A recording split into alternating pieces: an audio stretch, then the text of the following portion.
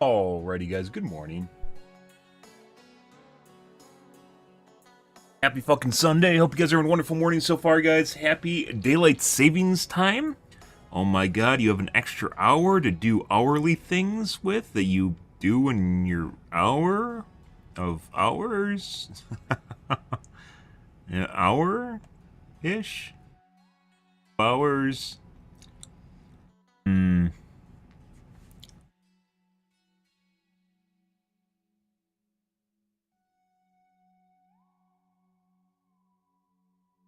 Yes? Good.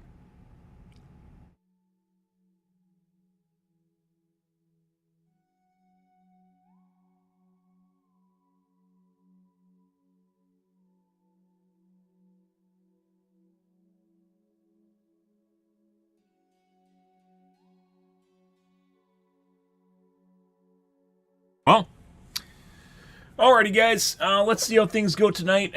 Good evening, guys. Good. Tonight we're going to be doing some more Starfield since Skylines is broken and I don't really have anything better to do. So I guess we're going to do Starfield again. More Starfield.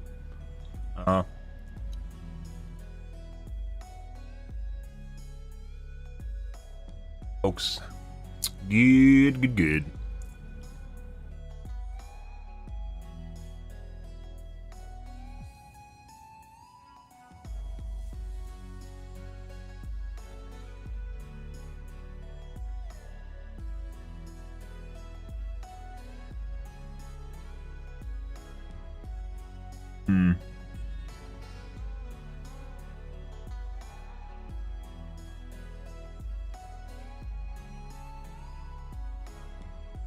It looks like they changed Facebook Live.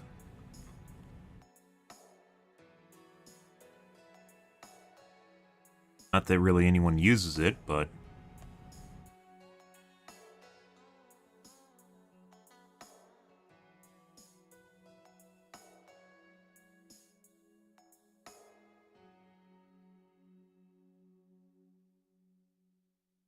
here.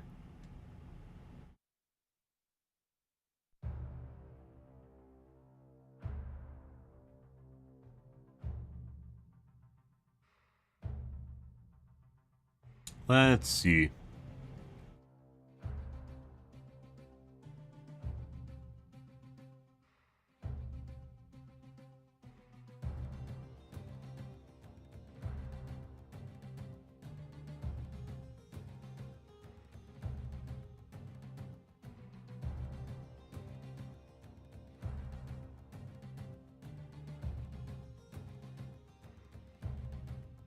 Facebook Gaming, guys, is like a desolate wasteland. There's actually some people that took deals for Facebook Gaming and like went on here and streamed solely to Facebook Gaming. I stream to it because I can, not necessarily because I think it's a good place to go to stream. I also have an Active Directory. There's a lot of streaming websites that don't have Active Directories, so it makes it very difficult to actually start out or find a place on the website.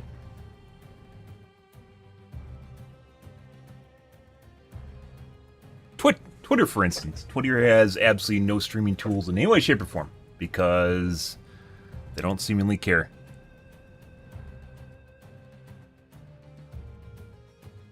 Almost no way to stream there. Let's see.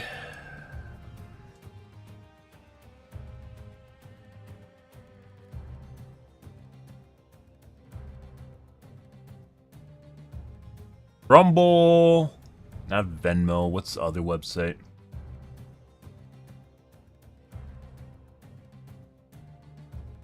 Game.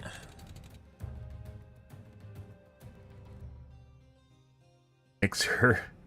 Oh yeah.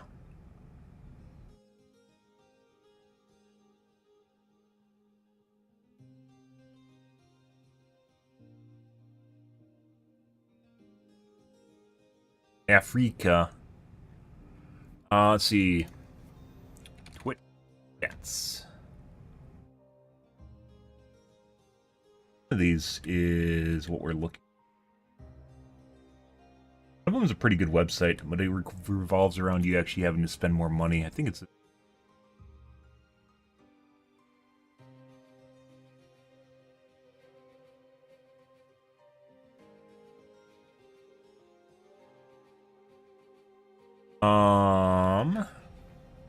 Yep, you have to spend money.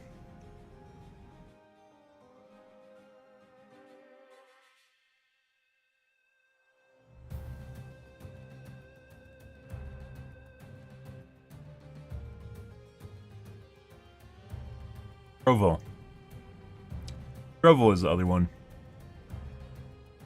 I don't even have Facebook Gaming on here.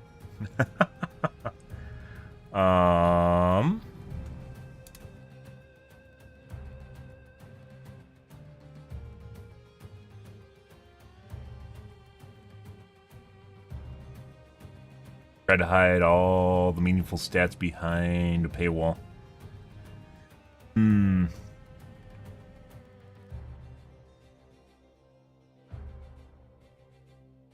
Yeah, I kind of know that.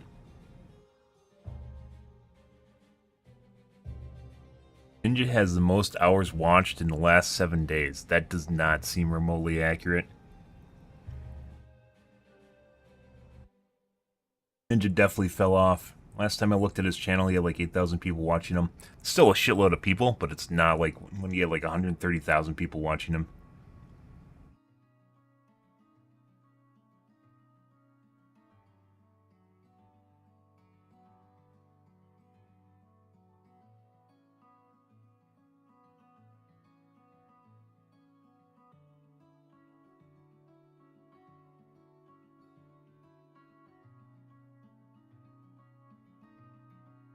I want to look at the platforms. I don't want to fucking look at channels.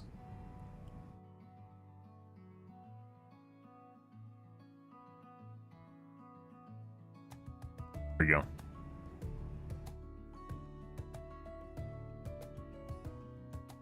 There's Rumble. Oh my god, there's Trovo.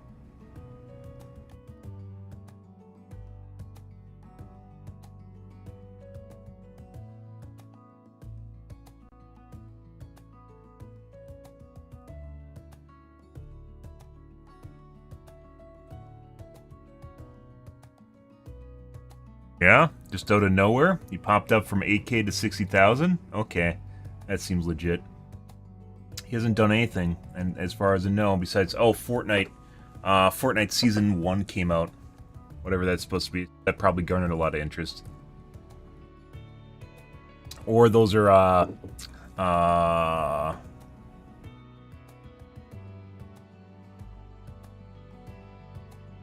manufactured stats.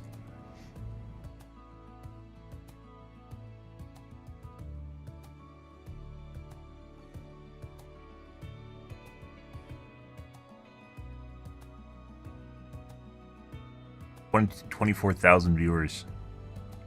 Yeah.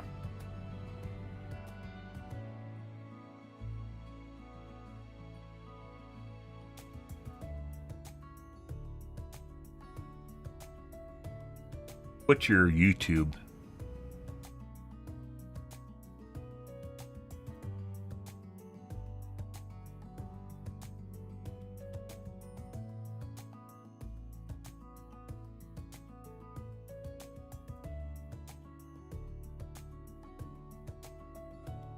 I haven't seen him recently. That's probably about maybe a month ago. Probably correlates heavily with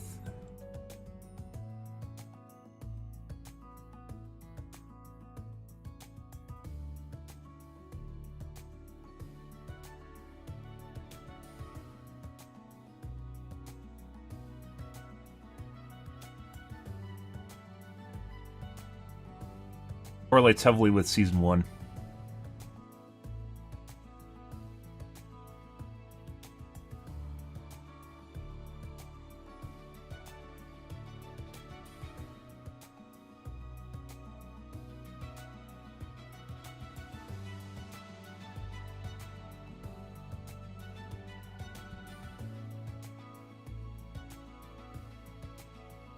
Yep.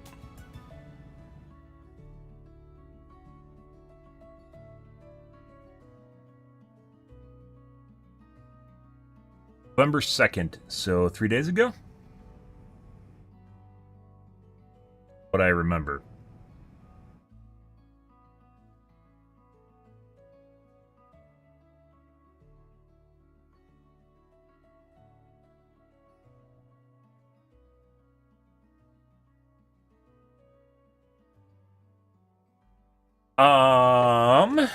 Let's take a look at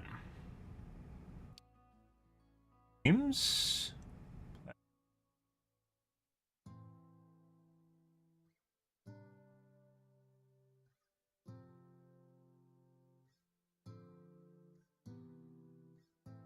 Oh, look, locked behind a paywall.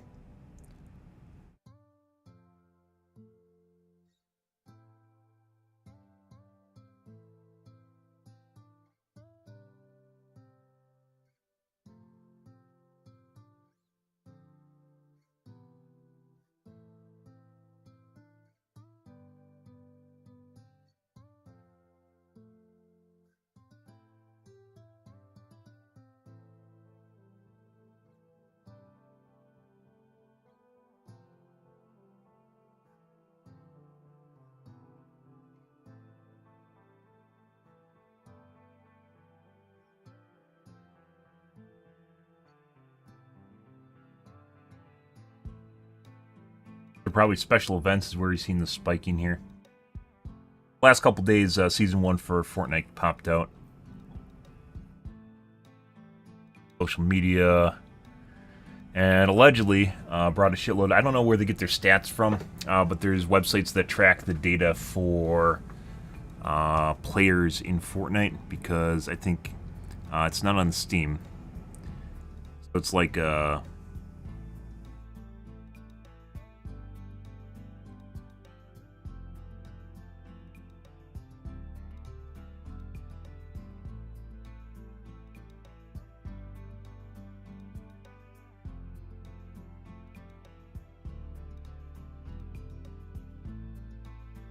API from Epic. I don't know if that's accurate or not.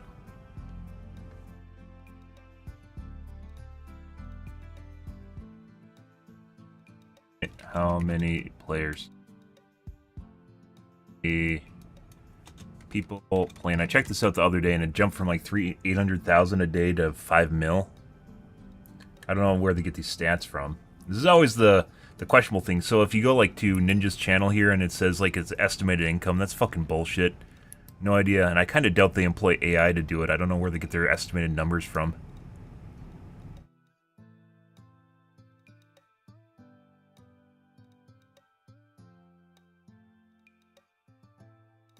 Because Twitch doesn't tell you. So what they had, the only way they could do it is by scraping the channel and like looking at the on-screen sub number, right? Assuming Ninja doesn't lie about that. So this right here.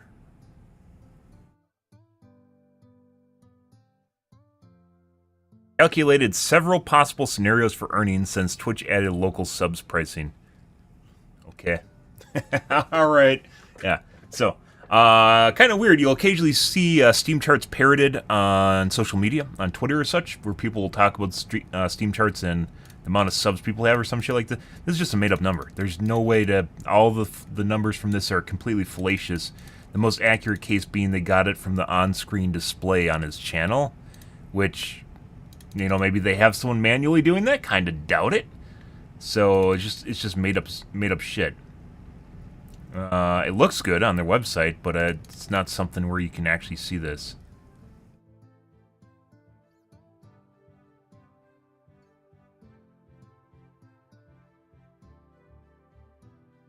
I don't know where the fuck to get this from.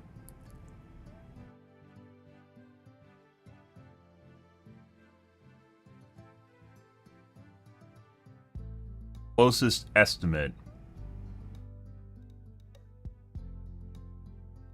Figure is estimated using a Go host network protocol technology. What the fuck does that even mean?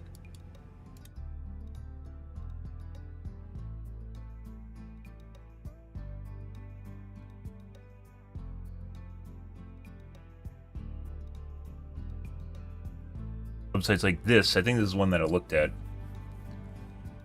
Yeah. So after the launch of Season 3. According to this website, it was actually still pretty... At peak, they still have a shitload of people. Doubled. No idea where they get this from. About? How did they figure this out? Okay.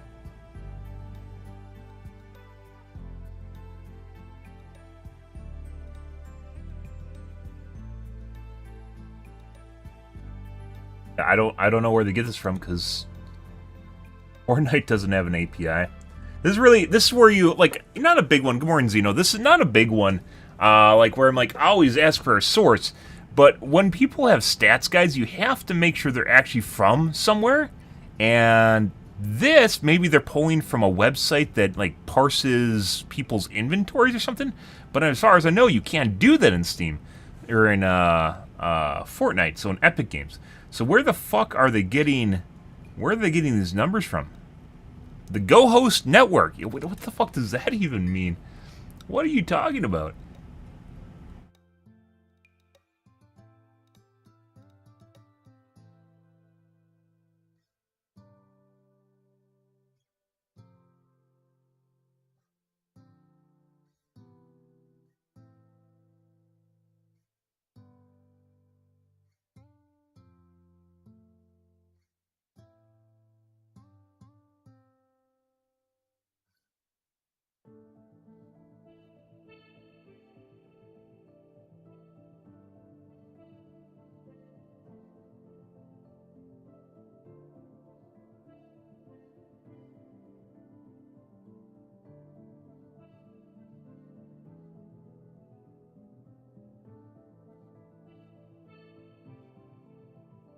No idea. But allegedly, they have 5 million players now, and there's other websites like Dexerto that's actually reporting on this.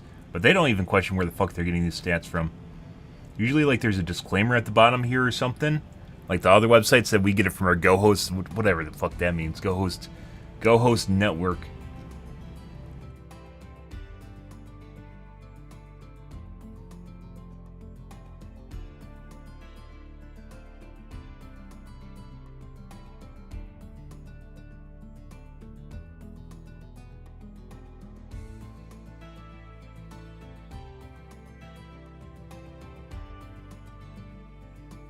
And 31 active players, that's not concurrent people playing. Active players does matter, don't get me wrong. Like, especially if you put a baseline like plays 4 hours or something like that within the last week. But there's almost no way to parse that compared to active players. Even like in the case of Steam charts, right? The Holy Grail. I was actually the first person to talk about Steam charts. And fuck you. Fuck everyone else that knows about that website now. I talked about that years ago. What game? PlanetSide 2.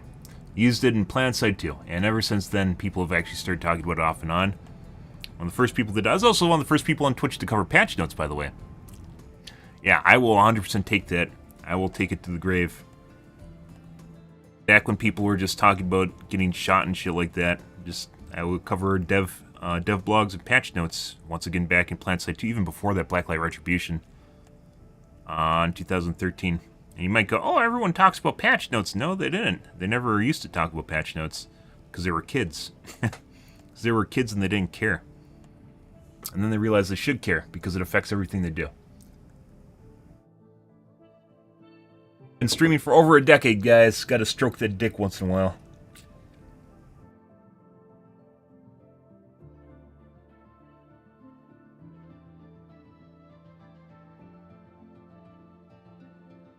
Yeah, they just have stats they got from somewhere.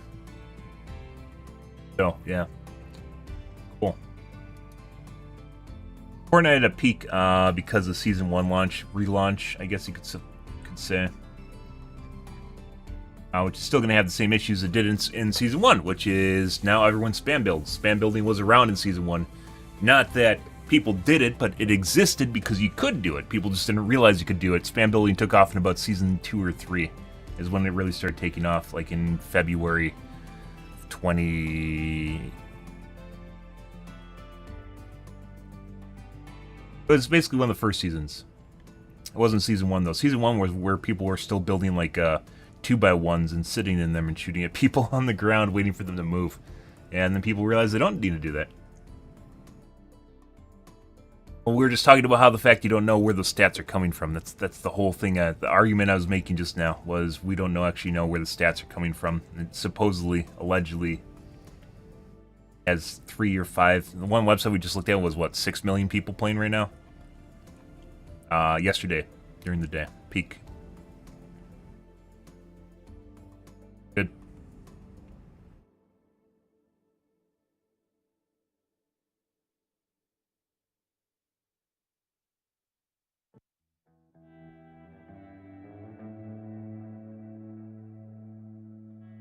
But Rumble, like, even Kick doesn't have that many people on it, but Rumble, there's, like, no way to sort anyone on Rumble, and Trovo's even less.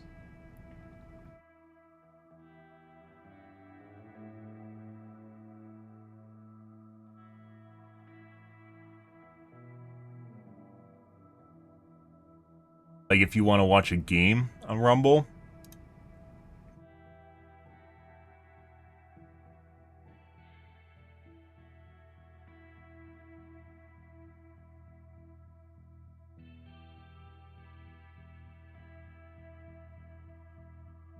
streaming?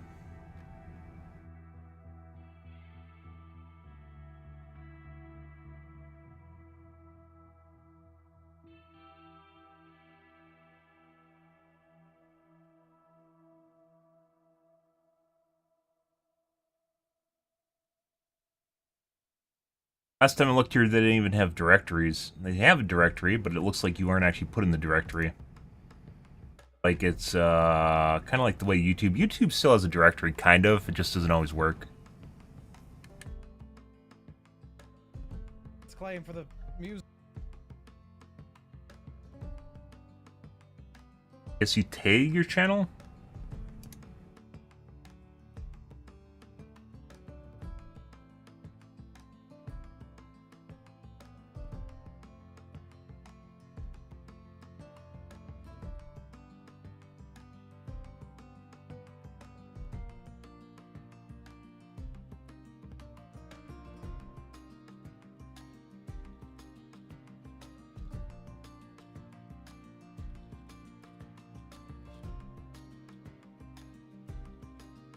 He's doing tags properly.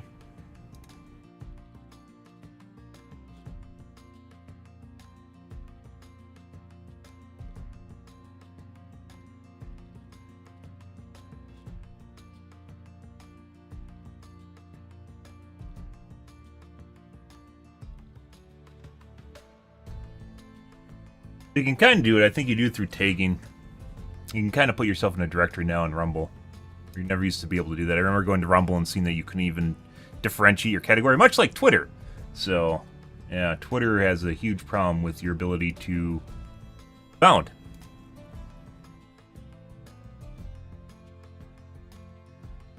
No, Epic doesn't release their stats. They don't have an API for player count. So, just anything you see on the amount of people playing the game is just made up bullshit.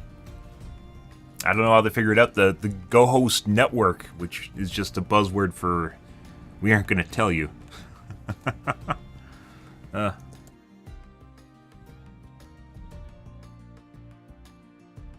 Warren Jessica, oh my god, it's a bot. You literally sound like the other person that's been here before. I'm pretty sure just this is a bot. They like slightly changed what they say. I don't know why. Like, what is the purpose of that?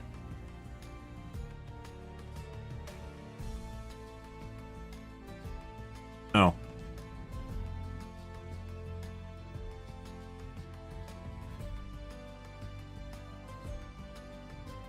Probably makes sense to whoever is running Jessica.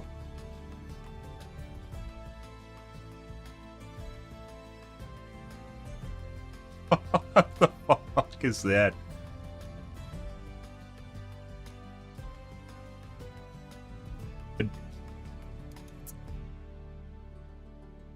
Anyways, yeah.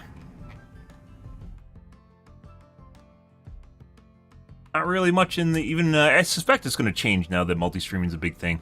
Oh, you know what we haven't looked at? We haven't looked at the new trailer for, World of Warcraft. We play every World of Warcraft expansion on stream, guys. Played for about 2 weeks. I think the last one we played for a month. Dragonflight, because it was actually pretty good.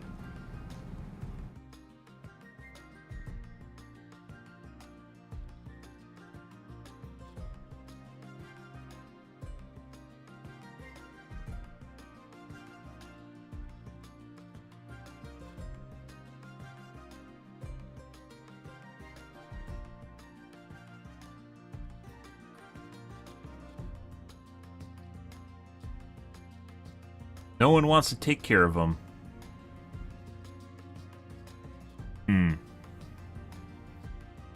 That is a podcast.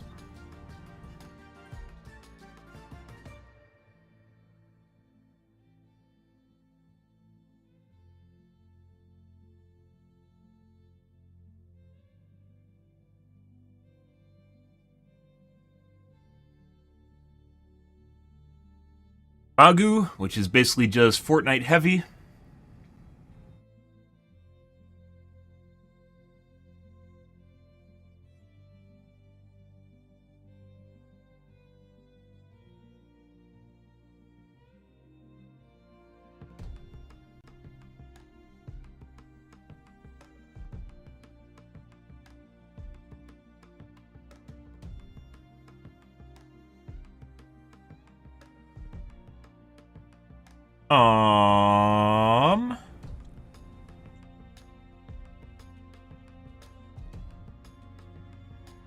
There's new patch notes too, isn't there, for Overwatch?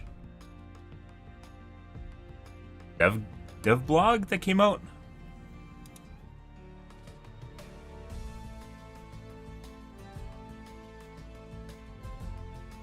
There.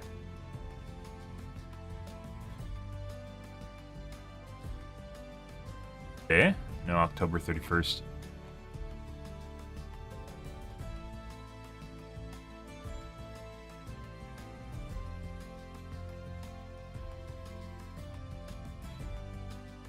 I looked at these. I didn't cover them on stream.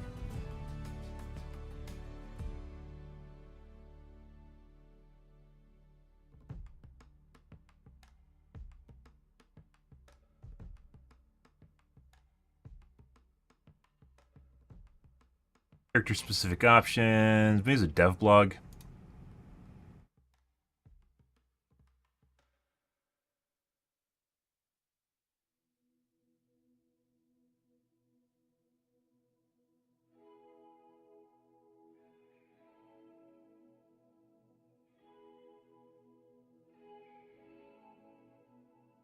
Yeah, where are they copying it from?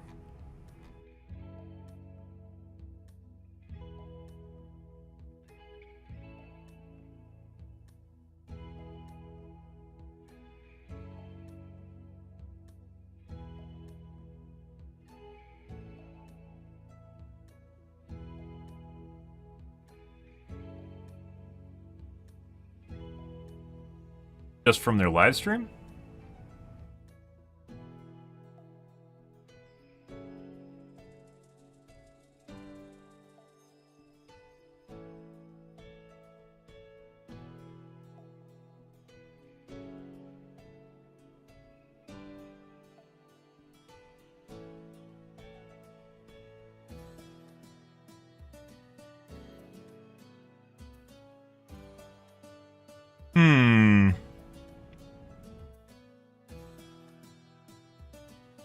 I think it's just from the live stream.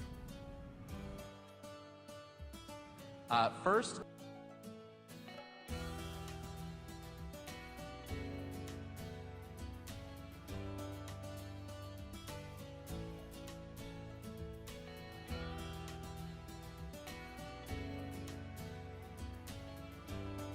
I think Steam charts is meh. They do fudge their numbers. I don't think they try to inflate them, it's just they're off.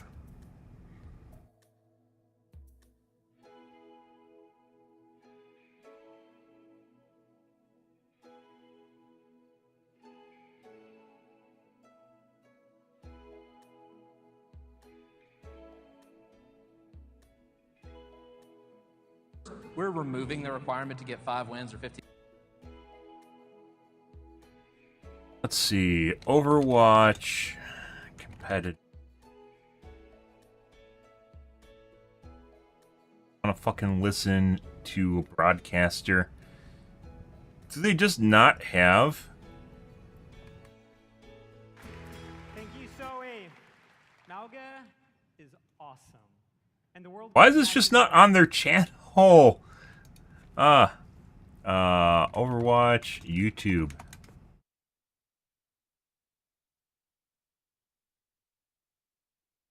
Magua. Surfer Bro, apparently that does a skilled tactician and a smart guy. Running into battle with 2 Gatling guns attached to his arms. But they said in the dev notes that he's a smart guy and a tactician, a skilled tactician. Weekend will be so much fun. But Overwatch has another thing happening here at BlizzCon. Earlier this week, we launched a new limited time game mode and special skins as part of an exciting collaboration with Le Sserafim, one of the biggest K-pop groups in the world. That's the Me Too aimed at KDA. As well as check out their brand new music video. They're just like copying the playbook from And in honor of this collaboration, Le Sserafim will take the stage and perform in the arena tomorrow after the community night ends around 6 p.m. Pacific. I literally fucking said this. Keller, are you watching my fucking blog? Not my blog, my Twitter. You're watching my blog a day ago. Are you watching my blog? My Twitter? Are you watching my Twitter? Are you watching my Twitter, Keller? You totally are. I actually immediately faulted them for launching the case serum, they launched it like at 10 p.m. on a night, not at Blizzard, not at Overwatch World Cup, which it's about, right? Like everything big, you tie in together, so it makes it bigger, right? But they didn't fucking actually have them at the Overwatch World Cup. Like they should have been there in the opening ceremony to introduce their song for Overwatch, and they didn't. Like something League of Legends would do, just like a massive brain fart. The song from Lace Serum or whatever that is, the League of Legends wannabe group crossover was like a week ago. Like it made no sense. A week ago or maybe a week and a half ago. It made no sense. Like they should have done that at the opening ceremony for Overwatch, right? And they didn't do that. Working on partnerships like this, or what we did with One Punch Man. Only women and Asians like K-pop. That's definitely wrong. Big with younger generations. I don't mind K-pop. Over J-pop. I don't know why they picked K-pop over J-pop. That's kind of a weird one too. Through the unique style of Overwatch. And next year we have even more. They could have been more controversial by doing J-pop instead of K-pop. Sadly, we can't reveal what those are all just yet. But maybe there are some other things coming in 2024 that we could give you a hint about. The Overwatch team has never had such clarity of vision when it comes to the future. I'm pretty sure after the PvE fuck up earlier this year, some executives lit a fire under their ass. They're like, yeah, you gotta fucking up your numbers here. We're gonna fire you all and can the project. We are creating or just put it on a back burner. PvP game mode, Clash. In this new so Clash, as far as I know, it just looks like push with points on it. So, well, you'll see. The center point starts as the first objective, and the teams battle back and forth over the map, pushing into enemies. So push is where you push a robot over a line, right? It's like payload, only goes back and forth, which is actually really annoying. Good morning, Idawin. It's really, really annoying. It's a lot of time where you just spend pushing the robot rather than actually fighting, or 2CP is basically all fighting. But in this case, it's basically, instead of having a robot, you got a bunch of points along the line. It's the same thing. They just basically replace the robot with points. Might play out differently, though, because points are more static. You don't have to spend time pushing the robot, you can just go to the next point. You're still going to be running around, so. Within the Clash mode, we are returning to the home of the Shimada clan. They could just make the robot move faster. Additionally, we are working on overhauls to some of our most important in-game systems. Overwatch is a highly competitive game, and in early 20... And earlier this year, they were still on track to make a PvE experience for their highly competitive esports shooter. Well, esports shooter. Hey, that's what the entire fucking game's about. Congratulations. Yeah, they figured it out. I don't know what it took. Yeah, very weird. People said it was Kaplan's fault, right? Like Jeff Kaplan, because he left and he obviously started this. I don't think so. I think he saw what people were doing. He couldn't control the team and he just fucking left. And then they just fucking... They sank that ship. Yeah, it's just like fucking 3 years of just from basically when they stopped updating Overwatch 1 to Overwatch 2, and they added almost nothing to it in a shitty PvE mode that people don't play. Yeah, because you only play it once. It's like a scenario. You only play it once, and then there's zero replayability. It's like they kind of tried to do Man vs. Machine, only they did it a lot worse because Man vs. Machine actually had some replayability. Man vs. Machine is for Team Fortress 2, mind you. In Overwatch, there is zero replayability to the game modes. To PvE game modes. Version of our competitive system with all new competitive rewards. And with seasons, one of the team's goals has been to create themes that speak... A lot of the stuff that they're doing right now, though, is directed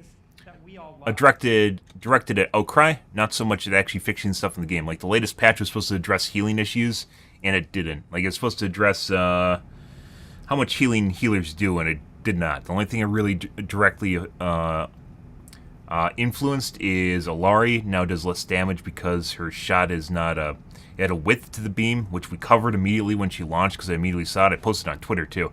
Other people didn't figure it out for probably 3 weeks afterwards, despite the fact that I posted it in a bunch of different spots. Like 3 weeks after, and then I saw, hey guys, guess what? Alari has a beam. I found it on Reddit. Alari has a width to her beam, got a 1,300 upvotes or something like that. I was like, yeah, I mentioned that weeks ago. Always ahead of the curve, guys. Yeah. Next year, you'll experience Eldritch Horror, Egyptian mythology, witches, and even a mirror universe where heroes PvE, not... If you want to do PvE for Overwatch, you had to basically have another company do it and tack it onto the game, not the main company. Without its heroes. Mauga is the 39th hero in Overwatch. Heavy? In 2024, we'll be releasing 3 more, and we want to give you a glimpse of 2 of them. A new damage hero Venture is coming in Season 10, and a support currently codenamed Space Ranger in Season 12. And this is just scratching the surface of everything we talked about before the release cycle for League of Legends heroes, and they were much more aggressive with the release cycle because that's what people want in their games. It will have more information on Clash, the reworked competitive. That's the thing that makes the games interesting, right? Just like heroes for League of Legends. Even early gameplay footage of Venture, and so much more. And lastly, for the first time ever during a BlizzCon, not only is our next hero playable in the Overwatch Hall here in Anaheim, but all of you at home can play Mauga all weekend in-game, including Quick Play. I think they announced this already. Right after the BlizzCon opening ceremony concludes. Yeah. Which is actually a pretty good tie-in. We know you'll love him just as much as we do. Thank you all. We'll see you in game. Where's the discussion about the overhaul?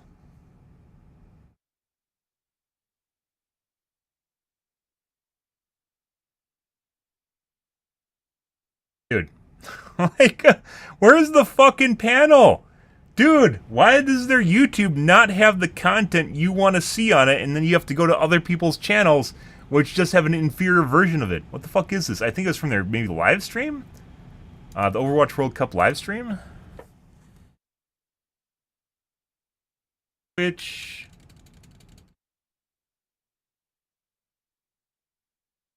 Overwatch. Come on. Let's see.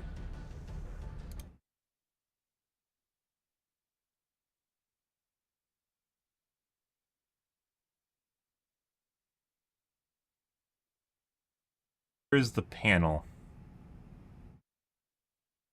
Oh. Hey, look, guys. Content you actually want to see.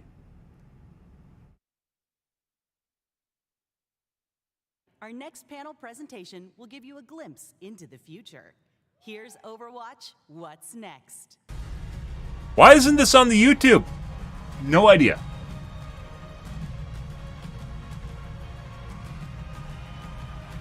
Kind of weird, because I was actually looking at at the Twitters.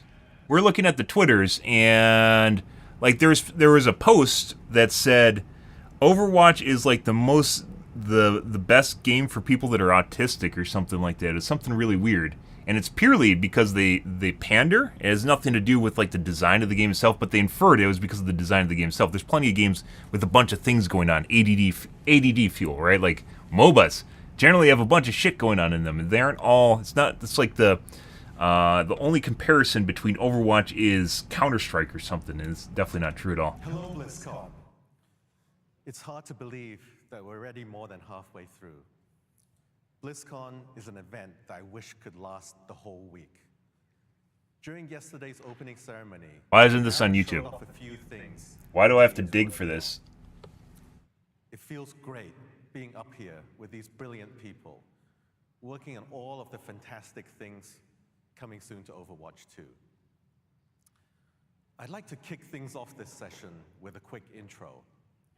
I've been Overwatch franchise GM since November 2021.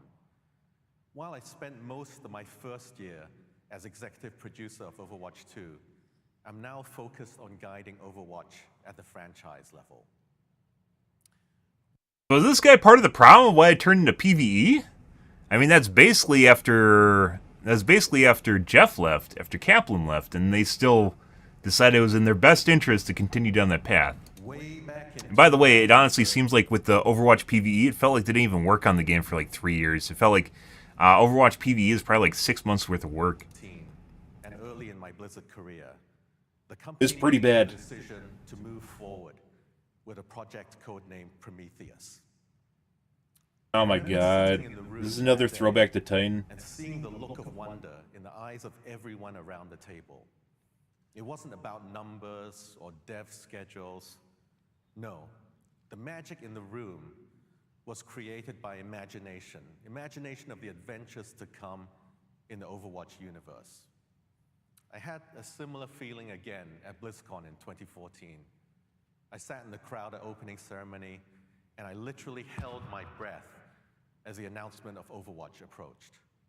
And as that Overwatch logo came up at the end of the first ever cinematic, the love in the hall felt as close to tangible as I've ever experienced. Since then, we've shared Overwatch as team-based PvP in the original game and now in Overwatch 2. And we also shared stories about our heroes in our cinematic pieces, comics, and short stories. So if you're gonna go up on stage, do you have to buy a brand new shirt?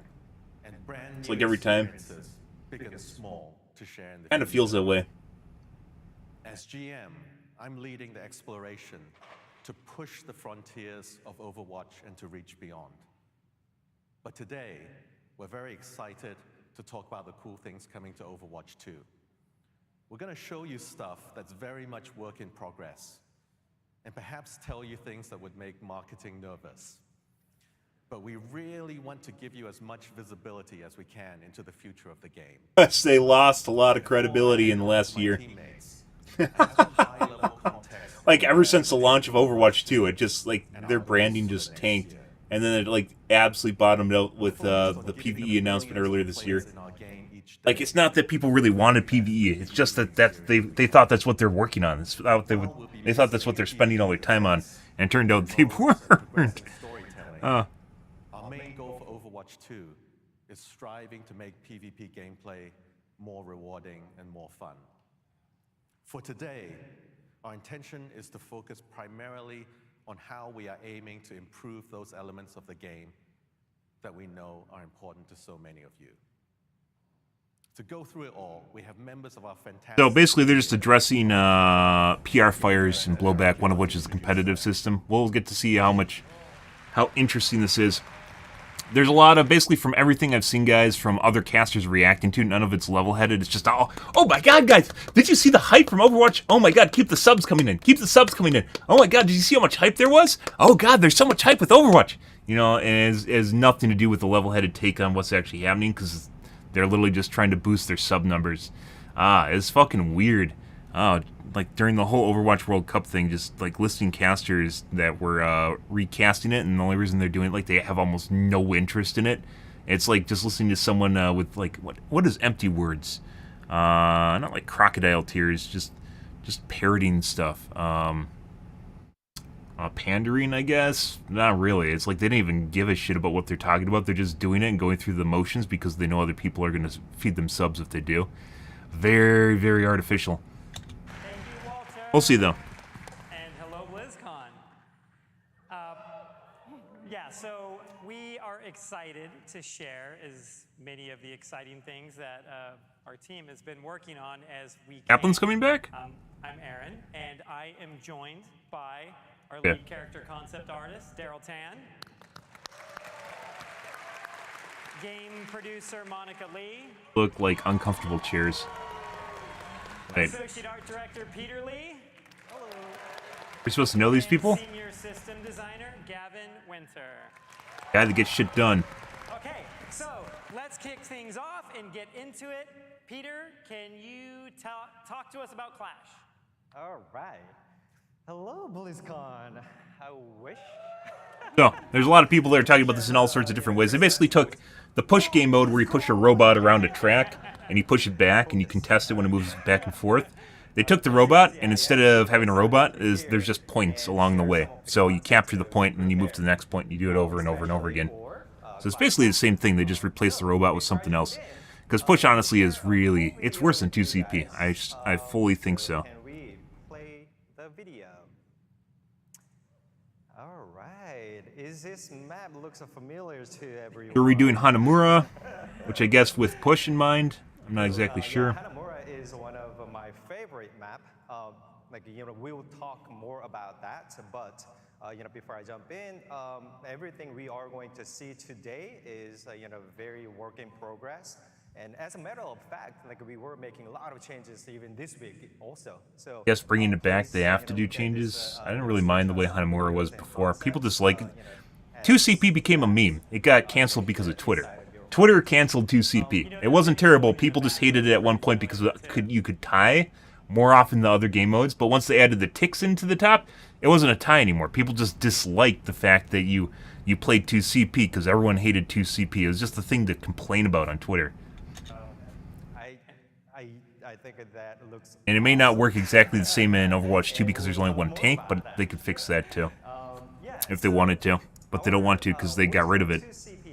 It's like, it was weird. I was talking about this on Twitter, guys. So the difference is, like with Fortnite, Epic is not afraid. They're willing to do basically fucking anything just to make the game better. And it really shows, right? They're not afraid to say, oh, Season 1 might have been good. Let's go take a look at it. The only time they've ever dug in their heels, they went, no, we shouldn't change this. The only time they did that was with building. And when spam building took off, it was arguably like one of the worst parts of their game. And they just kept going with it because everyone's like, oh, that's what makes the game unique. And then everyone put all the time into cranky 90s. And despite the fact that how fast you can build and edit is purely limited based on your latency, putting aside human reaction, it's based purely on your latency. Yeah. How low your ping is to the server. They just kept feeding it because they thought that's what was best for the game, when in fact it was just a completely broken mechanic, and people found out how to exploit the building mechanic to the point at which it wasn't really even building anymore. You're just shitting out tiles everywhere, and that's generally how they just kept the game going until they realized it's actually what's killing the game, and then they introduced no build instead of balancing it. They introduced no build, and now they're like, let's go back to Season 1 and maybe we'll rekindle some of the hype that's there. Maybe not. I don't think they really broke the game to the point at which Season 1 was better. Overwatch 1, in my personal opinion, was definitely better than Overwatch 2. And it still is better than Overwatch 2, purely because of the two tanks and the way the dynamic worked with them. And now that healers have basically gone absolutely buffed out the wazoo, and they're basically superheroes in the game, and then the healers complain now on Twitter about their queue times because everyone wants to play the heroes that are really fucking broken. Surprise. Yeah, just... Like Blizzard digs in their heels. They're like, no, we did a good thing. It's like it's like a confirmation bias. We did a good thing in Overwatch 2. We have to keep doing it, right? Have to keep going. No 2CP. No 2CP. 2CP sucks. We know it is. That's why we got rid of it. No, they got rid of it because Twitter wanted it gone. And Twitter doesn't always know what it wants. It just knows what other people want. In particular, has a special place in our hearts for many reasons. let me share my story. One of the most known, Hanamura is probably the most known 2CP map in existence and hated 2CP map in existence. Actually, no. Volskaya Industries, I think, that's the Foundry map. That, I think, is actually worse than Hanamura. Hanamura was in a cinematic, though, for Hanzo and Genji. And as what Chris Madison mentioned yesterday, sometimes very epic thing can start with yes, let's expand this world with our lens. It was a magical moment. Yeah, they're trying to relate to backstories I don't care about. It's all filler. Trying to have an emotional connection with the audience right now by telling a backstory. You know how if you ever watch like Pawn Stars or whatever, and they talk about things at auction, and it oftentimes has nothing to do with what you're actually buying, like the stat on it. It's about telling a story to go along with the item, right? That's basically what we're getting right now. They're trying to tell us a story about what makes, like, and trying to infer that this makes it good when, whatever. So we made a new section of Hanamura, a street right next to the original map, and when you play this game, like you should be able to tell where you are roughly. During this process, we also made a few new assets that can hint at the stories of Shimada clan and Hashimoto clan, also Kiriko's yokai group, and many others. So as an example, what you're seeing on the screen, the tiger represents Hashimoto clan, and the dragon represents the Shimada clan in our story. So we created a new wall painting, so subtly melting the story into our environment. I don't know if you can feel it, but every step and decision we made for this Hanaoka map was pretty exciting personally as a fanboy. And I hope this map also makes you excited as well. Yeah, that joy that 2CP brought to us. that joy that Peter and his team Clap now. to the Hanaoka map really is infectious. And we're very excited for players that loved Hanamura to re-experience it, and for players that are new to feel that wonder for the first time. I wonder what he's All of our thinking. maps are these beautiful works, and Hanaoka pushes that even further. Thanks, Peter. Thank you.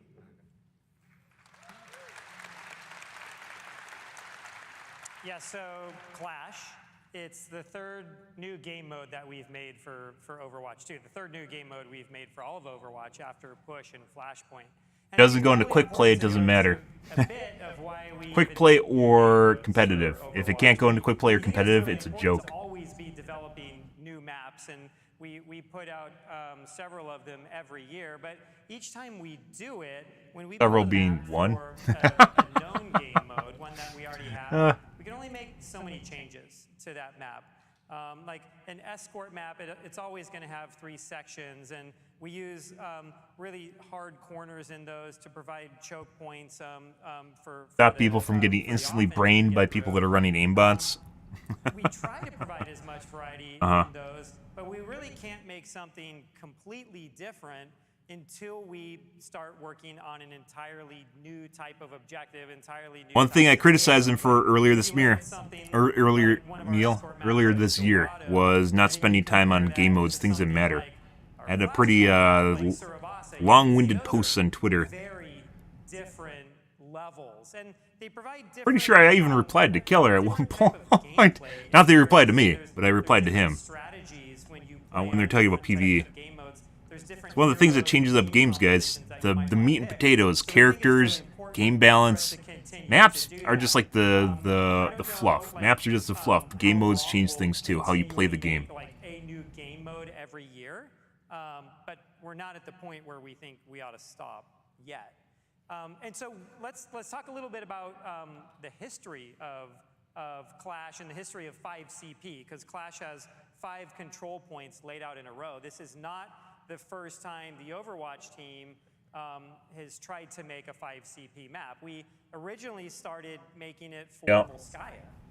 Volskaya Heavy Industries started as a 5CP map. Our early prototypes were of that. And 2CP we is a little had, bit different, 5 which is you don't go in control points reverse, laid out right? in a row.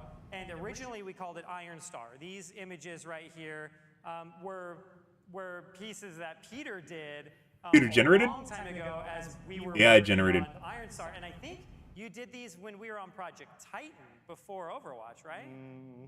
I would actually say that this looks an awful lot like AI generation, just because of how random and chaotic it is, where it doesn't seem to really have a thought or direction for it. Yeah, like if the artwork predates AI, then obviously it's not AI, right? But having worked with AI and seen a lot of AI generated stuff, and I'm not against AI in any way, shape, or form. I think it's going to absolutely change the future, and there's nothing. You're just absolutely delusional if you think there's anything you can do to stop it. It is an unstoppable beast. You institute laws and regulations in the U.S. somewhere else, the other parts of the country or other parts of the world, other countries are not going to do that, and they're just going to get ahead of us, and then it's just going to be outsourced. You're going to outsource your work to a cheap company that can do it somewhere else where AI is legal. And that's just the way it's going to be. But this honestly looks like something that AI generated, and maybe it's curated a little bit, just because of how random it looks. Like, it doesn't look like there's like maybe there's a road here or something. Like, there, Russian themed. You can see the stars in the background. Yeah, this kind of doesn't feel like real artwork, but concept art can usually be kind of messy. It's just something where you ask someone to make a doodle for inspiration, right? A long time ago, as we were working on Iron But it's a long time ago. He said so. did these when we were on Project Titan. What good has AI done so far? It exists, and it's completely changing how we're approaching things. I've coded with AI. There's AI artwork. There's AI songs. Like there's I forgot the name of the website, but basically it allows you to make completely new. Well, not completely new because it's trained on work. Completely new music that is just played constantly. It's just going to completely change the game as far as the amount of work that humans need to do. And artists are still going to be important because there still needs to be someone that touches up the AI. But as soon as that gets figured out, maybe the artists aren't even needed. There's always going to be people at the top level jobs that do stuff, but there's a lot of jobs that are hanging in the balance for AI, including analytics. It's not just like creative work, but like analytics, programming, coding. Yeah, how old are these images, do you think? It drastically reduces the workloads and makes things cheaper. And it's accessible. You can go make AI artwork right now. You personally can go make AI artwork. Creatives fucking hate it because they know what it does. Like, as far as like a job niche goes, they know exactly what's happening with it. And like, you don't need to be, you could touch up like the problems it has with it, assuming you're remotely good at like tweaking little dials and, you know, messing with things like in Midjourney. You can tweak things and literally just make what you want through prompts, and you don't need to be super skilled as an artist. And that's kind of scary for a lot of people because you don't really need to hone the craft that much, but there's still things that are wrong with it, like, you know, 6 fingers being one of the problems, just randomly generating arms, appendages, fingers, and just becoming a fucking Akira abomination. But otherwise, like, we're on V0 of AI right now, and it's already insane. You're probably gonna have an AI girlfriend or boyfriend. When you look at 3CP, where there's like a point in the middle and one on each side, it's almost like a symmetrical version of Assault, or what the community would call 2CP for Overwatch. I'm assuming most of you know what it is. If you're new to Overwatch 2 and didn't play the original game, 2CP was a game mode where there was 2CP is fantastic, Keller. would try to capture 2 control Yep, points it was in a row. constant. And we had Constant battles. That's what made it great. with 2CP. No, we were you never just really able just to agreed. solve, You just agreed with the community. ones The that Twitter they're consensus related got to you. each other. The offense No. sometimes would just get. This is basically what they're talking about right here, where it's basically 5CP, but it goes in both directions. You can go back and forth between them. Possibly go back and forth, actually. It looks like you might only be able to capture this once, and then you go back and forth between D and E. So maybe you can't recapture point C, and it's worth more points or something? There might be a scoring metric here. Because the arrows don't go both directions, so maybe point C only goes one direction. Basically, it's like push. So if you have a robot that gets pushed along the line, right? The point is the robot, and where it goes determines basically when you capture certain areas or move your line forward, right?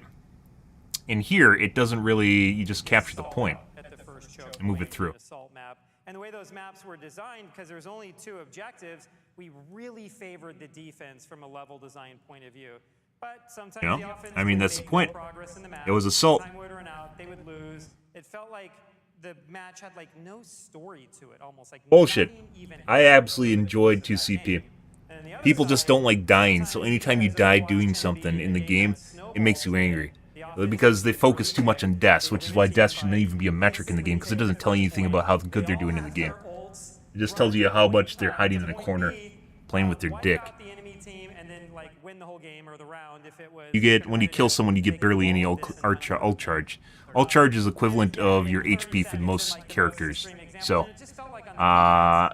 depending on how much ult charge you get, is determined, the ult gauge is determined by how much damage you do to people, which is what matters, and that can be offset with healing, of course. It's not just deaths. And it's absolutely nothing. One death is absolutely no ult charge. But it doesn't even make sense from that standpoint.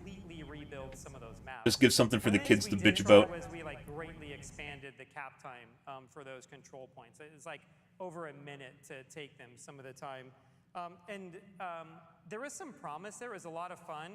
But the way those maps are built, defending a point from the defense never really worked. The map geometry didn't really like let that happen in like a fluid way. But we kind of always kept that in the back of He's our trying. mind. So He's when we trying. started There was really no reason to get rid of we 2CP. That's a good game mode. some of those experiments because we knew the community had a love for Assault, a love for 2CP, because when it played right, it was pretty amazing. Like, I really loved Assault. Comes out.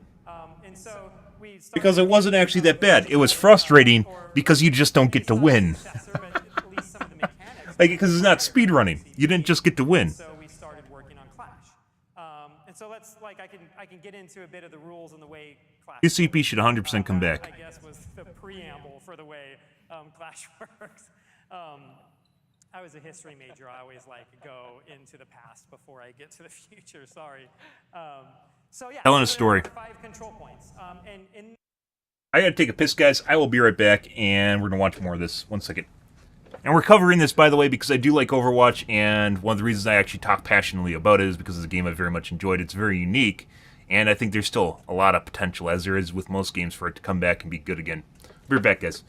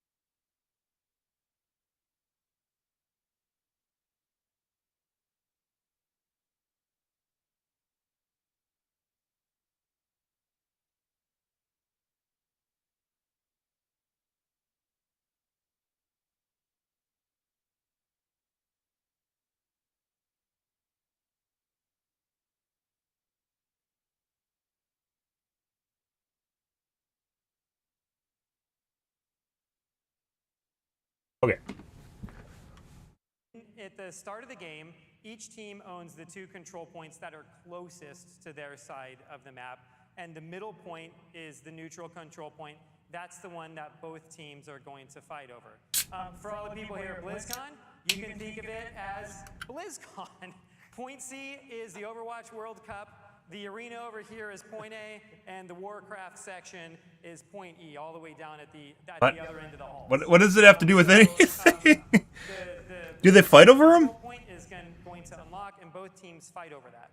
When one team captures that, a new control point is going to unlock in the direction that the offense is moving. If you've played other multiplayer games with 5CP, typically those have 2 control points active at any time. We don't do it here. We just have 1 at a time. Every time we've tried to make more than 1 objective active for Overwatch, People don't know what to do. it just doesn't work. Because that's made for a game mode that has a lot more players. That would work with more players. You don't have enough players, you can barely hold 1 point, right? So your team would just go from point to point to point, back and forth. There's not enough people to occupy the map. In a game where that actually exists, i.e. Team Fortress 2, you're talking like 12v12s, and modified servers, you're talking like 20 versus 20. There's a lot of people. There's a lot of people who can actually play it. In the case of Overwatch, on the other hand, there isn't. They went from 6 to 5, which in my personal opinion was a mistake. It actually should have probably went up. It should have went to like 7. And I mean that you just add another DPS on or something like that. Because not only is it less fun, but there's less interaction. There's less things going on. And other games have done it like consoles because they have a problem with budget. They have a problem with, hey, we have limited GPU horsepower and people are generally pretty stupid. Let's try to make a game that people understand. And then you end up with like 3v3s and stupid shit like that. That's not fun in my opinion. That's personally not fun. So of course, more control points active at the same time does not work in Overwatch. The reason for that being, without some sort of mechanic that governs them, the reason for that being is because there's not enough people to actively defend and attack points. You just end up with 4v5s, and one person would run around and basically 1v1. And they try to capture points that no one's at. That's what it would turn into, which is not fun at all. There is no direct contention, there's no direct fighting, because there's not enough players in the game to make it work. Could they make it work in Overwatch? Sure. Sure they could. They just have to add more players to the game. They can make it a quick play mode, right? They don't, though. They don't want to touch the whole player count. I don't know why. They don't want to touch the whole player count ideology. And, you know, putting aside the 1 6v6 mode that exists, I think it's an open queue or something like that. Yeah, just not... Which doesn't work anymore because tanks aren't balanced that way. The magic of Overwatch is 2 teams working together for a common objective, and the hero It depends on how big the teams are. Relying on each other to do that. In this example, point D would unlock. If Team 1 were to take point D, they would then point E would unlock. And if they were to actually go all the way through and capture point E, then Team 1 would win. It doesn't happen that often. It's very defensive favor at that point. It even takes longer to capture as the offense. And so typically this match starts moving back and forth, and the like offense push. Will push a certain distance, and then they won't take the next point. The defense will take it, and then the defense starts moving. So it almost feels a little bit like 2CP, but you're moving back and forth across. So there's a defense and offense side, and they aren't mirrored. When you take one, your team will score a point. So we do have a maximum score in there. Sometimes 5CP can devolve into these hour-long matches where nobody's able to push all the way through. That's our early out in this phase where you get to a certain score. We're still tuning that right now, but you'll hit a certain score, and then your team will also win right there. And they could time limit it and score base it. I'm surprised it's not mirrored, though. Say that this is like the sweatiest version of Overwatch because you do move back and forth a lot. You have a lot of moments where Push. There's a lot less chokes in a match. I don't know why it's not just mirrored. I don't know why there's an offense and defense side. A lot of free movement. Besides, they're trying to copy 2CP. I don't think it works like 2CP at all, though. 2CP is like a siege. It's a good way to look at it. You could even call it siege. Something I really like about this process that we were developing this game. That's curious. I didn't think they had an offense and defense side, which still doesn't make sense even after they explained it. Finalize anything, and like we were just like And just make the game take longer. blocking it out and put it I guess they wanted to differentiate it maybe from 2CP, or not 2CP, push. Maybe they wanted to make it different from push, and I don't think it honestly needs a defense and offense. That doesn't make sense at all. Team members was a very meaningful and in a way, very similar to this the fest. Maybe they wanted to bring 2CP back, and they didn't want to make it too much like 2CP. It's like really interesting to think about. Like the team really came together for this. Our team has grown a lot over the years. We have a lot of new people on the Overwatch team, and this is the first time that we've actually. And despite it, the abomination for PvE came out earlier this year that they supposedly spent 3 years on. I don't even know. 4 years, actually, because Overwatch 1 came out, right? And the content for Overwatch 1 was, like, stopped in like, 2019 or so is when they stopped the drip for Overwatch 1. I think there's a new hero in 2020. 2019. When was the last hero? I think it was Baptiste last hero in Overwatch 1. Last hero...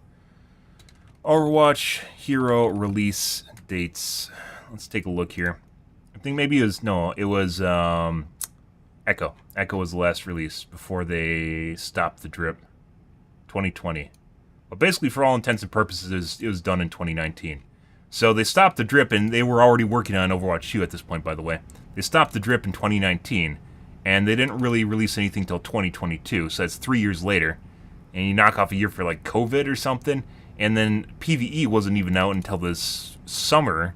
So that's like another year on top. It's literally like 4 years for them to release the garbage that they did for PvE.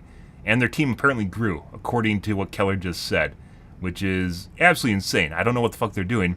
Maybe they weren't working on it. I heard there's some problems with during COVID with World of Warcraft, so maybe they weren't working on Overwatch 2. Kinda doubt it. Overwatch 2 is kind of a big part of their company. Well, was a big part of their company.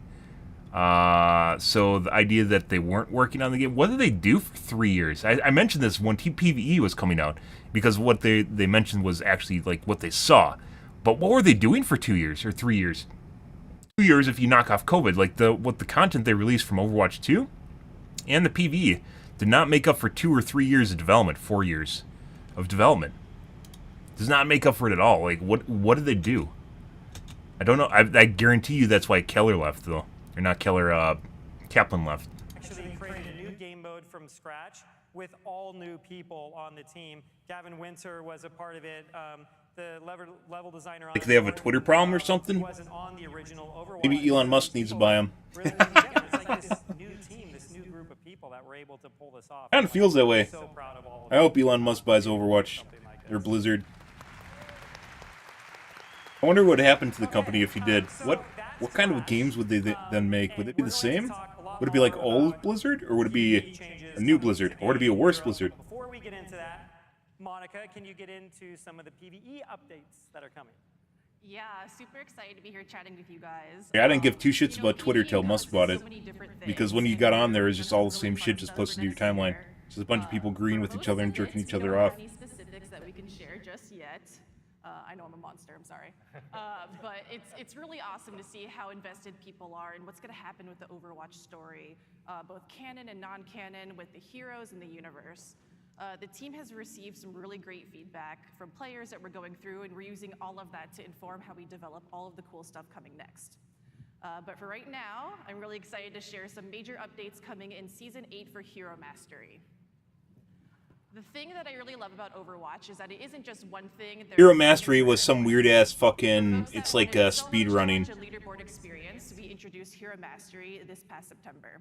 Really terrible idea too, by the way. For us to see players in the courses trying to top their previous scores and get better, so we're really Yeah. excited to expand the roster. Of playable Someone's heroes. literally just gonna make an auto hotkey for it, and that's gonna be the end of that. There's like Mercies were complaining about all having like the same score, and then it was based on like who got the highest score first or something like that. Those will be Diva, Echo, Genji, Lucio, and Mei. Another part of the game that really should not have never been there. That's something you tack on in your spare time, you know, if no one gives a shit, but they wasted Plus, dev we're time also on it. excited to have leaderboard resets go live with this update. No idea why they did it. Introducing replay bookmarks, so you could rewatch parts of your gameplay and look for areas to improve your score. Not Trackmania. Hero Mastery. Personally, as being a support main, I don't support mains. Ah, I now why support mains are so good in the game. Play the tank too much. Like I wanted to Supports are still good. expand my hero roster. I mean healers, sorry. But I didn't have a proper introduction to that role. So hero mastery was the perfect opportunity for me to jump in and like practice my skill. And especially when I was doing that with Reinhardt, like it was such a great moment for for me to learn the a control of charge, when to charge, how to stop, like how early should I stop. So that was just the very fun moment that I had with hero mastery. Are you a top 500 Reinhardt now? Getting close. Close. Soon. No 4. Keeping with the philosophy of having something for everyone, we don't want to limit the Hero Mastery experience for folks who want to play with their friends or maybe meet new ones in game. For me, Overwatch has been a social game, and we're really looking forward to bringing that into Hero Mastery next year with Hero Mastery Gauntlet. This new 3-player co-op mode features the Hero Mastery Art Kit, bots, and all-new gameplay that is focused on enemy waves and tower defense. We have some work-in-progress footage up here where you could see the 3 Gauntlet towers, which are our objective points. The goal for the team is to defend the towers from attacking bots. There'll be exploding bots, flying bots, all sort of varieties there. And it's really fun to challenge juggling the defense of 3 towers, the different kinds of bots, and different ways to power up. And so as a result, you want to make sure that... This isn't a game that is driven around PvP. This is like... So, in the case of Fortnite, Fortnite started out as a PvE weird fucking experience. If you ever played the original Fortnite, I did. If you've ever played the original Fortnite and you don't have this this nostalgic view on it, it was a clusterfuck. It was... It like schizophrenic mess is how I described it, and I still describe it. It's like they put a bunch of different elements from different games together and slapped it together. And they're like, oh, look at this works. And then in a last-ditch effort to make it work, they added a battle royale to it. And then you have actual Fortnite now, right? In this case, it literally looks like they're going in reverse. They're devolving a PvP franchise that is established into this weird schizophrenic version of Overwatch. Like, hey, look, you can go in here and shoot bots off the edge. Yay! Like, they want something for the casual players. And I've actually mentioned before that the game lacks casual game mode. This is not what I meant by a casual game mode. A casual game mode would be more players. You have a Team Fortress 2 experience, which means you're playing with more players in generally a less competitive environment. This is just whatever you're tacking onto the game that almost no one's going to be interested in. They're going to play it like Lucio Ball, and then they're going to be done with it, and that's it. And maybe you'll have a handful of people that are dedicated to it. It's not something you'd spend game time on, like game development time on. I don't know who fucking did this or why they did this, but this is a really stupid idea. If you're being swarmed by bots, or you can generate healing for the entire... This is like they're trying to fucking make... They're trying to make Save the World for Fortnite. Why? But like now you can play Hero Mastery, plus I'm a big fan of like a tower defense mode. And like you can do that with your friends. Yeah. Yep, and there's leaderboards for this too. So like, there's going to be like a crazy. Like Fortnite tacks a lot of stuff onto their game, but they do so not at the expense of the main game mode. The main game mode is the core of the game, right? They keep that shit going, and they pump stuff on the side of it. This looks like they're doing this in lieu of the main game mode. Well, not so much anymore, but during the summertime up until the PvE cataclysm. Interesting you asked that. This is just why. When Gauntlet ships, we're going to have heroes rotate seasonally, and we're also going to have new custom rewards from challenges. We really want each game to feel highly... Like, if you actually go and try to play the PvE right now, there's literally no one playing it. It's next to impossible to get queues for it.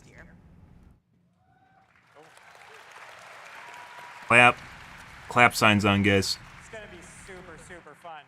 Okay, so we've heard just a little... Like, stuff like that would be alright if they actually made, like, a tower defense scenario, which takes a significant amount of development effort. So, you do something like, what is it? Not Realm Royale.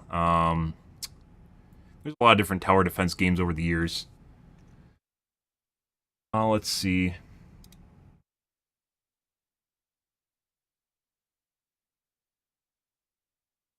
second one was worse than the first one, though.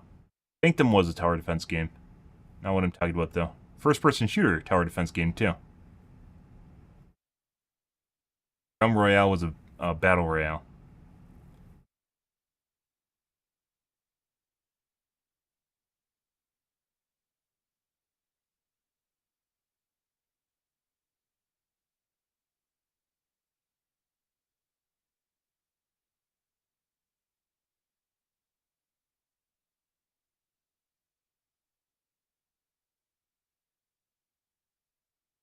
There are dungeon defenders. There we go, dungeon defenders. Our competitive system, since But we in did case work dungeon on defenders and stuff like that, they have a well flushed out system in terms of building and like abilities and armor you can pick up, gearing you can do too on top of it. Like they actually made a game around it. This is just like, hey, look, you can go shoot some people with your abilities.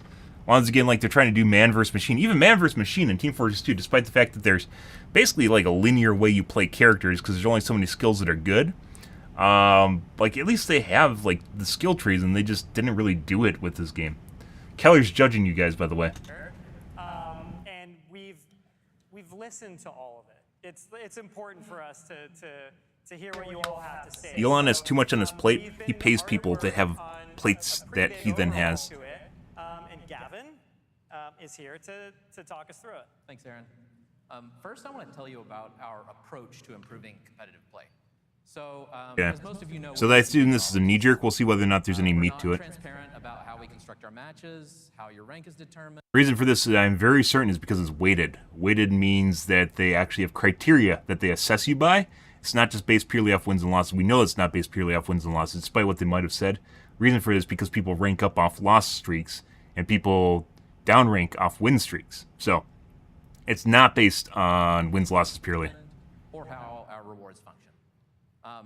Most of you have all the golden weapons you'd ever want. And the whole reason, by the way, you obfuscate a weighted system is so people can't figure it out and game it. That's one of the reasons you do that. Points doesn't feel great. And since we launched Overwatch 2, we've had issues with the way players are distributed at our highest and lowest ranks. I think that's purely because of cheating. Though these problems make our goals pretty straightforward. Ruins the matchmaker. More feedback in the game about every aspect of Another thing that's ruined by cheating. We need new rewards and Even if people, so if you cheat, guys, and you have insanely good aim, you'll always be good at killing people, right? Directly killing people, but it doesn't necessarily mean you know how to play the game. clarity around how to get them. And we need to address the pain points. Things like how bad it feels to be on a loss streak. Yeah, So, that's- yeah. It's Yeah. Life has been ruined by cheating? Sure. But you can kind of control it in the game, in the case of a game scenario. doesn't feel good to have 14 losses. No. So in Season 9, we're introducing a variety of changes to competitive. By the way, the only way that they could help you get away from a loss streak, the only way they could help with that, guys, is if they stack the deck. So they give you a team that is much more powerful than the enemy team. And that basically means they're going to shit on the enemy team. Loss streaks are kind of something you can't always avoid if people are all at the same level, assuming the game isn't trying to fuck you. If people are all at the same level, you're going to end up in a weird scenario where you're going to end up with loss streaks. It's just going to happen. The stars will align. Do they suck? Sure. I don't think... Like, I've played Overwatch. I don't think I've ever really gotten frustrated about being on a loss streak. Heroes of the Storm I have been. I was at one point when they changed the matchmaker. That's when you generally do get loss streaks. In Heroes of the Storm, I had one day where I lost 20 fucking games in a row. It was pretty fucking insane. And I was like top dealing damage and shit. I was just getting people that didn't know how to play the game. So unless they stack the deck, like, you're not really going to get away from it. In the case of Heroes of the Storm, that was the only time I got really fucking tilted because I was like doing my best. It wasn't really anything different than the day before I played. But it was pretty clear that the team composition was very different than what I got. In the case of Overwatch, assuming that they aren't stacking the deck, you're going to have experiences where it just comes down to RNG at the end of the day, and it sucks. And the only way to get away from it and give you a win is at the expense of someone else. They get a loss, right? So, what, you just give people free wins just to get them away from a loss streak? There's really no way to deal with that. First, we're removing the requirement to get 5 wins or 15 losses to get a competitive update. Yeah. So, you know, loss streaks would guarantee that you were going to rank down, so what's the incentive to keep playing if you're on one? In its place... They weren't we're adding a guaranteed. new There's page people that ranked makes up your off rank loss streaks. More transparent than ever. Let's go. We call this the competitive overview. With this new system, your rank will update after every match, win or loss. The progress bar at the bottom shows exactly how much your rank increased after this win. There's no lost streaks because you always see the update at the end. But you'll still end up on a lost streak. Morning, Artie. Oh my God, it's another. Oh, don't let the OG tempt you, Artie. He just puts on a show. Yeah.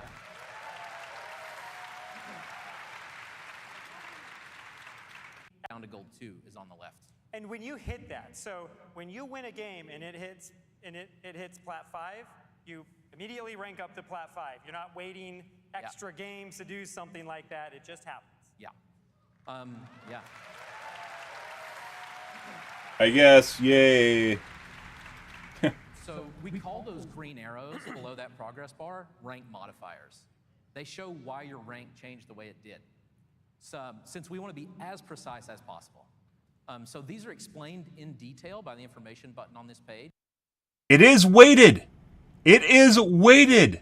And they're trying to obfuscate the weighting system. I call this shit at the beginning of Overwatch 2. It is weighted. These are the weighted modifiers at the bottom here, which they're still obfuscating. But it is weighted. It's not based, it's a point system and not based purely off your wins and losses. It is this system already exists in the first place. They're just figuring out a way of showing it to you with allowing people to have instant gratification.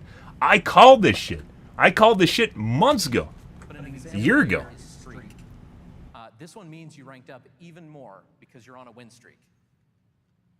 We'll talk about that smaller progress bar in the reason for this that exists is in case you are smurfing. So the reason you have a system like this is to get people out of the rank they're at as fast as humanly possible because they don't deserve to be there, or they shouldn't be there, excuse me, because it ruins everyone else's experience if you're much more skilled, right? Smurfs are a big problem. Despite what top 500 players go, oh my God, people are leveling up so fast, they're at the rank they shouldn't be. Yeah, you have to understand top 500 is in the 0.01% of the player base. They're not everyone else. So just because 0.01% of the player base has a somewhat, crappier experience does not mean that they should get rid of it because needs of the many in this case is many, many more. But as you can see at the bottom, we've also it's added weighted. Takes you straight to the final scoreboard. Yeah, and there's also a rank progress. It Eat that might shit. be hard to read. It's a little bit small on the screen, but it's right above that bar right there. And right now it says your rank progress is 85%. So you can see you're exactly 85%.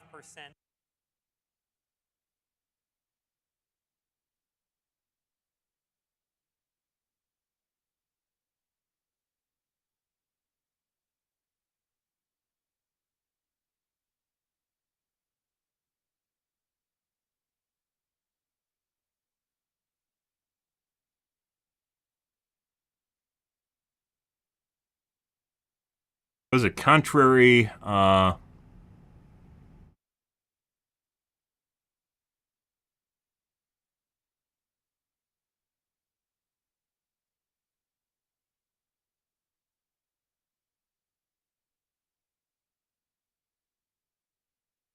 Called the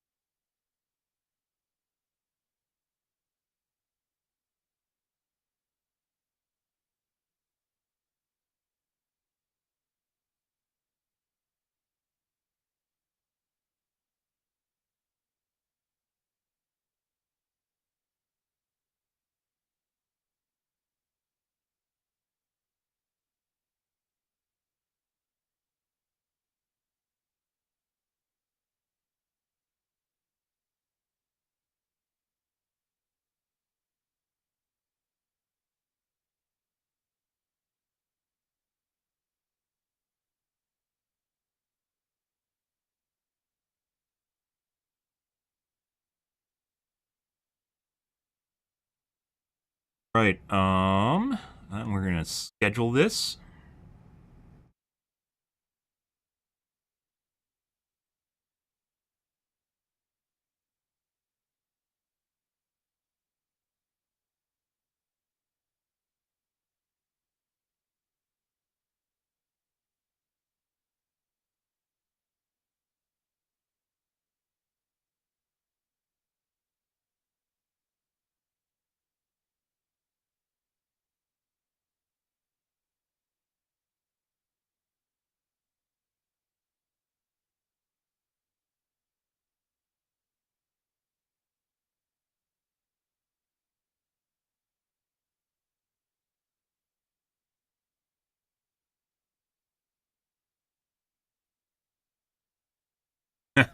Of the way I fucking called this shit a year ago.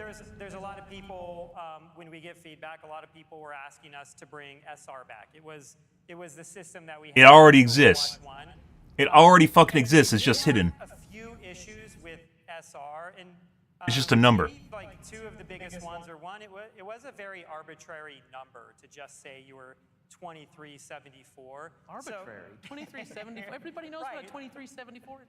And it does, like, we recognize it does take on meaning after a while for people that are playing with it. What we're hoping League of here Legends is that system. you're gold 1 and you're 85. Where you actually have a rank, you have a 85% of the way through gold 1, and that actually has badge. more meaning Badge is for your the rank vast instead. majority of players.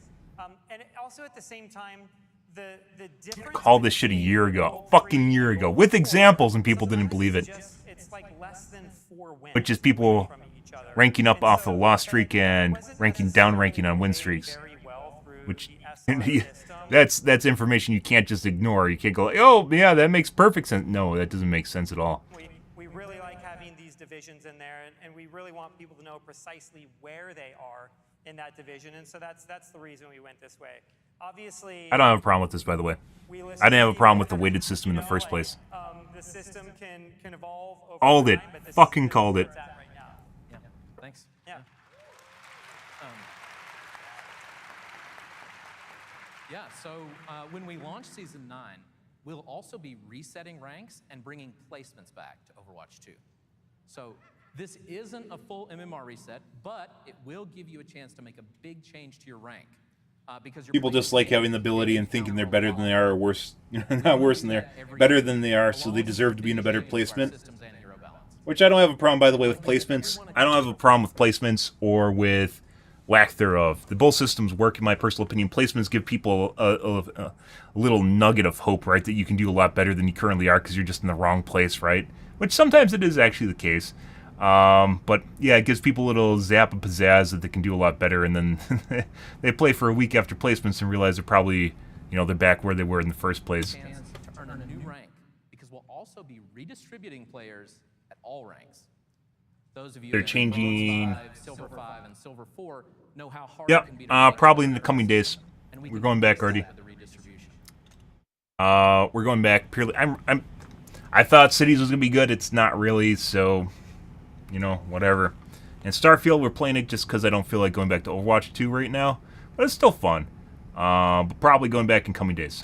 Those of you in Grandmaster 1 also know that we have more Grandmasters than we ever did in Overwatch 1. So, as part of this redistribution, we're also adding a new rank above Grandmaster called Ultimate. What the? We want to update our... You're supposed to get applause right there, by the way. So they added Predator. Why? Why? They're bumping the ranks. They're bumping the ranks, guys. They're making it so your rank actually means one less than what it currently is. They're changing the distribution back to what it was, but they didn't want to make people feel bad about going down in ranks, so they added another rank. They bloated the ranks to make people feel better. Oh my god. Holy shit. Instead of... And he thinks this is hot shit, by the way. Instead of just, redistributing players to the appropriate rank, which means a lot of people are going to go down in rank, or more than likely go down in rank, depends on how they change the distribution, right? They added a new rank and just bumped the new ranks bump everyone down. yeah, they don't want to make people feel bad about going down in ranks, so what they did is just added a new rank. Come on. And it's ultimate? You couldn't think of a better word than ultimate? Like diamond? Was diamond too much or something? Like what? I guess diamond's taken. Sorry, diamond's ruby? Like what's a better metal? I don't know. What's higher than GM in like chess, right? Grandmaster, ultimate. I guess ultimate master. That's where they came up with. They didn't have anything better than ultimate for a fucking rank. Come on, like you could call them Overwatch or something, right? The fuck, or you can make top 500 Overwatch. I don't know. That's kind of ultimate. You have medals. Yeah, I mean, you could add a wood tier to the bottom if you wanted to, right? You have medals. You have gems. I mean, the only gem is like diamond, right? There's diamond, then there's master and grandmaster. So you have one gem. You have medals, you have a gem. And then you have top 500. So they added ultimate just out of nowhere. Like, what? They could have picked another gem. They could have picked a valuable metal, I guess, but then they would throw off the medals, right? What? Why? They're like, what's? I don't remember what the top rank in Valorant's called, but this reminds me like what they did with Apex, where you have Predator, right? Which is like the top ranking players, and I guess they're trying to. Why ultimate though? That's like not something you call someone. You don't call someone ultimate, right? Like pick a name. Pick a name like Apex Predator is taken, right? You. Pinnacle or something, right? Like, word hippo. Pinnacle. Zenith Summit. Top. Acme Crest. Apogee. Crown. Capstone.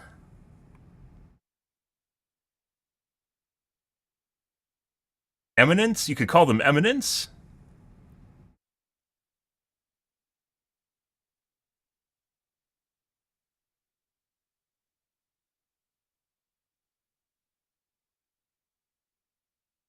You call them Eminence, right? They picked Ultimate! Why would you do that? Of all things you could name people, why would you pick Ultimate? So, we have a redistribution of ranks because they don't want to make people feel bad about going down. So now Masters are going to be Diamond and Grandmaster is going to be Masters. And now Ultimate is going to be Grandmasters. Oh, why? It does, doesn't it? It's like, yeah, the word's there, right? Like, you want to call them something that is the ultimate, but it's not the word you pick for the ultimate. Eminence would actually be a pretty good one, too. You call someone an eminent? Yeah, like, that would actually make sense. Just... all you had to do was use a thesaurus. All you had to do was use a thesaurus, man. Competitive rewards every year, too. So in Season 9, we'll be adding emerald weapons. Now this art's not... call them emeralds! But I guess then it interferes with the whole diamond rank, right? The gems? I need those emerald Zenyatta balls. They look so cool. Me too. Oh my God. Wants the balls. So when we add weapons, we'll convert all of our current course she does. points into a legacy currency that you can still spend on golden weapons if you want.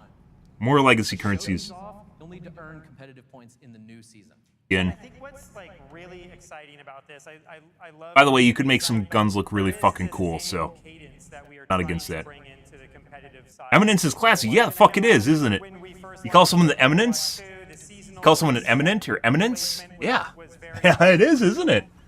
But this is going along with a whole. All I did was use a word hippo and look through the list of words and picked out one that sounded good, or a couple, and you throw it up on the dartboard and then you throw darts at it, right? Come on, man. Come on. I'm literally... I don't have your job, and I know how to do it better. Ultimate. Why Ultimate? It's like something from like a 90s game or some cheesy 90s game. And it's also like a really exciting moment for players. Hi, Eminent. On an annual basis. Yeah, every 2 months was probably way too often. Yeah. Yeah. So, going back to solving our problems. We know that the competitive challenges page was really confusing, and that was the only place to see how to earn our rewards. So we're removing competitive challenges and building a new page to show progress. That no one actually did. Seasonal rewards. Almost no one did. I think streamers did this because they're bored and they want to show off to the stream. Way to show rewards and the requirements to get them. Yep. Because now it puts it in the front where people can look at it as like quests, like Fortnite. And then you make a tracker. Like every good game should have a quest tracker, right? Like Starfield. Like Starfield should have a quest tracker, right? The fucking giant, almost MMO RPG that's so fucking huge, and the quest tracking log is a fucking mess. Yeah, it could use the quest tracker. Payouts and competitive points. But just like our current weekly challenges, wins grant a lot of bonus progress. And another small improvement we're going to make is showing the range of ranks in the match instead of just the average. You can see that in the top left. Yeah, so one of the reasons, by the way, I perfectly understand why they do this. So the reason the Twitter community, the Twitter consensus, streamers get pissed off about this is because they want to piss on someone. So the reason they don't show you the ranks of individual players is because all the people want to do is blame game. Like, it just go to anyone's channel. One of the chicks that I watch, oh god, she's so fucking toxic. Not toxic as in she's an asshole continually. She gaslights the fuck out of anyone on like... The Twitch community, guys, is so... It's a unique show in Overwatch. There's a lot of really weird people in there. And a lot of really weird things, but... she is absolutely toxic as fuck. And not, like, in a toxic girlfriend way. Where she just gaslights the fuck out of anyone that doesn't agree with her. Like, just constantly makes you question your reality and you're a bad person for ever thinking in the first place. Holy shit. But, like, the whole reason they don't show ranks is because they understand... that if they do, all people are going to do is beg on one person. That's the whole reason deaths shouldn't exist in the game, is because deaths aren't even an indicator how good you're doing in the game. Your numbers, your damage, your healing, stats that they don't even show you too, like damage absorbs, for instance, for a tank, how good you are at soaking damage, or killing blows, which they don't even show you, right? There's no killing blows in the game. Closest thing in other games, kills in other games are basically killing blows. It's the last hit, but you can make that into an actual meaningful metric, like if you're the only person that did damage to someone within 3 seconds before they died, it's a killing blow. Has meaning, right? Right now, limbs in the game are just assists, as they are in older games or in other games, which is you just do damage to someone, you get in a limb. There's no kills at all. There's no kills. People that say there's a KD ratio are full of shit. So you can end up with a really, really high limb count, and it means absolutely nothing. It just means you touch someone. You touch someone at some point in time. But the whole reason they don't show you ranks of individual players is because all people will do is literally just shit all over someone for their low rank. That's it. That you don't deserve in this. Be in this game. You're the reason we're losing, no matter what. It doesn't even matter if you're doing well. They're the reason you're being in this game. Oh my god, why am I even in here with these low rank players? You know, shit like that, right? And there is some little bit of credibility, you know, like you being put into a wrong lobby with just, like, it's engineered to lose, basically. Sure. But a lot of times with streamers, they just look for any way to get out of it. Any fucking way. And it always comes down to blame game. It always comes down to blame game. The reason people are not in, which, by the way, Twitch streamers will complain about this because they use people for content while they blame game them. The reason that people are not in voice comms is because they realize there's no point in being in voice comms. You can do everything better with the ping system, especially if Blizzard, you know, polished it a bit. They can make it even better than it currently is. Because it doesn't, you don't need to know when someone's last hit and they're actually at 3/4 health, right? That doesn't fucking matter. You can see people through walls. If you have auras on, which everyone should, you can see people through walls. You can see pings in the game. That's actually meaningful information. Hearing someone tell you you're picking the wrong character, changing the character just to make them feel better, and then still losing and have them blame you is not meaningful. It doesn't help anyone, and it actually takes away from the experience. But streamers will always talk about, oh, XYZ isn't in chat, that's why we're losing. Because they just want someone to harass the entire game. They just want someone to blame game and harass. And that's all it is just passive-aggressive harassment behavior. Like, the whole reason these doesn't exist, you can't see each person's individual rank, is because immediately, if Spricey sees that Tyrone YOLO has a rank that's one lower than him, he's going to be like, oh man, we're going to lose because he's a fucking healer and he has a shit rank, man. We're already going to lose. Did you see this? We're already fucking lost. Our entire team I'm the highest ranked on our team, and we're going to lose because, oh my god, all these guys can't do anything. You know, it is literally blame gaming. It's all blame gaming. That's it. And Twitch streamers just literally, they'll just gaslight the fuck. They have nothing to talk about, so they'll sit there the entire time just like shit talking someone because that's all they do. That's their existence. Anything that takes you away from noticing their mess ups, they'll try and tell you. Like, I talk about cheating a lot. That's basically the only time I will actually literally fault people unless they're literally throwing, like just going and wall riding as Lucio across the map and doing absolute fuck all. The only time I literally like target someone is if they're cheating and like the cheating behavior, and that's purely it.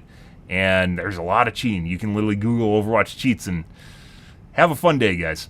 But which, by the way, they aren't addressing into this in this conference here where everyone's clapping for it. There's no mention of anti-cheat or improving the anti-cheat system or making kernel anti-cheat, which is needed for any sort of legitimate anti-cheat, by the way. If you don't have kernel anti-cheat, your game is a joke. It's an absolute fucking joke. And it's not that kernel anti-cheat is a silver bullet. Rather, all cheats operate on a kernel level. They literally, almost all cheats operate on a kernel level. There's any good cheat is going to operate on the kernel level. Because that means other services can't interact with it, and it just says final say. It is the start of anti-cheat is kernel level. You just have to start there. And fucking Valorant has kernel level anti-cheat, and there's still people cheating at the game. But the fact is, they actually got to the point where they actually have it. Overwatch does not have kernel anti-cheat.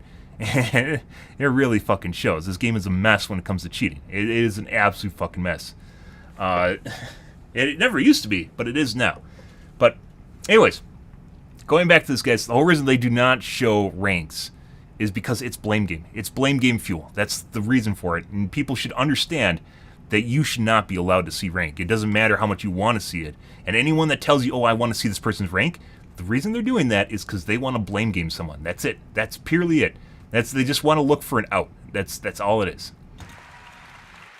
And people are clapping right now because this is a Twitter consensus, by the way. The Twitter consensus is like, yeah, man, this fucking streamer talks all the time about how you should see ranks so you can see what kind of game you're in, so you can see what kind of, people are, what kind of rational argument could you actually make for it.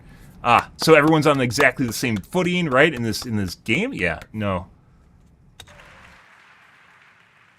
We're also planning a lot of bigger changes after Season 9, like with grouping and competitive, for example. We want players to be able to play with their friends, so we'll be removing most of our current grouping restrictions. To do that, though... They aren't. They're going back to Overwatch 1, which we'll talk about in a sec here. I saw this already. Competitive matches. So if you're a diamond player and you want to group with your bronze friend, we'll allow that, but we'll classify your group as a wide group. This is Overwatch 1. They did this in Overwatch 1. They're renaming it, but they did it in Overwatch 1. Groups with a similar shape as yours. So if you're a diamond tank and your friend is a bronze support, we'll try to find another wide group. So if you're a diamond player and you want to group with your bronze friend. First launch Overwatch and concepts all like Overwatch 2. Yesterday, and Daryl's team has created some amazing concept of that system. Tank and bronze support for the other team, no problems. As you probably guessed, the existence of wide groups also means we'll have narrow groups. And this is great as a solo player because you'll... Solo and groups. They named them different. You have solo, which is probably a single player and twos, and wide range, which are just groups. They're just groups. But they call them narrow and wide to distract you from the idea. Rebranding in psychology, guys, is a very popular topic because it allows you people to disassociate with things that already exist. Groups or other solos. So we expect to see some big improvements to match quality for solo players. So I mentioned this before. With the introduction of group queues, which was a thing earlier this year where you can group with your friends, right? Which did exist in Overwatch 1, by the way. I said that there's probably going to be an institution of just single queues. That's it. Not even twos anymore. Just single queues. I don't know if they are, because narrow groups could imply 1 or 2 people, or maybe even 3 people, right? Narrow and wide, or narrow and thick. They probably threw around thick in the dev room for a bit there. Thick groups insinuates that, the possibility is that narrow could actually be 1 player. But earlier this year when it came out, I said that they're probably going to toy around with the idea of just single queues, because when you group with someone, guys, it's one of the ways for top 500 players and GMs, it's one of the ways they have gamed the matchmake system for close to a decade at this point. Overwatch has been out for a long time. It's been a thing since Overwatch 1, at the beginning of Overwatch 1. Because the matchmaker isn't always good at placing with people you are. There is the whole zeitgeist, the whole narrative to groups and how well they function, the the overview of groups and how they function compared to placing yourself with people that you don't know and you don't give two shits about, right? People are just more likely to interact, be accommodating, and of course know and understand how other people play, regardless of rank. Know and understand how people play, and then can work around them, compared to just randos that give. I'm just gonna next, man. I'm done with this game. I'm gonna next, man. I'm done. I'm nexting. Just next. GG next, guys. GG next. GG next. Shit like that. The whole zeitgeist of groups are completely different in functionality compared to single players. And twos are even twos are enough to influence a game, because it's not just the matchmaker pulling people together. It is people that decide to group together and probably want to group together. That's why they're grouping in the first place. And it disrupts the matchmaker and basically allows people an easier time of getting through things, because you're going to always have a balanced match. It's balanced as far as you being able to disrupt the matchmaker, disrupt the skill level of people in the game, because you're going to have a one-up with people that you're already, in there with, right? But anyways, earlier this year, they introduced group queues, which were in Overwatch 1. In Overwatch 1, you could queue with 3, 4, and 5 people. The reason they didn't do that is because group queues always went against group queues, and it made the game sweaty and unfun. So people stopped doing it. Because it became a sweat fest, and it made them hate their friends. So they stopped grouping in 3s, 4s, and 5s. They stopped doing it. It's kind of weird how short the memory is in the Overwatch community, but they stopped doing this because they hated it. You could group with people. It just was a bad experience. That's the same thing they're doing now. They're calling it wide queues. It's the same shit. You're going to be grouped against people that are other groups, and it's going to be a shit fest. But at the same time, it's wide queue, right? It's wide queue. You're gonna have a really fun time in there. It's basically the same thing as Overwatch 1. Same system as Overwatch 1, doing the same thing. It's just labeled slightly differently. And by the way, being a one single player in a 4-man queue was not fun in Overwatch 1. It was not remotely fun, which is why I think you should only be able to group in 5s, 3s, and 2s. You shouldn't be able to group as a 4-man. Reason for that is because there's just one odd fucker out that's going to get dogpiled by his teammates when he fucks up, or she fucks up. That's just the way it is. No one should actually have to fill that spot. That should just be, you can play a 4v5 if you want, but no one should have to fill that one spot, because it literally just leads to a dogpile scenario. At least with the 2 and the 3, you have 2 people that can argue against the 3 person, and there'll be people supporting each other. Another reason groups tend to work better is because there's always someone, when the finger pointing comes out, which it always does, especially when they see your ranks, or when you see ranks there, the finger pointing comes out. At least there's 2 fingers pointing back at 3 fingers, That gives you an advantage, and that's another psychology thing right there. And you can say all you want about people, being nice and whatever fucking shit, but it's all the same. It's the same shit, just in a different flavor. So, they're reintroducing the Overwatch 1 system is basically what this comes down to. People are hand clapping here. They just changed the name. All they did was change the name. Oh my god, I'm so excited. I assure you, every other reaction video to this, guys, was, oh my god, I'm so excited. I'm so excited for this Overwatch 1 system that I completely forgot that they're re-adding to the game. Because I used to play Overwatch with my kids, but they're teenagers and they just started getting better than me. And my oldest ended up becoming masters, and we couldn't even group together anymore. So now with this new system, he'll have to find another excuse to not play with me. Literal skill issue. Another win is this gives us fewer Smurfs. Since the only way to avoid our current grouping restrictions right now to play with your friends is to create new accounts. By the way, they can 100% nail down Smurfs. They can hardware ban, they can nail down Smurfs. If they can hardware ban, they can figure out if you're on an alternate account and basically ban you from comp play. Or ban you, quick play doesn't really matter that much. Ban you from comp play. It's not that hard. Blizzard could 100% do it. They don't do it, though, for some strange reason, just like they don't actually hardware ban. If you look at the cheat forums, there's conflicting information on whether or not there's hardware ban. There, people say you have to do specific things to get hardware ban. Hardware ban should just exist in the... It's another basic thing for anti-cheat. It's just hardware banning. And you don't. You have to do very specific things, apparently, to get banned multiple times to get finally hardware banned, which is absolutely fucking insane.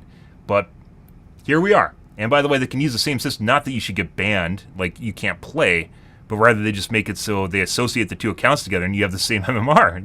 That's basically the end of the story. Because you could say what you want about people playing on the same system or whether sharing computers. At the end of the day, the needs of the many, I'd say, outweigh the needs of the few in that case, and that's just the way that it is. And you could actually make it so these two accounts are very closely related to each other in MMR, and then define a personality of these accounts. If they play differently from each other in a different MMR, you could start separating the MMR. They start out the same, and then they slowly separate from each other depending on skill levels. So you can actually have two different accounts, but functionality, they start out as basically Smurfs, and then they separate from each other. It's entirely possible. It could be what they're doing right now, but they could 100% stop people from smurfing if they wanted to. But you won't need to do that anymore. Cool. Yeah, well, this is, I think they said this is 2024, so this is a ways out. The competitive system, and you can't play comp without heroes.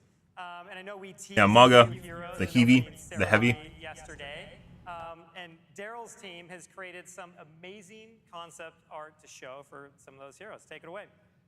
All right. Yeah, thanks, Aaron. Creating Fuck is that?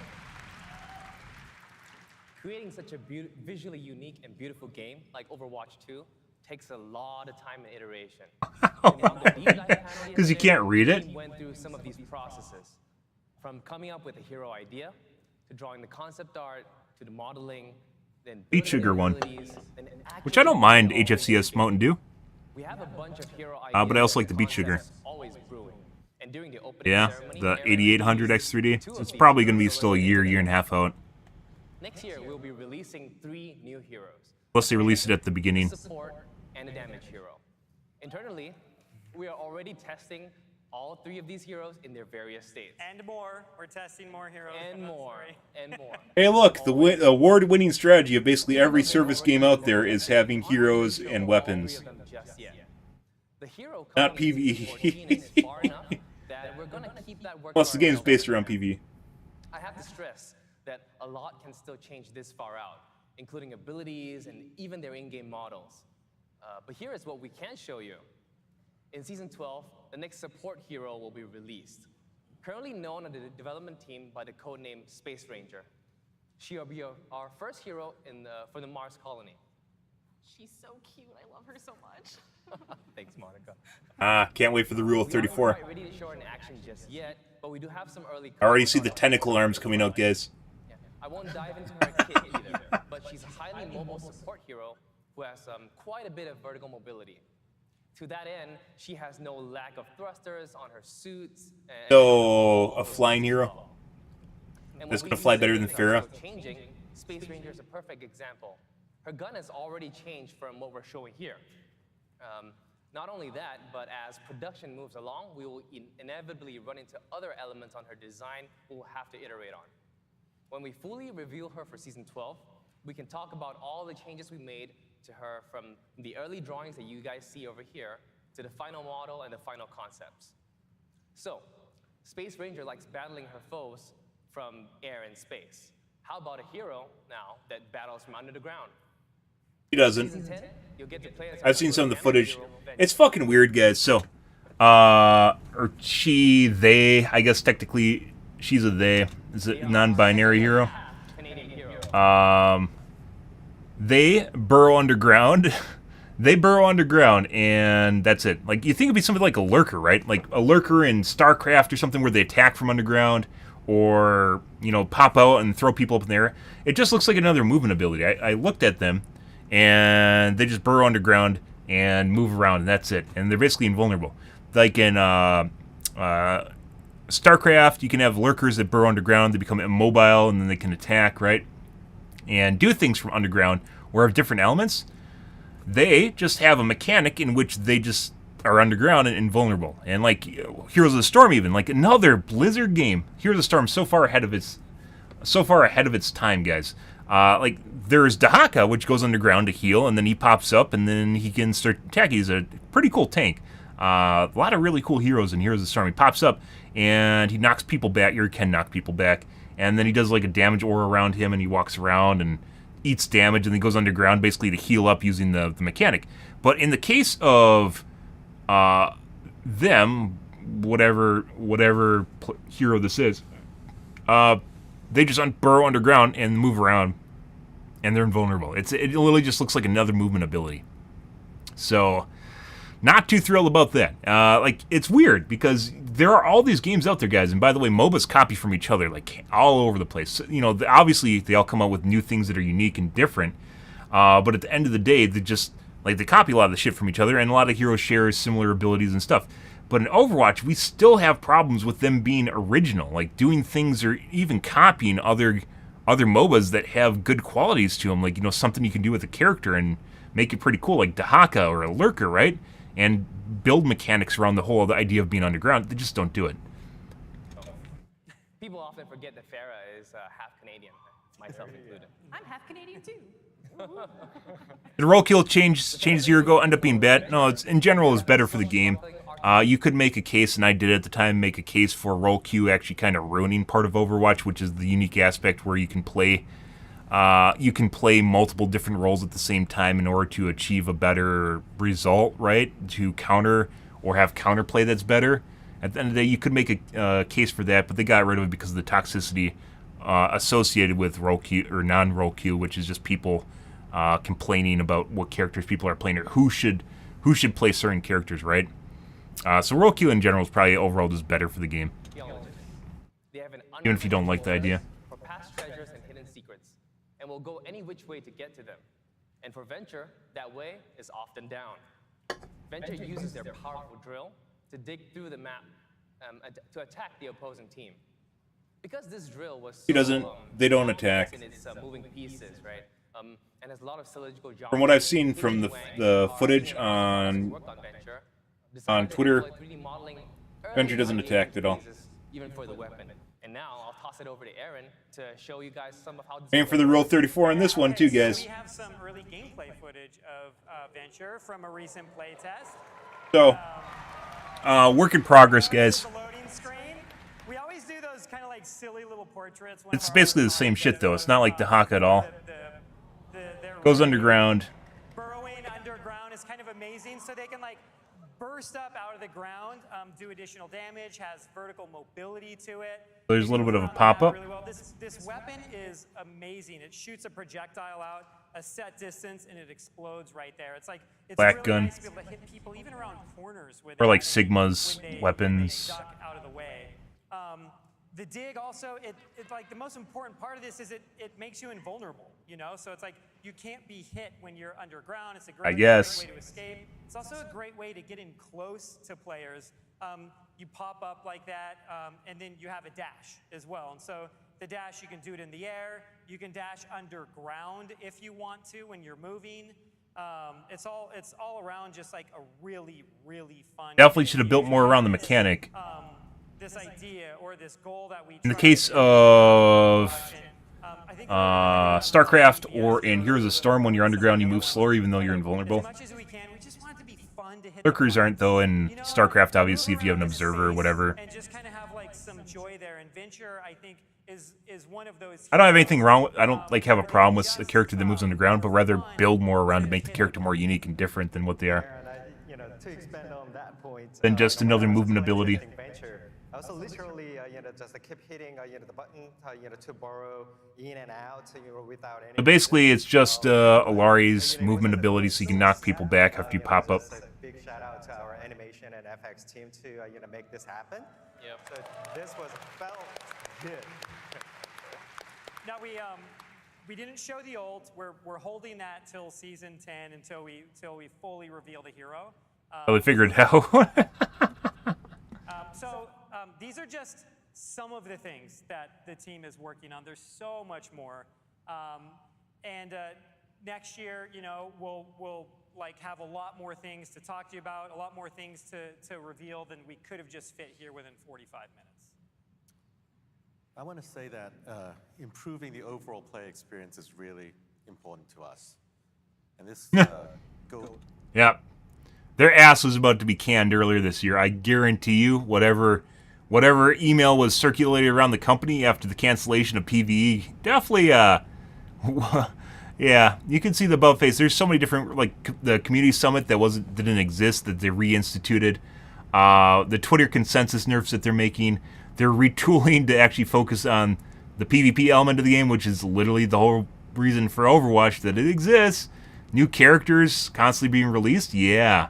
Yeah, like stuff that actually matters. They got a very strongly worded email. Very, very strongly worded email, my guess is.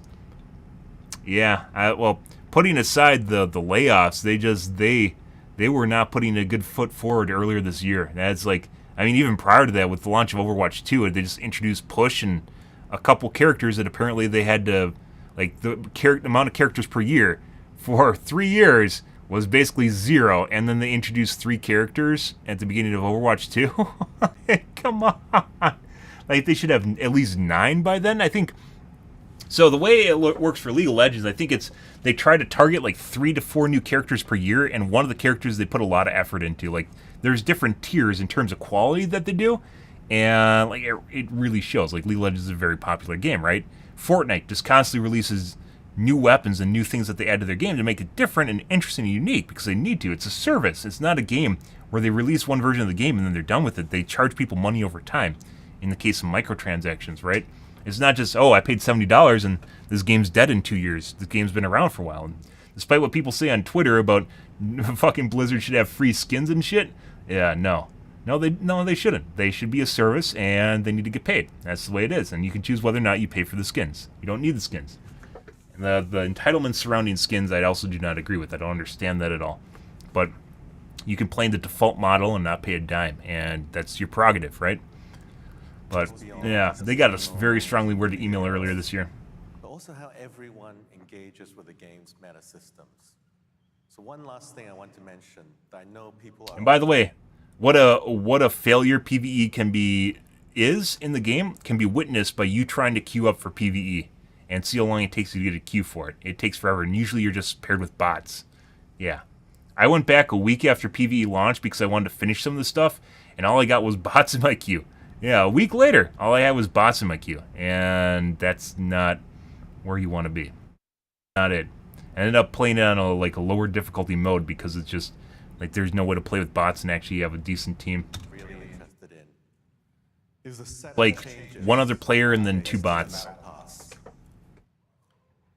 An initiative we're working on for next year is a redesign of the Battle Pass. And we're deep in the process of working through this, which means we aren't ready yet to go through the details. But I want to give you a small glimpse. I don't really have a problem with their battle pass right now.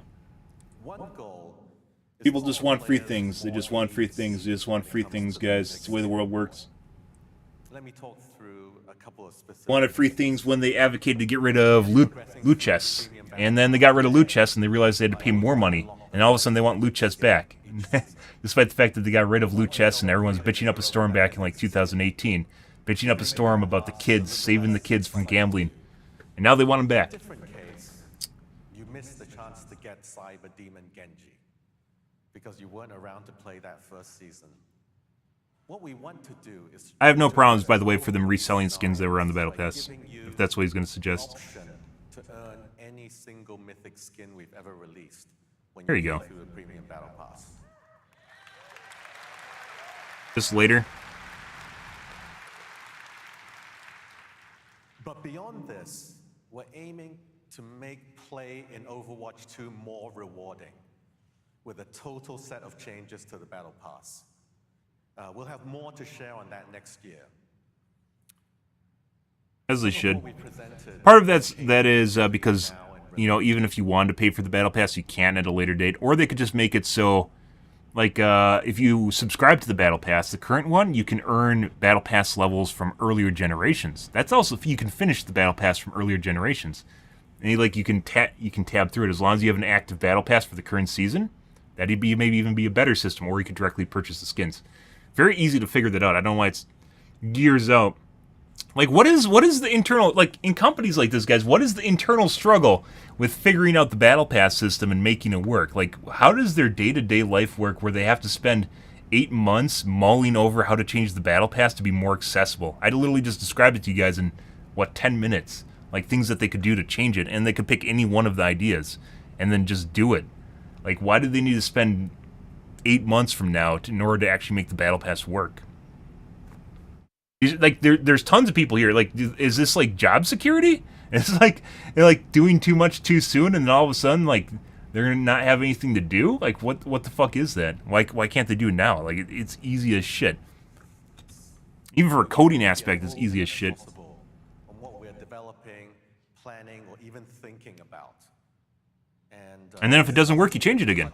Like I said, remember how we were talking about Epic having really agile development? If it doesn't work, you change it. You don't fucking sit there and obsess about doing it wrong, and then not change it. You do it, and then if it doesn't work, you change it again. And we can't wait to release it all. Thank you, BlizzCon. I think so. It might just be they move slow for job security.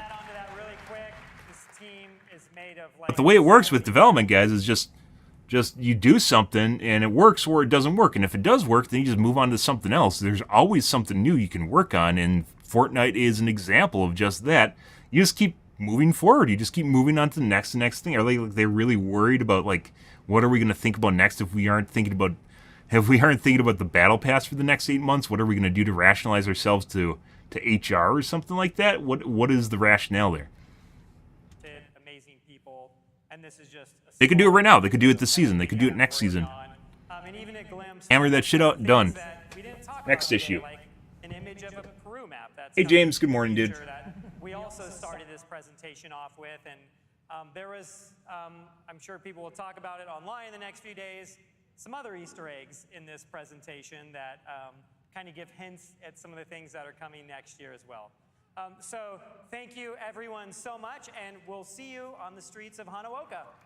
Like, to this day, it still does not make sense what they did for 3 years between Overwatch 1 and Overwatch 2. And then until PvE was released, and then they released the dumpster fire that was PvE in Overwatch 1, or Overwatch 2, excuse me. I don't know. This reminds me like Twitter times. So prior to Musk buying out Twitter, they had like 8,000 employees, and he whittled out like 80% of them. He fired 80% of them, and they're getting more work done now. Like, they're actually more productive, and I assume make the same amount of money, but he weeded like 80% of the company out. And obviously he probably got some people that shouldn't have been fired with that purge, but what do they do? Like all these guys up here, they're nicely dressed, and they look like they look like they put their fancy new shirt on, and their new sneakers on here. They're like looking like hipsters straight out of California shit. Like, except for this guy. This looks like a guy that gets shit done. He might not look the best on stage, but he has more important things to worry about than buying his brand new shirt and ironing it and making sure all of his apparel is nice and neatly ironed out. Not that it really takes that much time to do it, but there's more important things on this guy's mind other than trying to look good in front of other people. And like, is this just the majority of Overwatch staff? Is they're just trying to look good? Like, what is this? What is PvE took almost 4 years, and it just no one plays it. It's terrible. It is absolutely fucking terrible. I don't know. And yeah, Keller led him down this path. You can say what you want about Jeff, but Jeff was there when Titan was canned, and then was there all through Overwatch 1, and then a little bit into the Overwatch 2 development cycle. Overwatch 2 development cycle, he left, and then like a year and a half later, they were still doing the same stuff, and they released nothing. So I don't know. I really don't know. This is fucking weird. Maybe this is modern day companies? I don't work at Blizzard, but this kind of strikes me this way. On the streets of Hanaoka.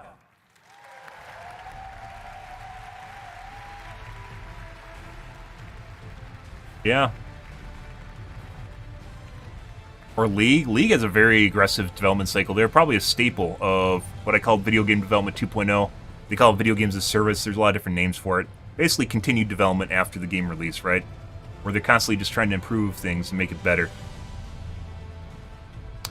Some interesting bits here, guys. So the rank change, I don't think they're really changing anything with rank. They're just making the system more transparent. Rather, so this is going into the Overwatch World Cup, which we are not watching. I was only interested in the development panel.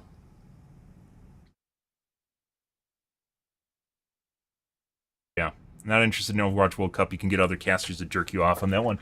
But basically, like, I'm very certain there's already a weighted system in that. I've talked about that, and I've tweeted about it, because people rank up off a loss streak, and they rank down off a win streak.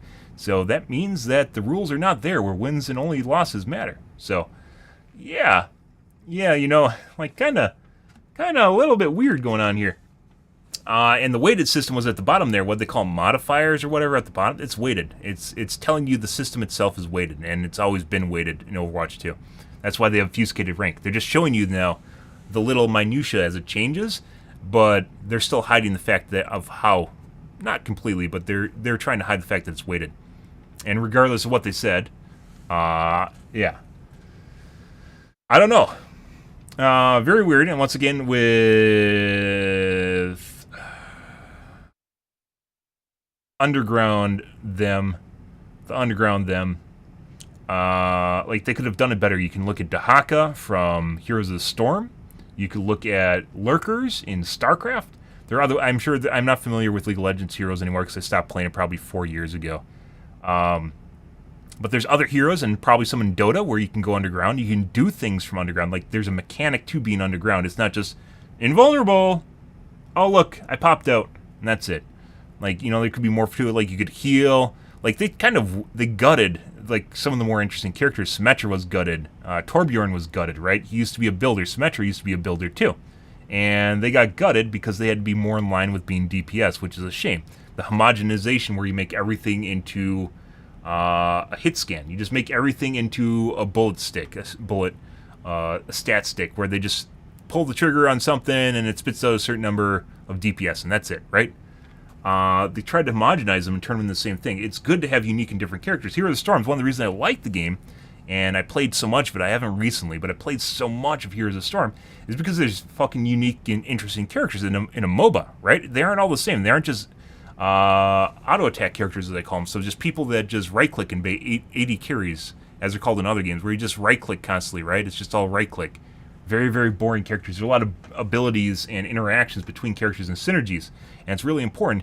You can have basic bitch characters like McCree and Soldier and Ashe in Overwatch. Sure you can, but you also should have really unique characters. When I left Overwatch 1, there was the mentality, it's basically when Doomfist was released, there's a mentality of, oh, we shouldn't have these MOBA characters in our video game.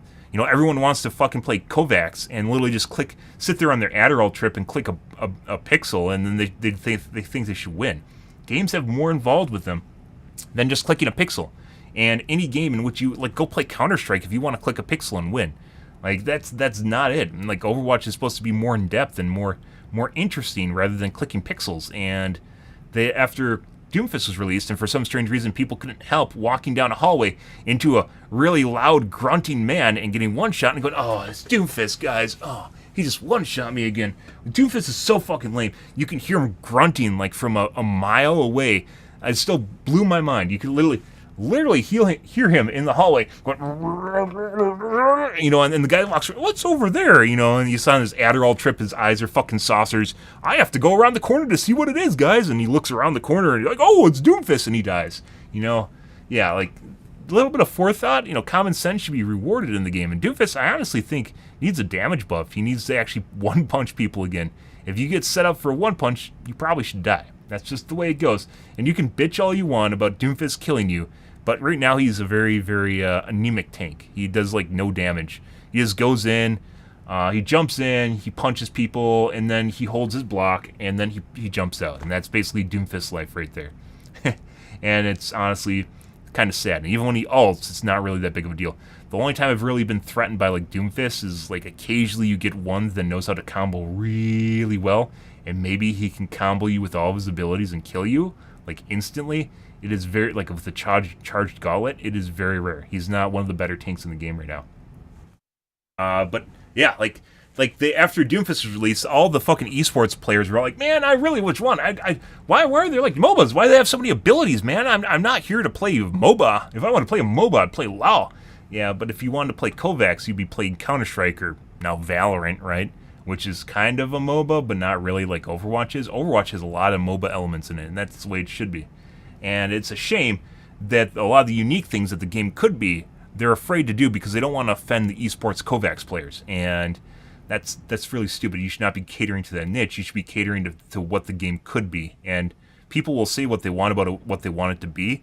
But generally, almost every single person that plays Overwatch and talks about development, almost every single one wants the game to be overpowered in their favor. They want their character, their role, to be the most OP piece of shit ever existing. When people are like, yeah, man, healers are so much fun to play right now, the reason they're saying that is because they're fucking god tier. Because they can heal, they can do damage, they have utility, they have an answer for everything if you play the best healers, like Alari, or Anna is probably one of the OGs that instituted that in the first place, who has an answer to a lot of different things. Or Baptiste, who basically can win a 1v1 no matter what, which is not where healers should be. Baptiste, or Kiriko, who can literally just sit there and try to throw for headshots, and she either headshots you and you die, or she teleports out. And yeah, and then Sombra, they just turned into another soldier. They just turned her into a generic DPS, where she used to have a nesting phase, where she'd kind of make a little base, she'd hack a medkit, throw down her teleport, right? And then she'd go into harass, she teleports out. Instead of going through the attacking the nesting phase, which is when she teleports out, you can't find her. Instead of attacking the the Kovacs is an aim trainer. By the way, I think there's absolutely no purpose in playing aim trainers in any way, shape, or form. You just play the game. The aim training is the game because it cannot prepare you for the game. And then if you have problems with getting into combat, like Counter-Strike has a lot of downtime between combat, you play the deathmatch. That's it. Aim trainers are absolutely worthless. But anyways, Kovacs is an aim trainer that's popular with the kids, and honestly, like I said, I don't think aim trainers are remotely good at what they do. They try to get you into their business model, whatever it is, and milk you for money and try to be relevant. That's it. It's not a way to get good at video games. Don't play aim trainers. Play the game that you want to get good at. And if you have problems with it, League of Legends, for instance, battles are very few and far between. I don't know if League of Legends has a deathmatch mode. Play Irem. I'll random all mid. Play Irem, and you'll have a lot of battles. So you just up the number of battles. Obviously, it doesn't teach you all the base core mechanics that you need to learn. An aim trainer's not going to teach that to you anyways. But it'll teach you the battles, and then you just play the normal game to get the rest of the game into it. Do not play aim trainers. Aim trainers are dumb. Kovacs, though. But yeah, like, oh my god, I lost my chain of thought here, guys. What was I thinking about before Kovacs? You interrupted me in the middle of my thought. In the middle of my thought, we can cheat. I need to cheat.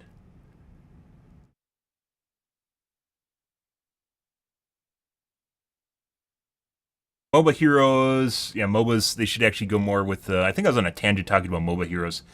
But at the end of the day, like, they should have heroes that are differentiated, unique, and cool. Heroes of the Storm has Dahaka that can burrow underground. He eats damage as basically like a dot on him. Then he burrows underground, and he can regen health over time underground. So he eats damage and tanks it. Like, he tanks up a gauge, and then he burrows underground and he heals over time. Well, actually, he doesn't tank it. Chen tanks damage, where he basically eats damage into the future, and then he repairs himself, or heals himself after the fact, through shielding. And there's a lot of really, really cool characters in Heroes of the Storm. Really cool. They even have, like, prior to neutering Deathwing was in the game, and he was pretty fucking strong at first, and then everyone complained and got him turned into a shit hero. He's just a big punching bag. But yeah, like, yeah, though they want to that's where we were. They're trying to homogenize the game into Kovacs. They just want to click a pixel and win. You know, Widowmaker. They just want to click a pixel and win, and that's it. Do not listen to those players. They are literally cardboard cutouts with zero personality that just want to be the best at what they're doing.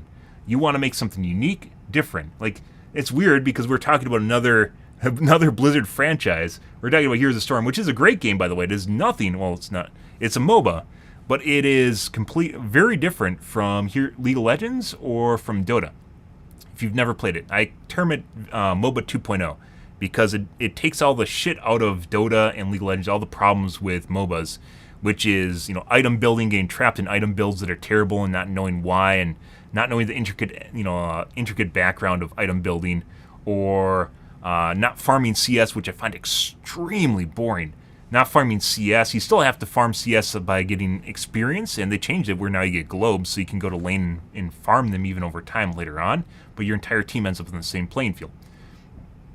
They limited basically your ability to fudge the game and fuck up your team, and made it so it's more team-oriented. It's all team battles all the time. It's engaging in team battles, fighting for objective play.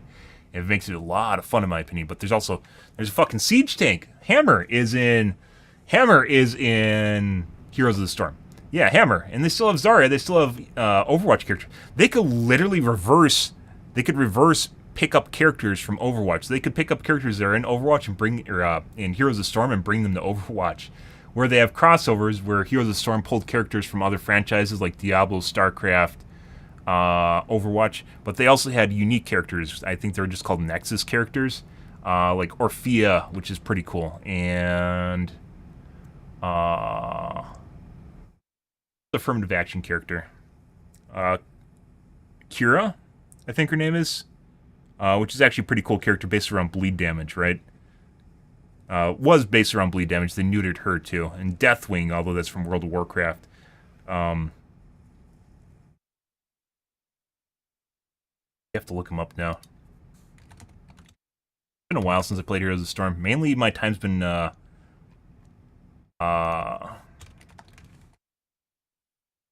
capitalized by either making my stream longer or I had to play Overwatch off stream. A lot of them though. Better page. Yep, the Lost Vikings are in the game. The Lost fucking Vikings are in the game. Which is 3 characters you control as a single person, which most Lost Vikings, I don't know where they are now, but most Lost Vikings are pretty bad.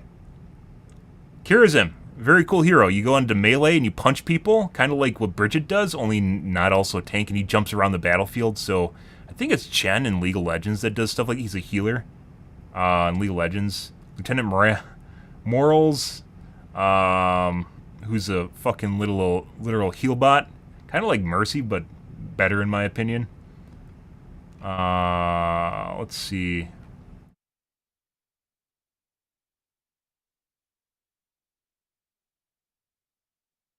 Yeah, probably not likely. The game's basically on a back burner right now. After the staff got laid off. Or not laid off, they got transferred to other projects. The Lost Vikings. Yeah. But there's all Probius. You can literally play a probe in Heroes of the Storm and build like turrets and stuff. Yeah. They never really ironed him out. He was a pretty cool character, but they never really ironed him out. A lot of these characters have unique playstyles and just play differently from each other. Like Mephisto, where you go in and you try to get people in like a little damage ring around you to do damage to them, and then you teleport out. But a very fragile hero, so if people focus on when he shows up, he can generally get exploded. But then there's also things that help deal with it. A lot of really Kira, there we go. A lot of really cool characters.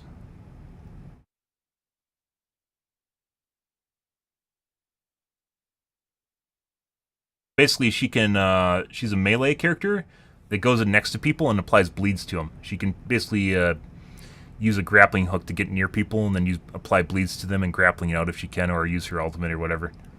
Apply bleeds and manage the bleeds and healing over time effect that she can, or healing effect that she can manage through the bleeds. Very cool character. She got neutered though. They turned her into a generic AD carry. Yeah, there's a lot of options, a lot of different things. Ragnaros can turn into a fort. He can turn into a defensive structure with his cooldowns. He has a lava wave that goes through and basically cleans up CS in a lane, like every 4 minutes or something like that. A lot of really cool characters. Zool can resurrect.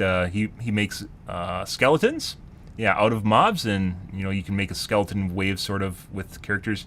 Pretty cool shit. Variant can be either a DPS or a tank, and can play DPS in 2 different ways. Very cool characters. Not all of them are completely unique, but almost all of them have a unique differentiation. And also, by the way, some of the best models that are not just politically correct are in Heroes of the Storm. So if we go, who's Ural? Ural's a good one too, but Alex Straza. Let's go. Heroes of the Storm, Alex Straza. You know what she looks like in World of Warcraft, guys? Let's make sure no porn pops up here.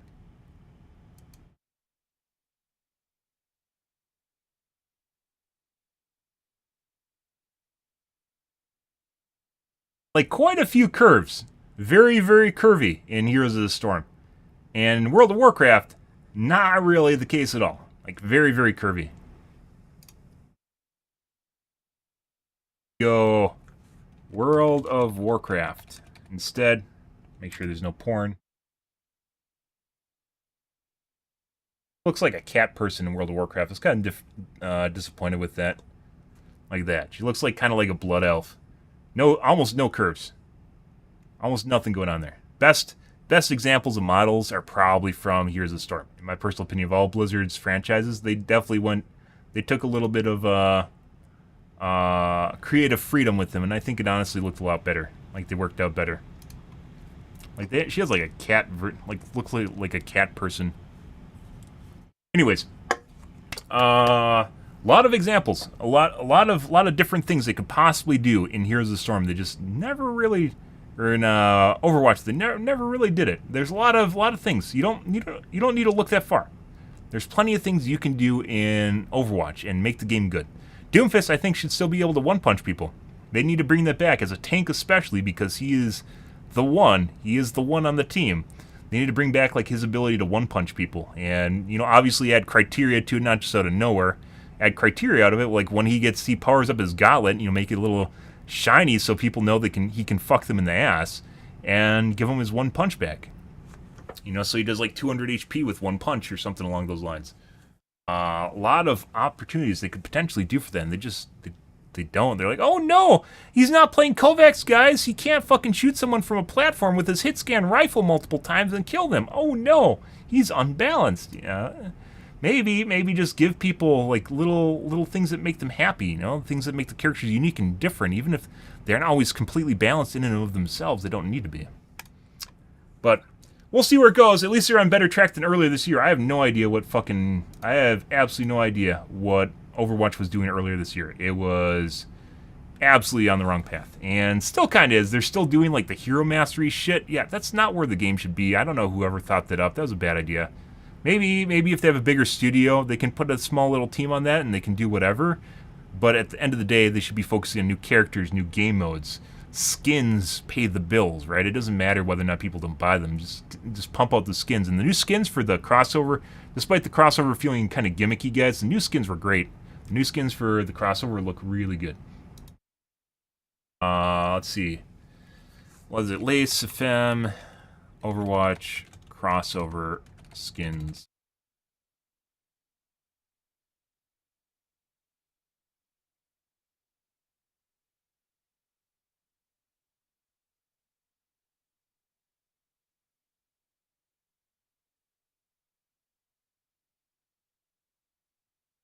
Show them. They kind of do. Website's caked with shit. But like the skins were actually pretty well done. And then they added like a what is it called? Transferal emote or something where you can basically sync up your emotes with someone else, dancing emotes with someone else, I'm pretty sure. Which makes it kind of neat and cool, even if you're just going to do it in spawn. People like shit like that, right? People like shit like that. But the skins are all pretty well done. Yeah, like, I don't know what they were doing for like the last 4 years, 3 years. Yeah. They must have got a strongly worded letter. Anyways, that's good. That's a good podcast, guys. I think we're gonna. It's been a while since I've done one of these. We're going to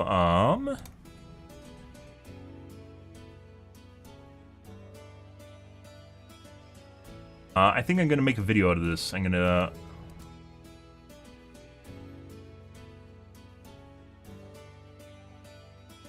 It's been a while since I made a.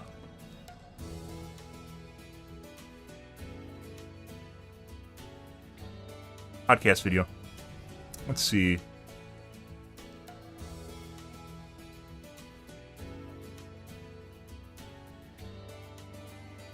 How do you make a video out of something that's live? Where it's problematic. I think before I had to end my stream. YouTube Studio.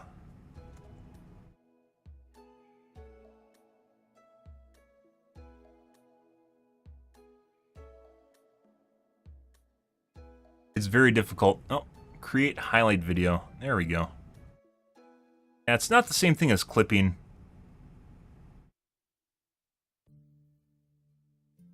I think I need to make the video first, and then after I cut it, then I can edit it. It's different. It's not as easy as Twitch is. It's kind of a pain in the ass to do things. This, and then we go.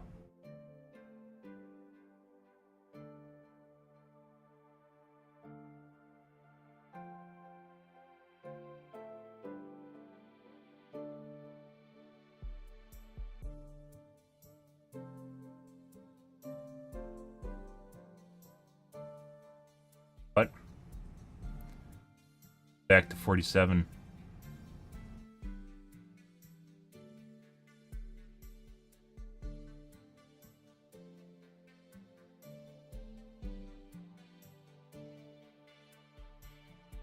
Out. They are zoomed out. Bro.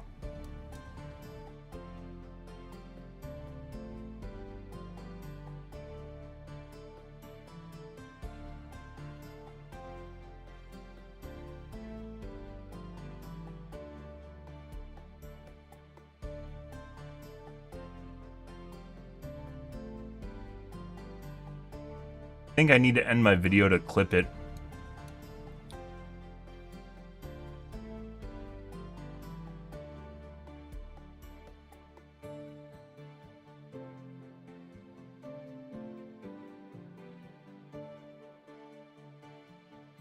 Yeah, it's just going forward, so you can only go back so far in the highlight. Why is this a thing?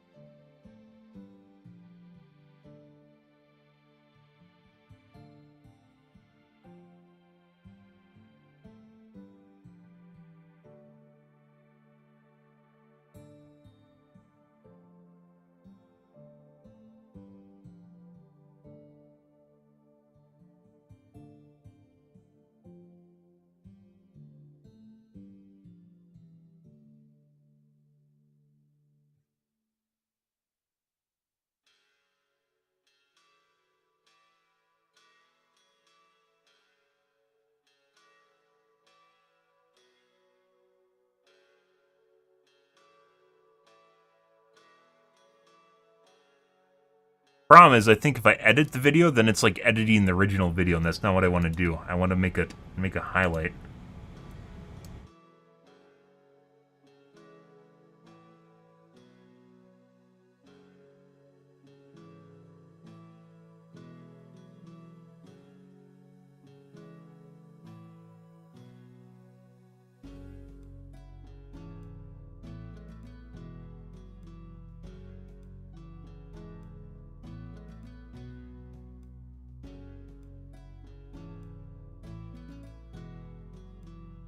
Yeah, so I only have access to the editor after the stream ends.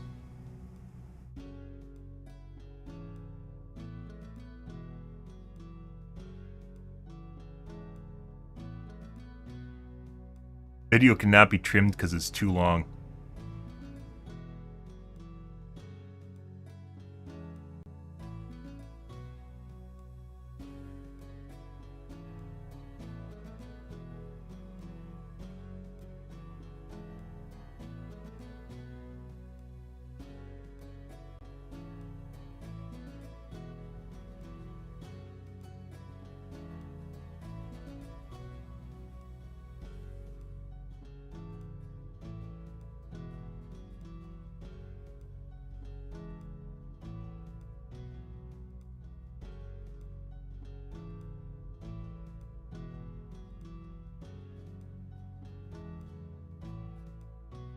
Clips are even more restrictive than the highlight is. Cooldowns. He has a lot of my time into a favor. They want their... Why are they like MOBAs? Why do they have so many abilities, man? I'm not here to play MOBA. If I want to play a MOBA, I'd play... Oh. I can clip. I can go back further, guys, than I can in the highlighter in the clips, but it's more restrictive and limited to 60 seconds. Dude, YouTube is like literally the biggest platform on the planet, and they still fudge things.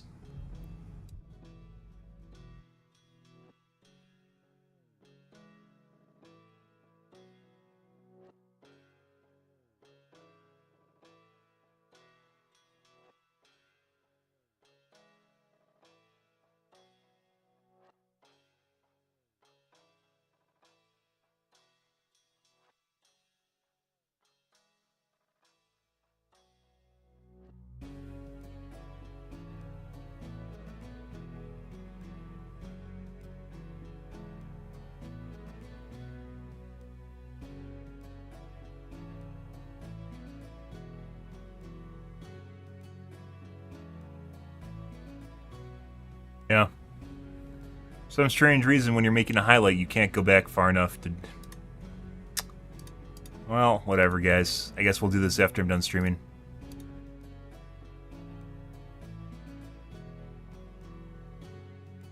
I think potentially, maybe I could edit it on...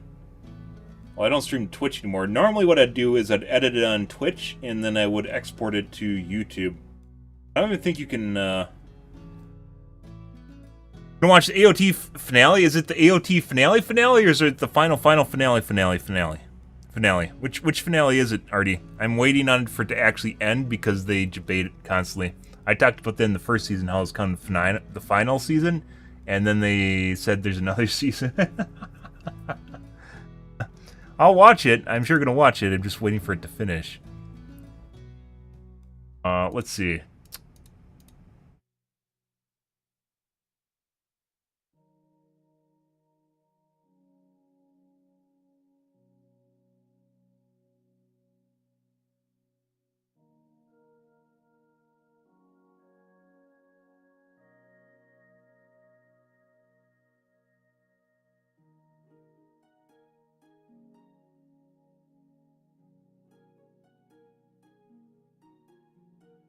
Let's try Kick. I don't think... So even if I make a clip on Kick, I don't think you can export.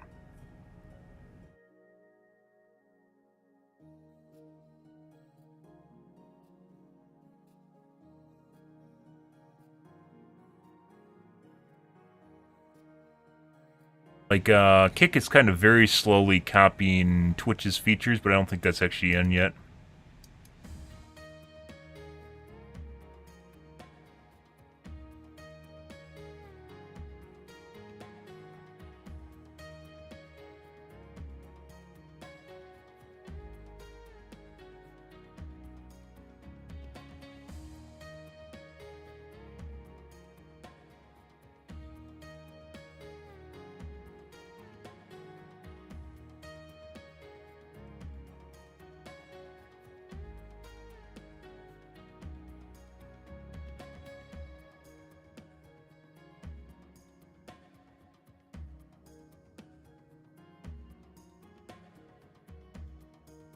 Nope.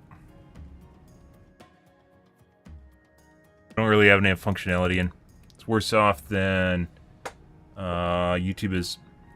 And YouTube's not doing too hot, so. Okay. I guess I'm going to turn this into a video, guys. I guess I'll do that after I'm streaming. Usually with long podcasts like that I feel are meaningful, I turn them into specific videos, which we will do for that for Overwatch. I need to take a piss, guys. I need to stand up anyways and grab a water. I will be right back, and then we're going to do some Starfield here, guys.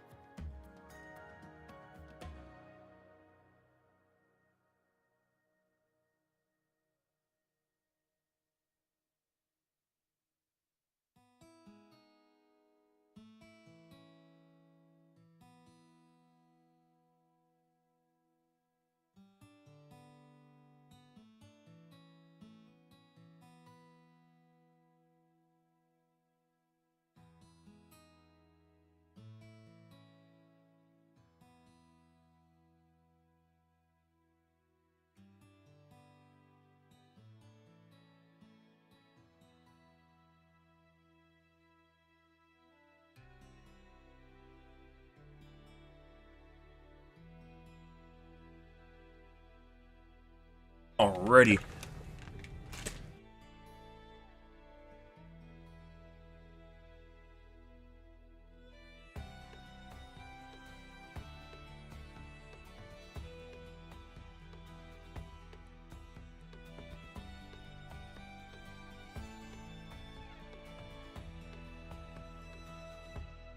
Okay, so I updated my mods yesterday, guys, off stream.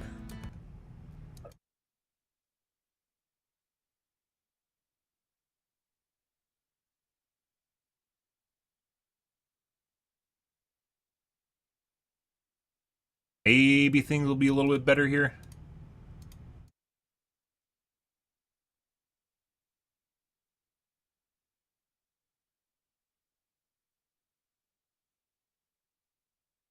Right.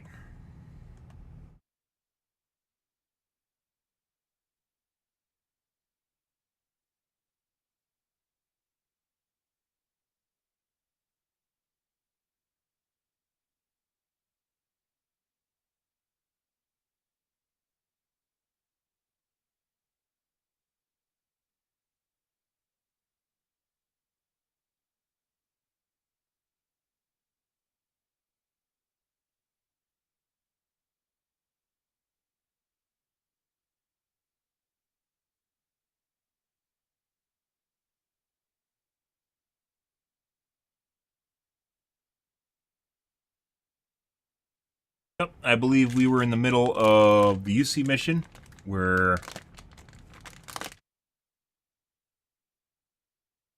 Oh my god, Tech, thanks for the host, dude. We're in the middle of the UC mission where,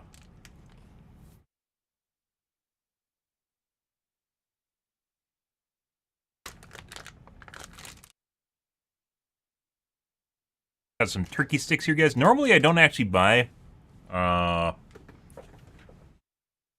beef jerky, I guess. It's not even beef jerky, beef sticks. Because I find them to be very lackluster. Beef jerky, on the other hand, is pretty fantastic, but very expensive. We're in the middle of a mission for,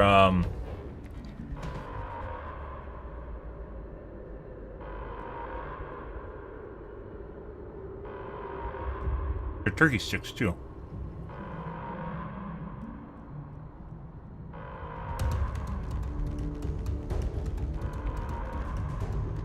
Looks like she has a low-res model.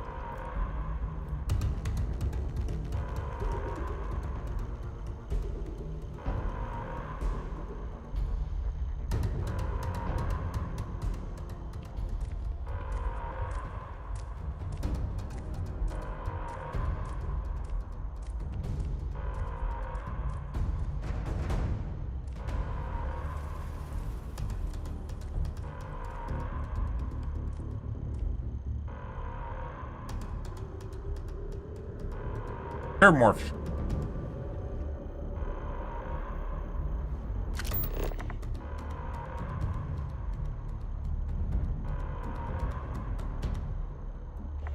Pretty sure my mods either are not working properly or they're lower resolution. That's not good. Do you, bro? Enjoy the rest of your evening.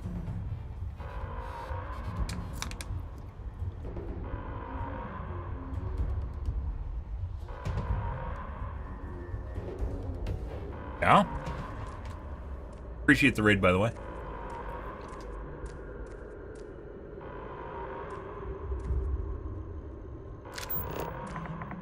Updated them. I should just left them alone.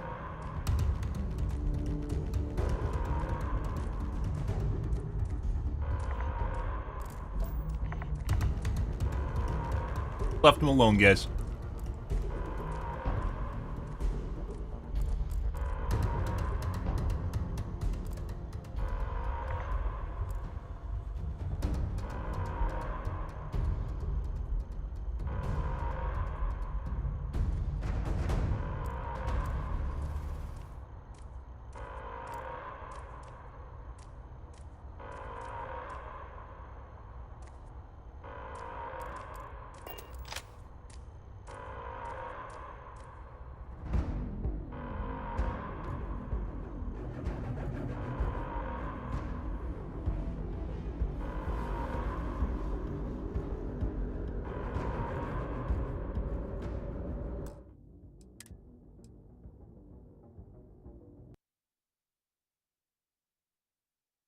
Oh, that's interesting.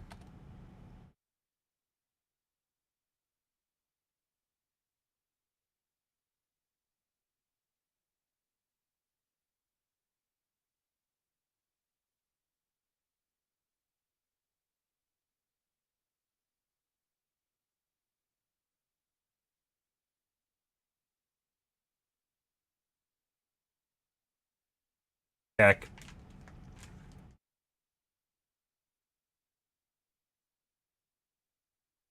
Hmm.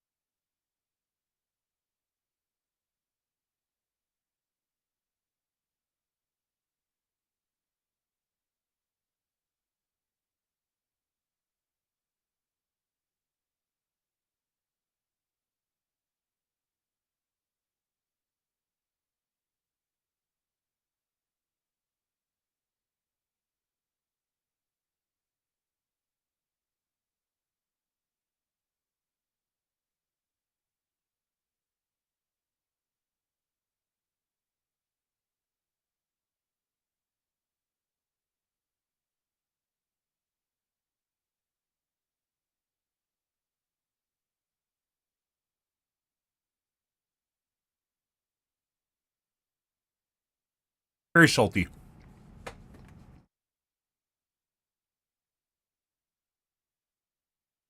Anyways, I got them as a gift. Beef jerky can be pretty fantastic. These sticks are like what you get when you don't want to spend money on beef jerky. Huh.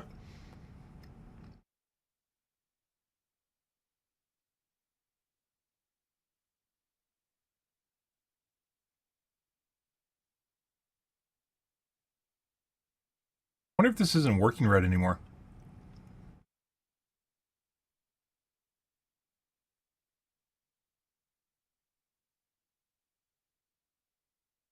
I might not know how the ESM works properly. ESM.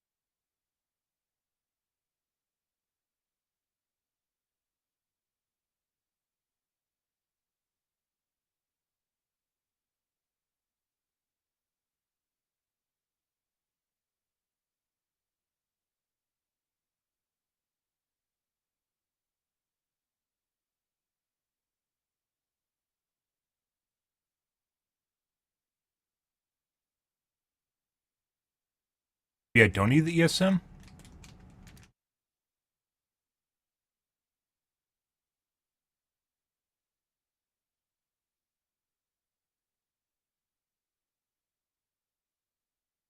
Working again. My repository for my mods is on a different computer. Going across my network right now.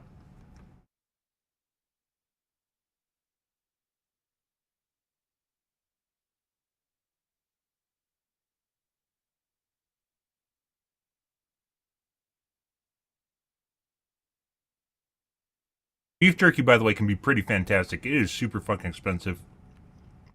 Jerky Mafia. Price fixing.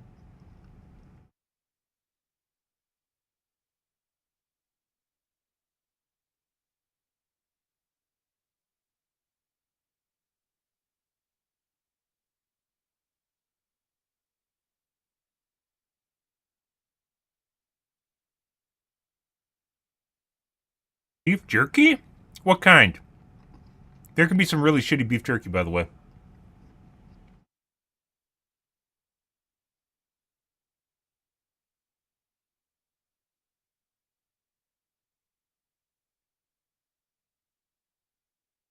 Beef jerky is just technically dried meat, so I'm sure whatever country you're from has some version of dried meat. Every country does. It's like the oldest thing for preserving meat known to existence. Sometimes you just get that meat niche and it just scratches that meat niche just right. You gotta put meat in your mouth, guys. I know you love putting meat in your mouth. X level 1, no level 2. What's the ESM?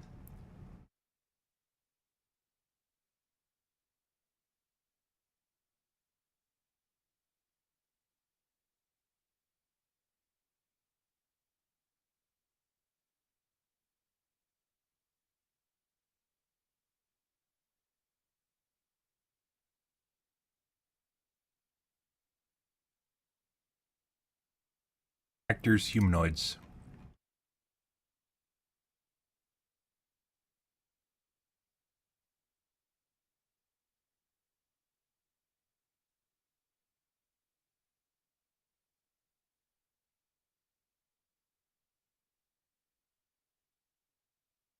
Left it alone. HTTP gets is getting more and more complicated.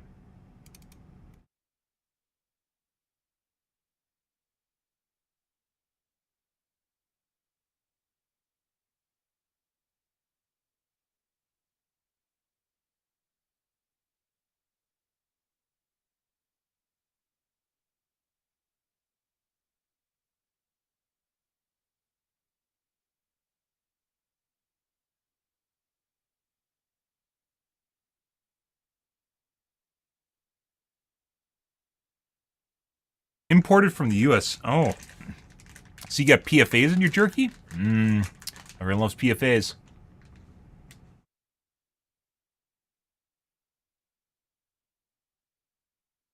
Oh.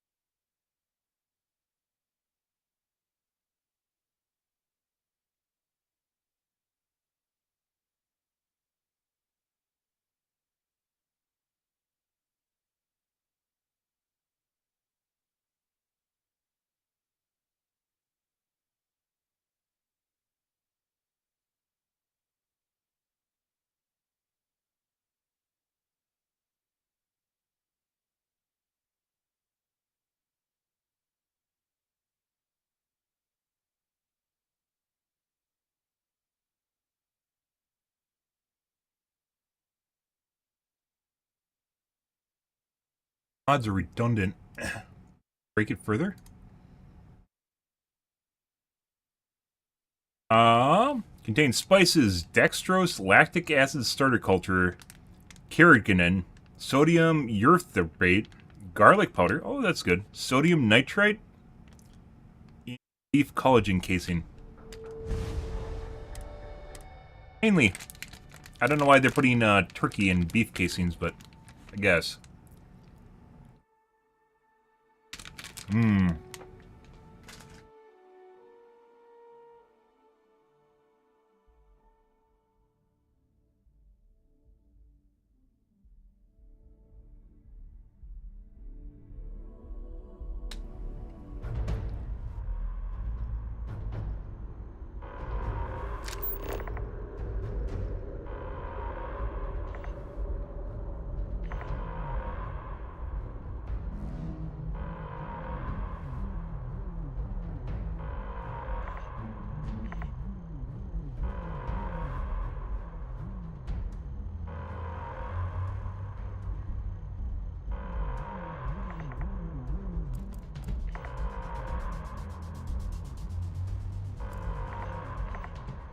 Pretty sure the models look worse.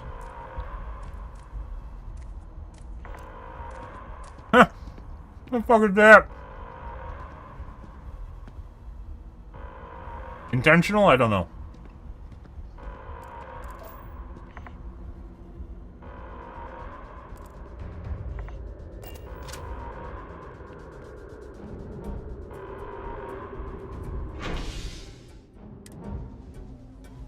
The game even feels less laggy right now. Did you hear something? God, no time to waste, Captain. Stash the EM and pull some firepower. Let's move! An evacuation order has been issued for the spaceport district. All citizens are required to proceed to the nearest shelter. Oh, my medkit.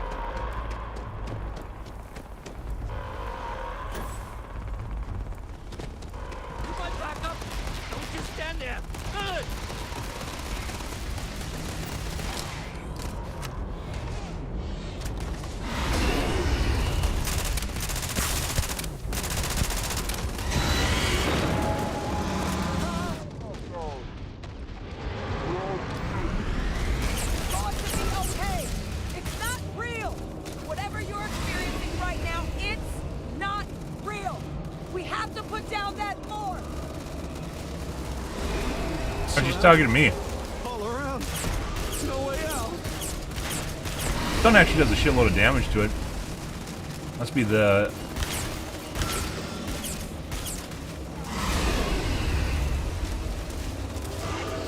You can't hide.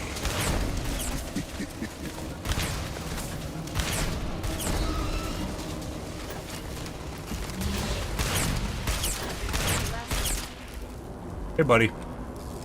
Rip you.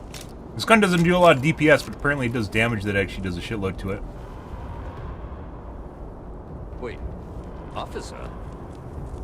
Are you and this woman experts?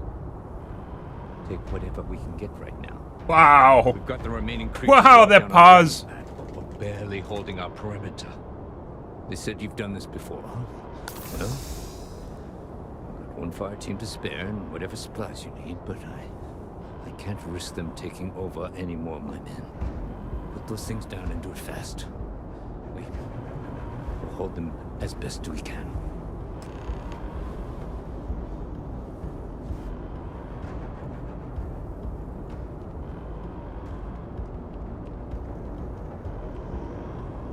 Heard you might be looking for some backup. You say the word, we're out there on your 6. You two have any experience with terramorphs before? Matter? Only the brief they just gave on the way here. But we know They're how to fodder. handle pressure.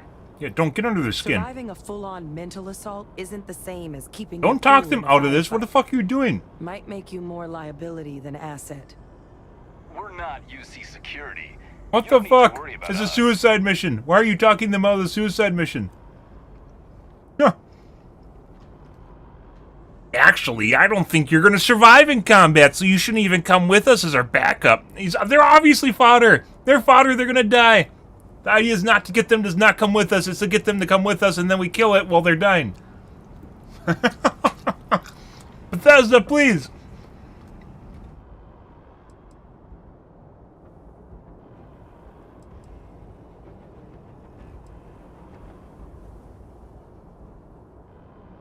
Based on our dialogue here, by the way, the wrong option is to ask them to come with, because they're gonna gotcha us. Because she told us good that they're gonna be, they're gonna be a hindrance to us. So they obviously are. We're gonna get gotcha'd here. Roger that. We're on you. Someone wants to take us on? Bring it. Wrong answer is not listening to her, by the way. There's nothing to do with whether it's right or wrong. Rather, it is to do with her being right. Heaven forbid something escaped their notice.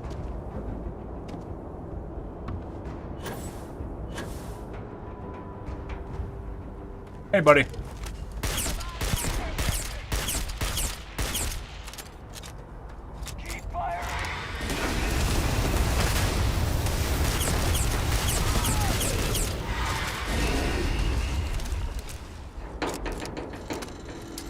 Grenade? No grenade.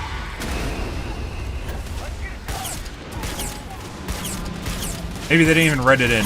Maybe she won't even be right.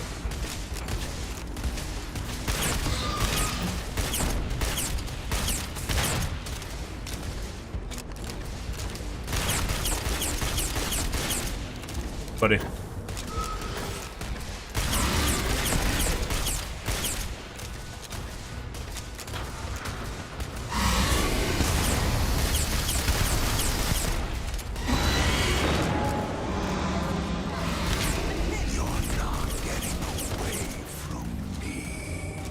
Yeah?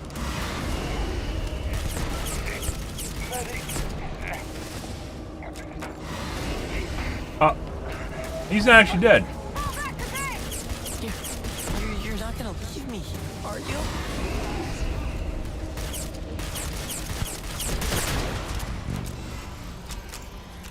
Tara did. Yep. She told us good. A face I never mind seeing. Not the time. What can I do for you? She gonna tell us good? Keep the chatter to a minimum. Not in a million years. Another attack, just as we're making our request? It's insane. If this doesn't convince the cabinet to proceed with our... Let's move.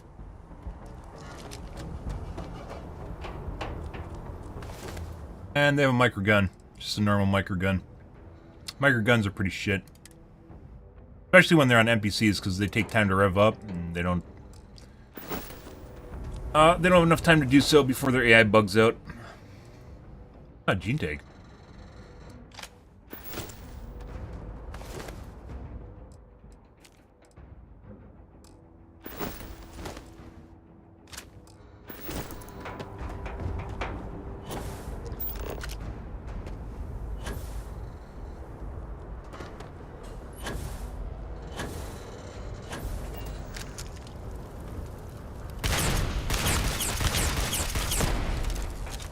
Why is that one red?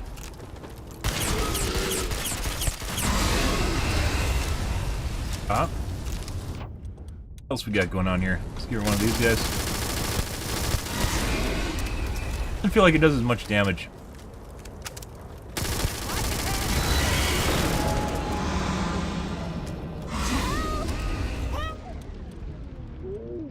Help me!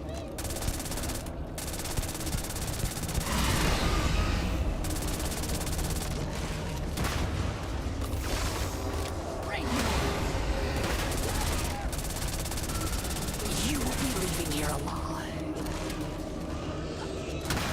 What? Melted.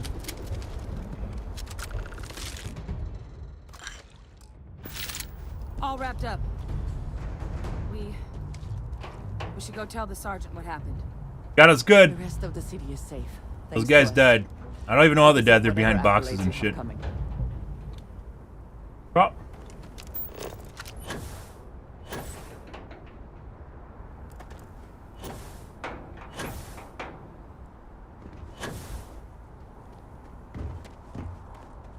Good old AI programming. That's why you don't see boss battles in this game, guys, because it basically revolves around a monster going like this, getting stuck on corners and dying. Uh-huh.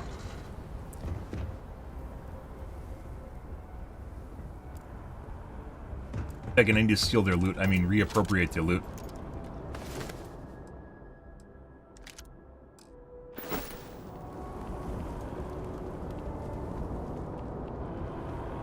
Hey, buddy. Thank the heavens you're back in one piece. Ah. I guess our people weren't so lucky.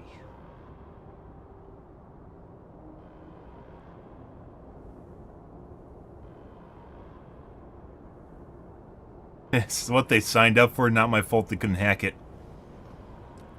The cabinet's already got a plan in place to make sure attacks like this never happen again. Can't happen soon enough. Thank you. The city owes you both a debt after this. We were just in the right place at the right time. Captain, we should report back to the President. Let her know the terramorphs have been dealt with. Take care of yourself, Sergeant.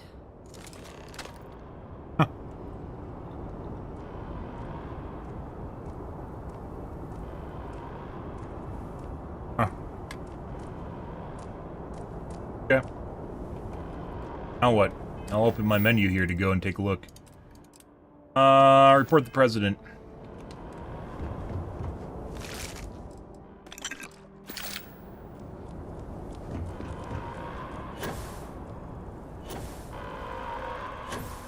Isn't there aren't more dead citizens, like, literally fucking everywhere. The spaceport has been secured. Safety precautions remain in place. Please wait for the all-clear signal before exiting your homes. That is all.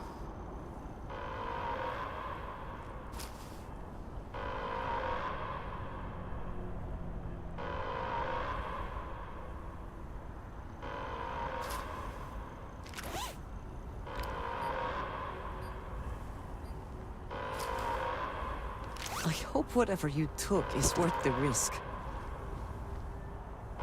How's Scott pickpocketing? They didn't seem to care, though.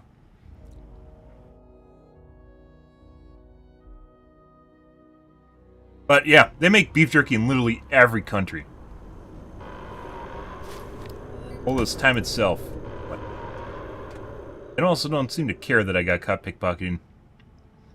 Reloading, though, simply because it might create a issue if I don't.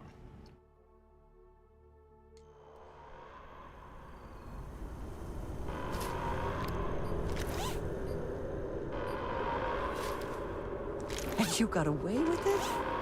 There we go. Impressive. Literally just keep RNGing it till you don't, so.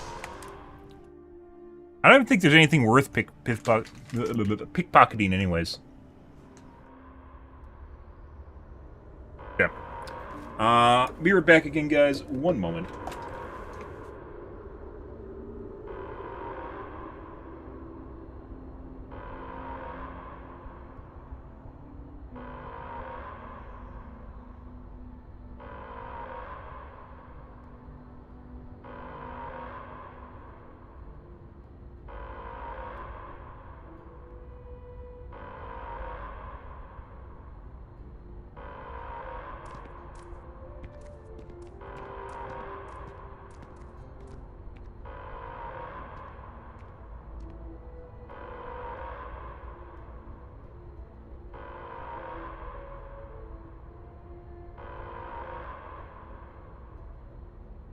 Alrighty.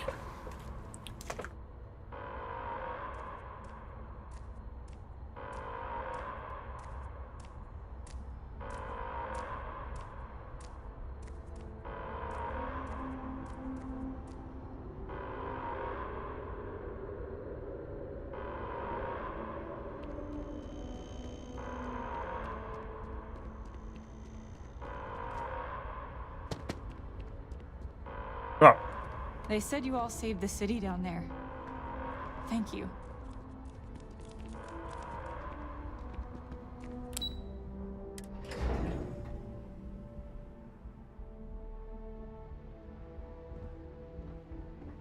Whole building's on lockdown.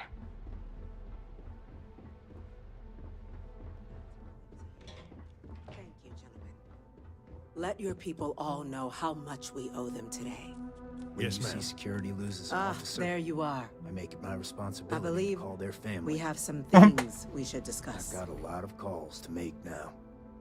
Those creatures killed UC citizens. They're not killing anymore.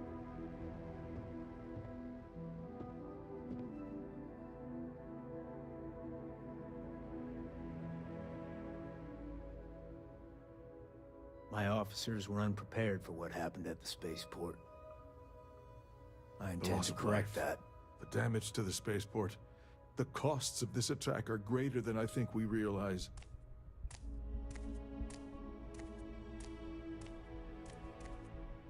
Captain? Hadrian? It would appear that the Cabinet owes you our thanks for what you did for the city today. As well as an apology. Yeah? Your concerns about the Terramorphs, well, consider them validated. Thank you, ma'am.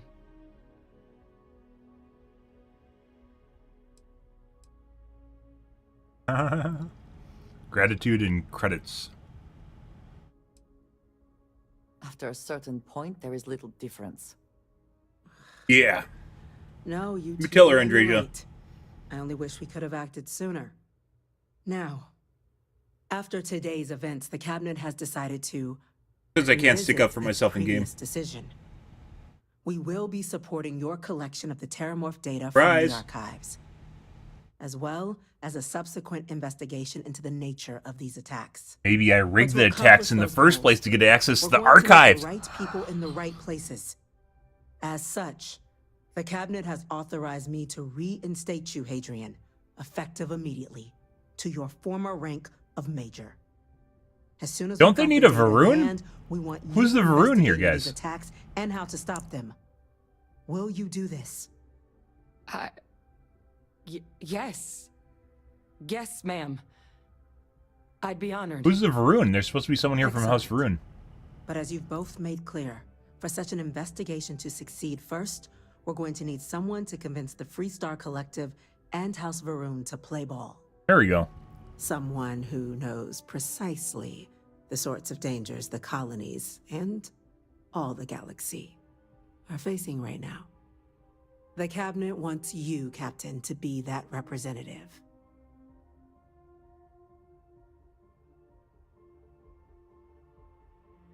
Just some Vanguard nobody. I'm getting first.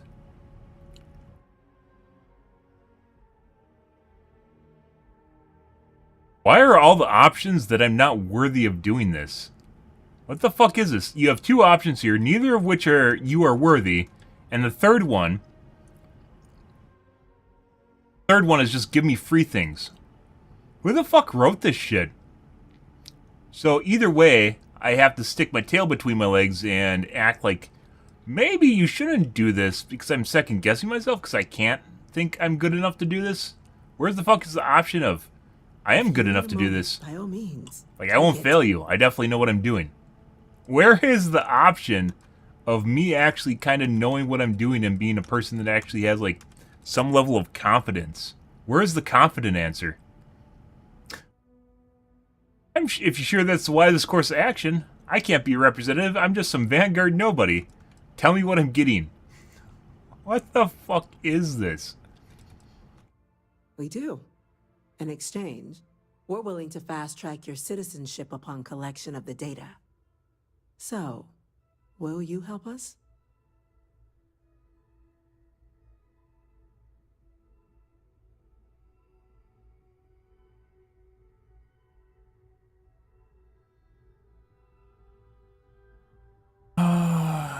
Okay. I'm glad to hear it. Whatever. Now, Just a mama's boy. of course, won't be sending you in without the proper support. Deputy McIntyre in the Office of Interstellar Affairs will be your guide on gaining access to the archives. You should be able to find her in her office across the hall. And on behalf of the whole of the United Colonies, you have our thanks. You're dismissed.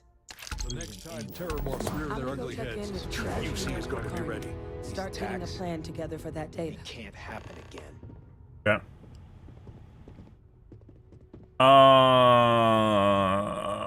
Okay. That's an update for a quest, by the way. The news quest.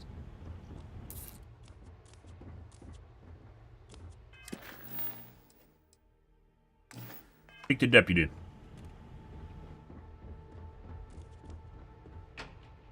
Twins? No, just look very much alike. These orders can't be. Yes. Yes, sir. Consider it done. That must make you my Vanguard captain. Welcome to Interstellar Affairs. I'm Deputy Chief Diplomat McIntyre, Chief Yassine's second-in-command. I heard you were instrumental in protecting the city from the attack. Yeah, did it all myself. I was also told the President wants us to get you into the Armistice archives ASAP. So, we've got no time to waste. You know what the archives are, correct?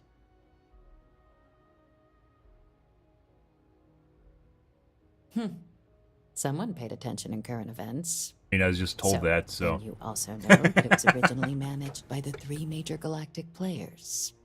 I was just told that Access too. to the archives is only granted in cases of dire emergency, and requires a one-time use code from each of the 3 Armistice signatories. UC, Freestar Collective, and House Varun. Now, the UC is already on board.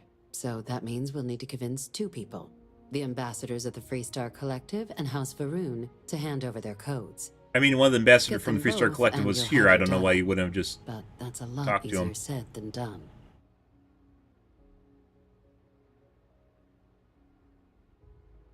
Can we forge the codes?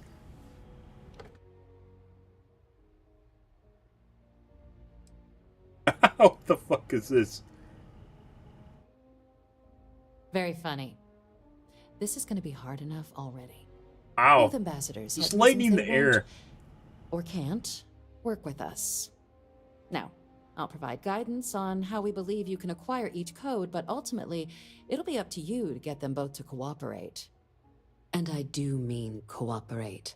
Threats and violence are off the table here. Though that doesn't mean we can't get creative. But it does mean we need to get you up to speed on who you're dealing with. This said two very different Who do you things wanna right there, start with? guys.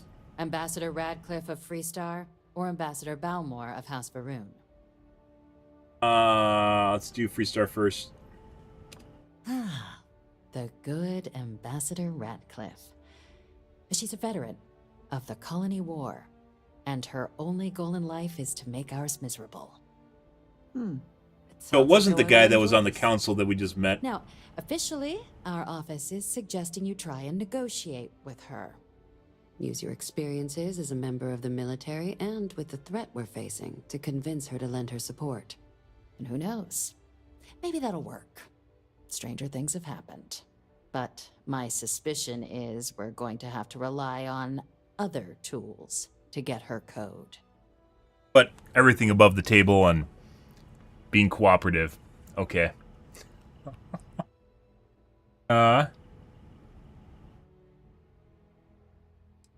Impressed me how delightful I am. Well, if that's the case, I'll wait to be pleasantly surprised. Oh, she told me. But we do have one item up our sleeve. Oh, she's gonna give it to me anyways. UC Intelligence has a recording device planted in the ambassador's living quarters, which we suspect you can use to your advantage.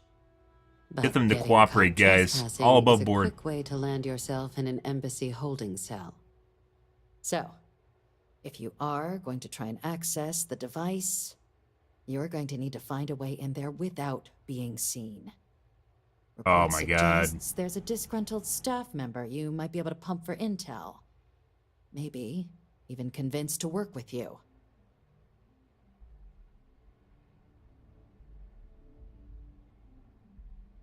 All right. Here. Nothing your interesting there, diplomatic guys. ID.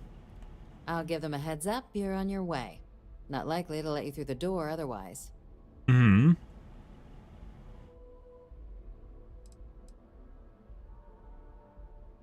Ambassador Balmore's a challenge. When the rest of House Varun retreated into seclusion shortly after the signing of the armistice, Balmore stayed here. He's since lent his support to a small number of archival requests, so there's real hope he might again. Though claiming to know how a member of House Varun thinks is a quick way to earn yourself a psych eval. But just zealots, not much more to it than that. They want to cleanse the galaxy. Why? What's wrong with House Varun? Well, these days, they're primarily considered a security threat. House Varun Zealots, a fundamentalist outshoot of the group that stayed behind when the rest retreated into seclusion, want nothing more than to send everyone not dedicated to their cause to the great serpent in the sky. But that hasn't always been the case. After they ended the Serpent's Crusade about 70 years back, House Varun did take a real run at trying to normalize relations with the rest of the galaxy. It's why they have an embassy here in the first place, why they were included in the armistice negotiations. But then, without warning, they left, leaving behind, to our knowledge, just the ambassador and his duty under the armistice.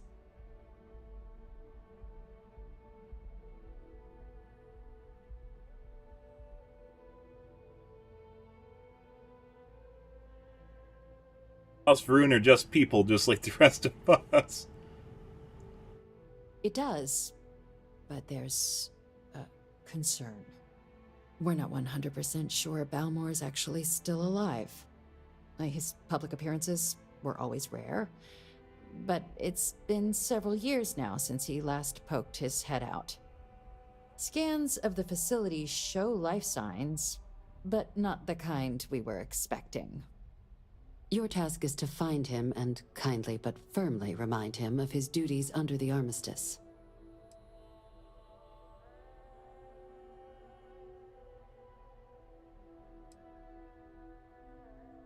The Varun delegation brought more than a few of their native flora with them when they set up in the embassy. It seems those plants have been allowed to flourish, making it hard for us to verify what's flora and what's ambassador. Kind of weird that Andrasia has literally zero input on all the matters concerning House Varun. The embassy is still legally House Varun's sovereign territory, so we're not technically permitted inside. We've snuck in the occasional spy, of course, but the ambassador has proven more evasive than you'd expect for a man of his age. But we're quite sure he hasn't left the city. The man stands out.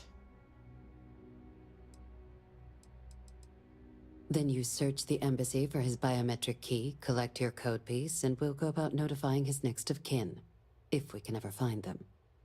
But let's hope it doesn't come to that. Operation, guys. I have no doubt.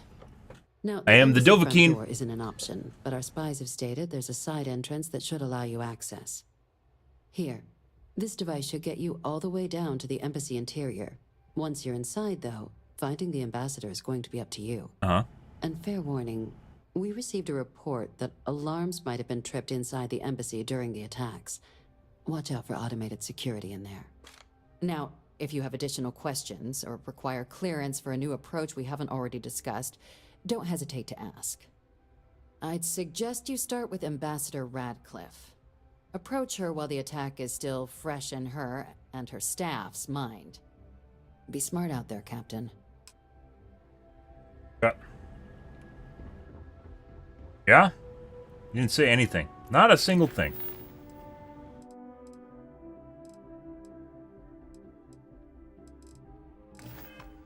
You're not doing New Game Plus. Fuck that. Another COVID moment right there. Why that was ever put into the game. Yes? What?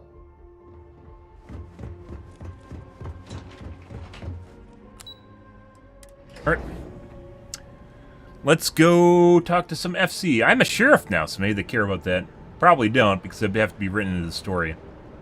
By the way, Captain, Uh-huh. Sergeant Yumi was looking for you. Sounds like he's got more work. Okay.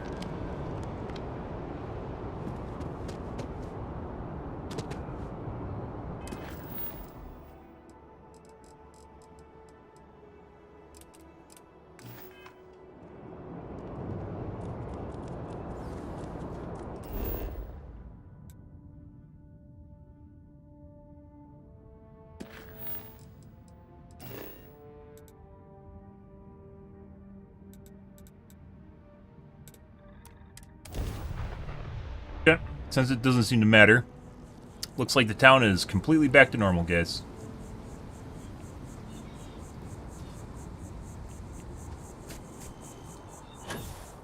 Oh, he was actually below S headquarters. It not on. I thought it was telling me to take the subway. No. I think he's actually by the subway. Not.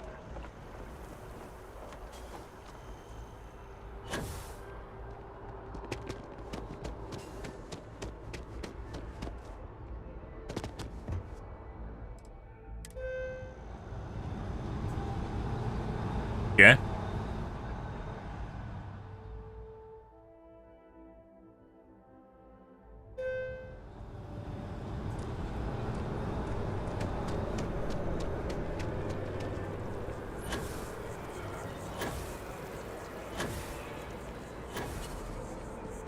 I read an article about the all-chunks diet. The all chunks diet. I could do that. Howsoon? Still have questions? Go ahead and ask. The whole department is in the process of recovering, myself included. If I'm being honest, I still have nightmares of my team turning on one another. Things can be replaced. Surprised you slept because it's literally the same day. Building back that trust in each other is going to take time. Luckily, we've built a good culture here, and we hired some new recruits who were inspired by what you did. I've got faith we'll survive this.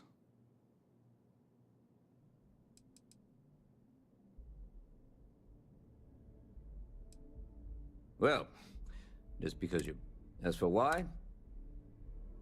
See you later. So I can't access the mission till I complete the current mission I'm on? Okay. Alright, Bethesda. Good.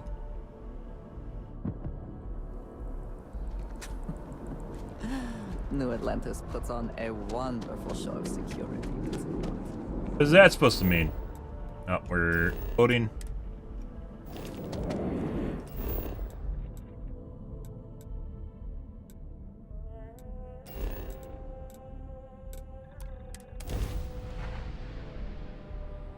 Pretty good. Happy Sunday, guys.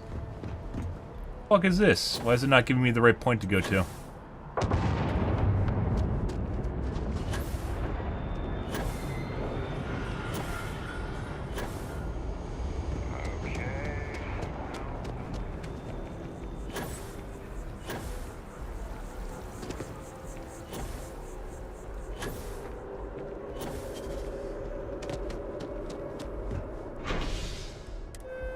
Yep.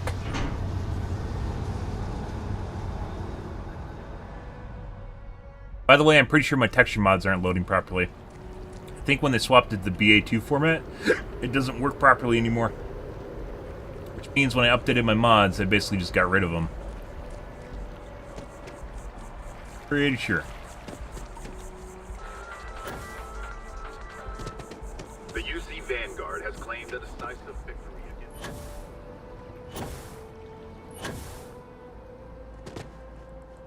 The embassy.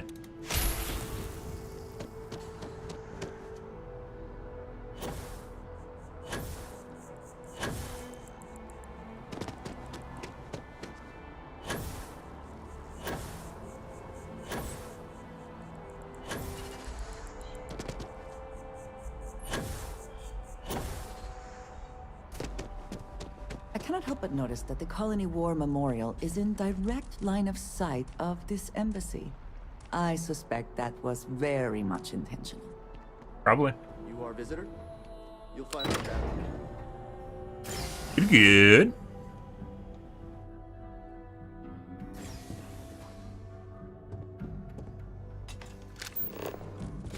I wonder how many Jail times cell? one side or the other has threatened to close this embassy down over the years.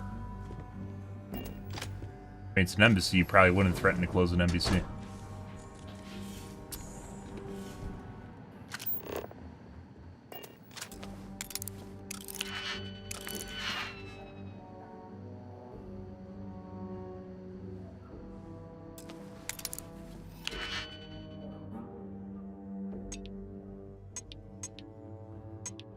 Let's do other things to disagree with.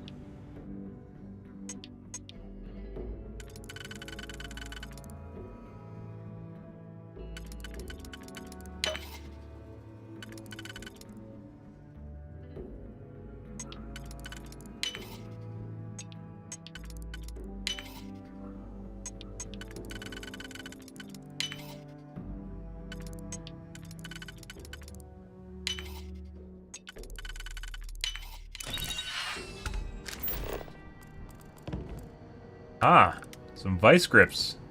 why the fuck was that locked? I don't know. Always good. Farm lockpicking? We might. Boobas! Why are there ways of sneaking around in here? Visitors are only allowed in the lobby, offices, or conference room. That means you. Oh, We're supposed to...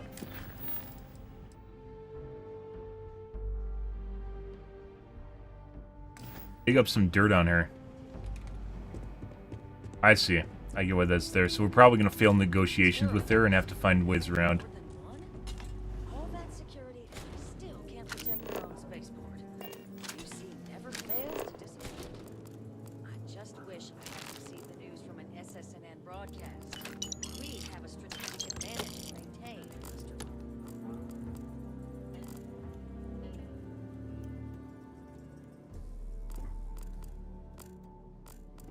Find me sneaking around in the quarters and shit.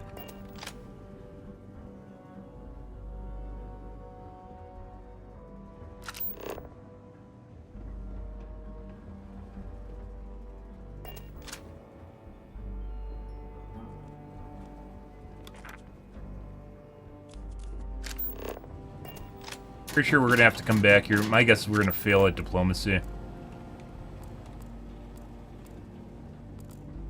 Might be. I suppose that is ours now.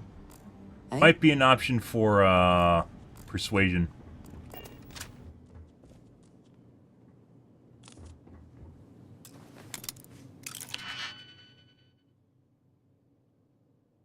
We need more lockpicks to...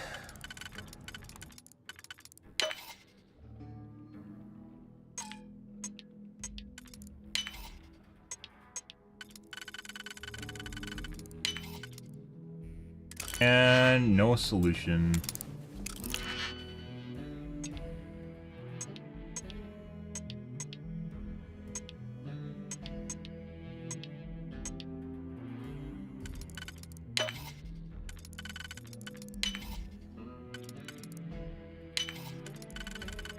Give it to me.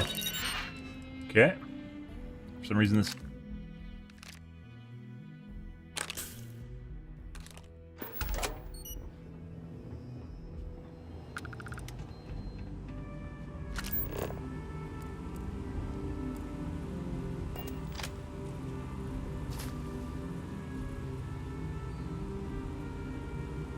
That woman is an absolute...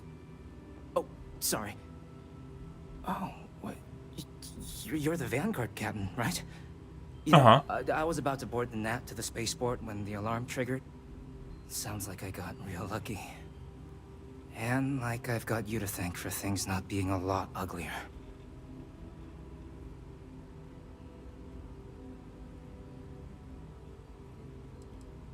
Heard that, huh? Yeah, the ambassador likes to treat us like family, and she doesn't care for most of them either. But look, they said you were coming here on official business. The ambassador likes to handle all that personally, even if she does have trained diplomats here to help her. And I don't want to get shipped back to Aquila City, so you should probably go speak to her. Where are your skills, Mr. Long?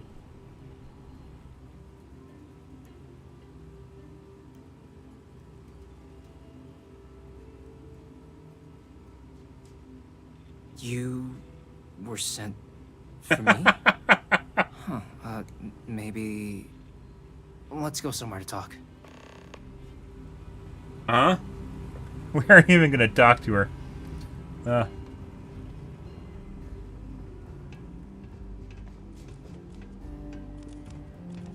I bet there's a persuasion option and we'll probably hit it too.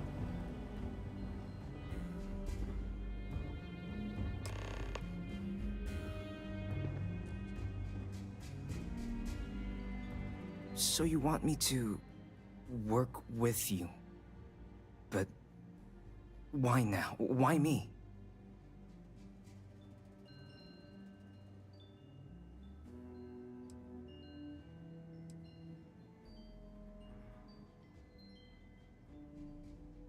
We're not at liberty to say this came from the very top.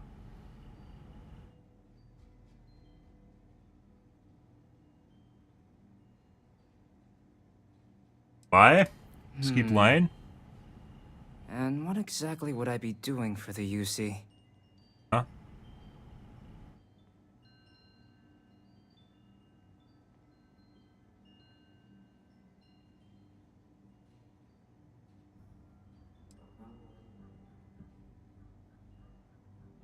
Both things involve the access code, which probably is the wrong answer.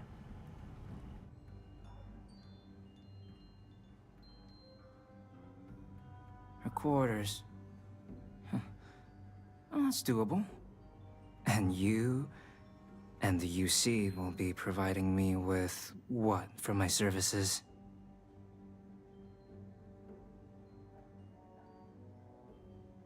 You keep lying.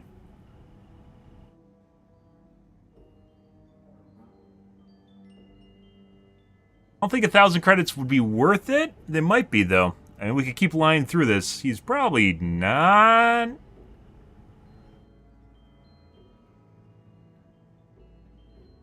I mean, he was kind of begrudged about the fact that he's been treating like shit, so. Not really an answer what would actually work in real life as much of an answer what the developers want you to do right now. We'll keep lying. Really?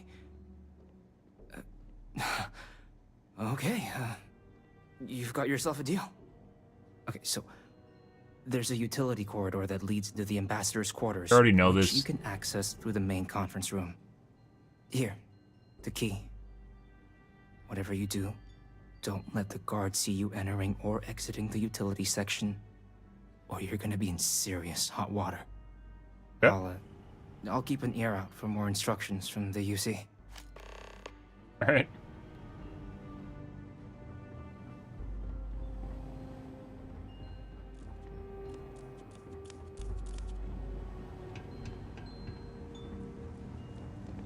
This building is Freestar sovereign territory. So in here, we're the law.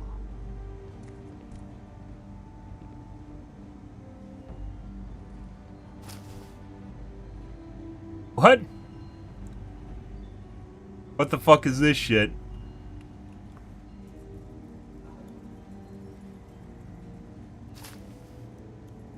Freestar security, stop running! Someone help!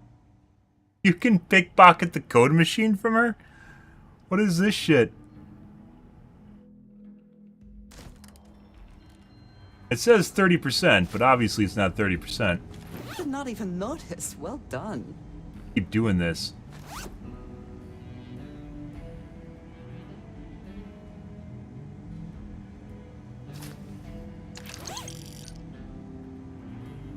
What the fuck is this shit? Hey, buddy. I'm sorry. Do you have an appointment?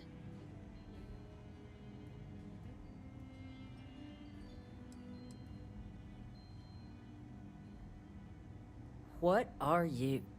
Ah, you're the one McIntyre called about. The eyewitness. She said you were at the spaceport. Obviously, this is You going to have fail. my We'll try thanks the for what you did alternate down route. there, truly. Saved many lives.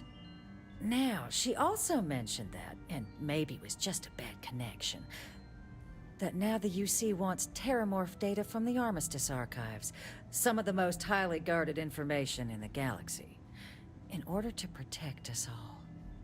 I can only presume you're here to tell me I misheard her and that they didn't send you, local hero, to futilely beg on their behalf. Tell me I've got that right.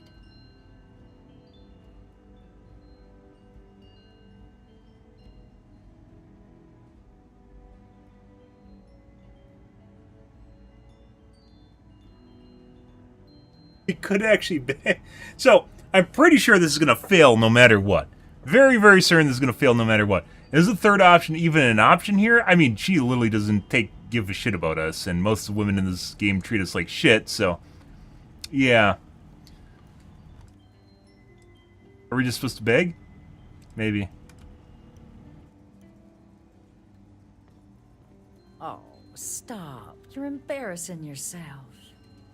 Yes, I would request the same. This is unpleasant to watch. See, even your compatriot can't stomach such a sorry display. Let me be frank, Captain. The answer is no. That information is there because it is dangerous. I will not be the one responsible for its release. Now, why don't you quit wasting my time and yours and go? I don't think there's... Like, I'm pretty... Based on just the fact that you have to... There's other options available, I'm very certain this is going to fail. Like, without a doubt.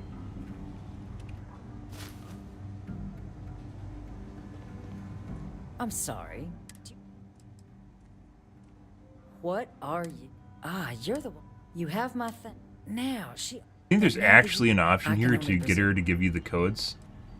Excuse me. A less level-headed person might think that was a threat. How is that a threat? I don't control the We are merely terramorphs. stating the obvious. If you are threatened by that, perhaps you should do something. And apparently about I can't stick it, up like for help myself. us. And Drasia has to stick And up for just me. give the UC free run of the archives? I may as well resign right now. Let me be frank, Captain. The answer is no. That information is there because it is dangerous. I will... Ah. There is a persuasion option. You're really gonna push this? All right, I will give you one chance. One to convince me. Understood. Yeah. I'm listening. Pretty sure this is gonna fail. You know that for sure. That is interesting.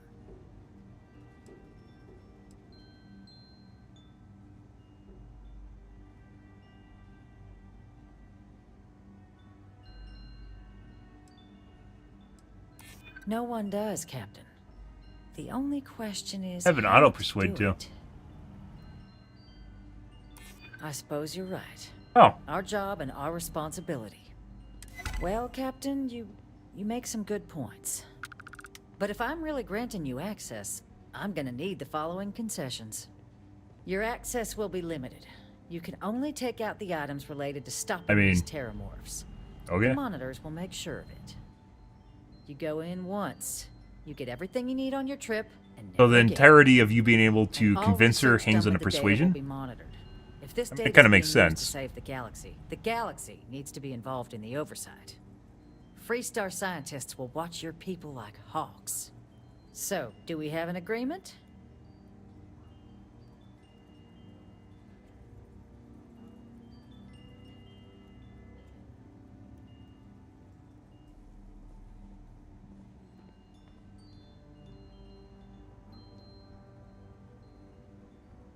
Choices that actually matter? Maybe.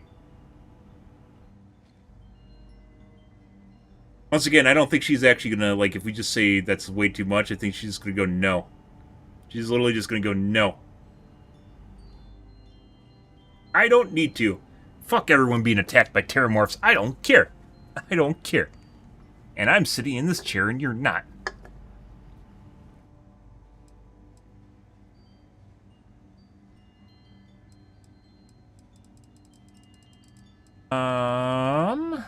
I mean, all of that's actually pretty agreeable. Excellent. Follow me. Yeah.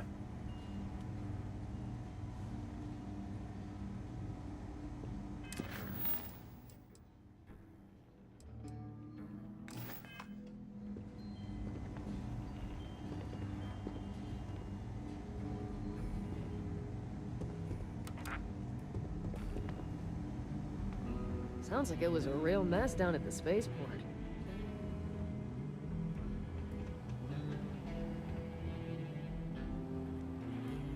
Hey, buddy. Wink, wink. Ah, there's the vent. That's weird. They Large. tell me it should only take a moment. Weird thing is, why are the vents so fucking huge? Like, they couldn't have made it like a quarter the size. There. Here, I'll reach out to Deputy McIntyre. We'll coordinate the necessary oversights. Two unlikely allies, I guess. Yeah.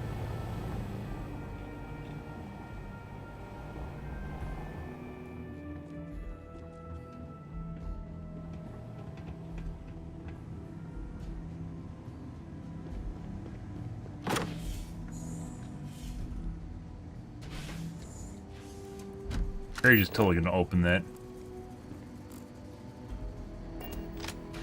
Little wine.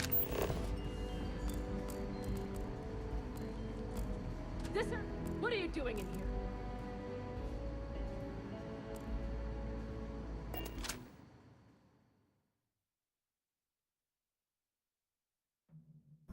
Thanks, Andrasia.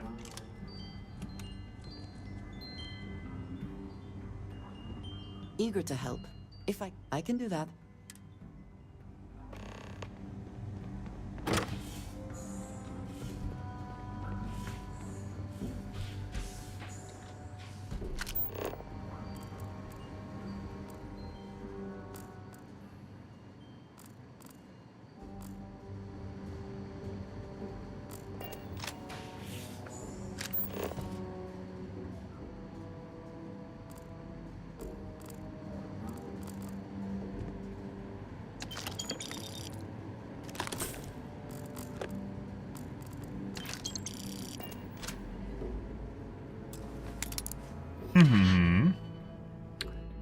Alrighty.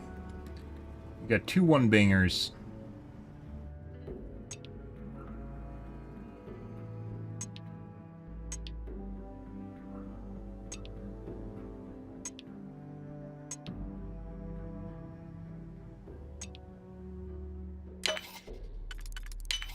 Already gone.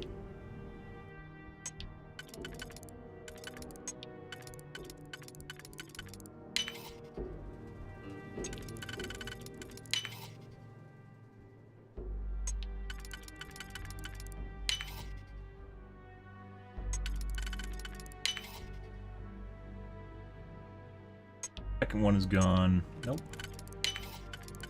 Gotta keep it.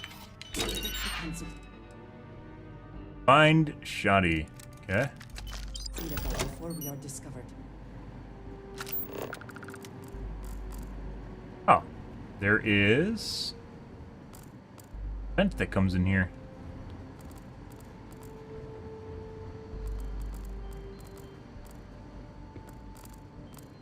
What's actually in here that we wanted to get? There's that. I bet there's something in those boxes or on the tablet that we can't access anymore because we got the code already.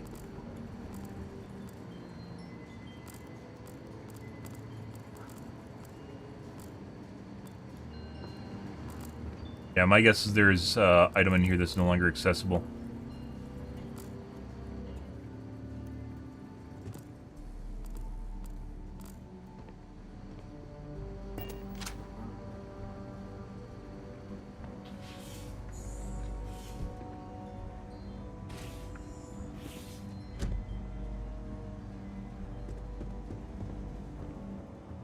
Buddy.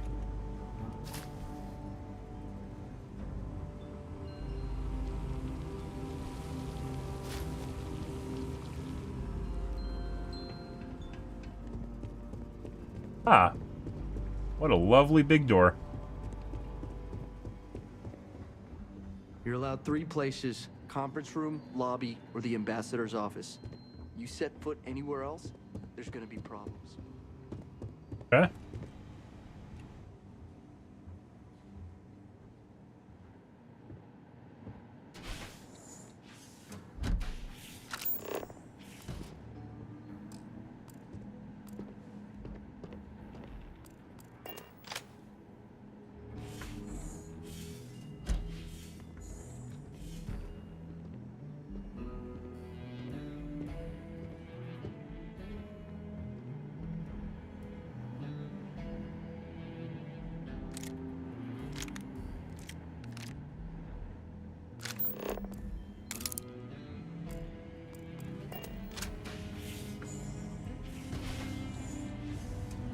Ah, a nice shower in here.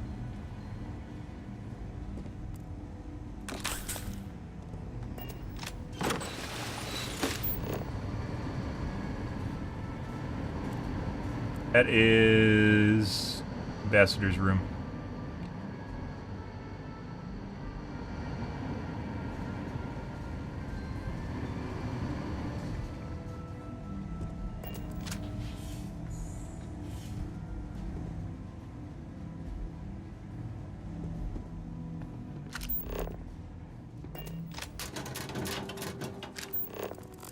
Huh?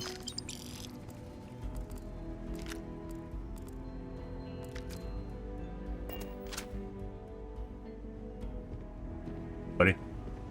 Hey, you're in a restricted zone. Ah.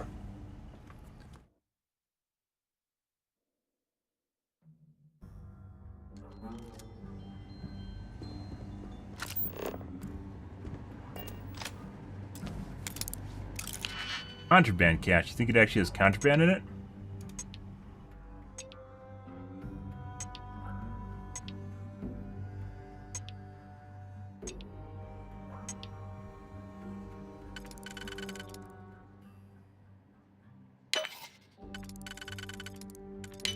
Banger's gone.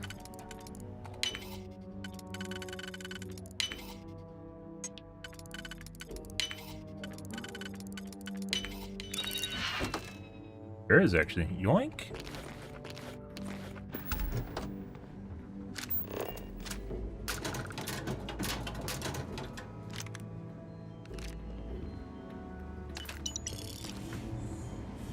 You.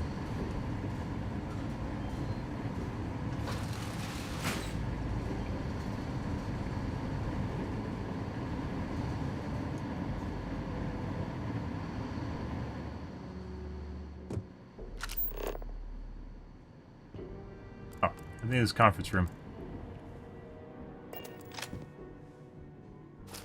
Radcliffe works through the night, so you shouldn't need to worry about her barging in. There's just an open vent shaft. Why are the vent shafts so big is what I really want to know. Why is it so huge? They didn't think you could fit into a tiny little shaft?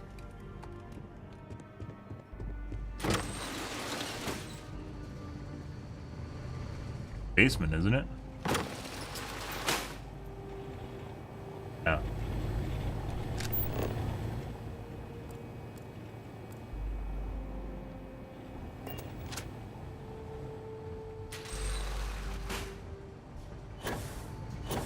Oh.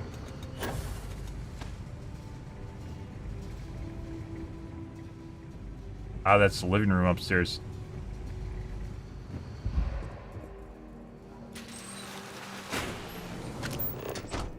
Guys, I stole all your shit.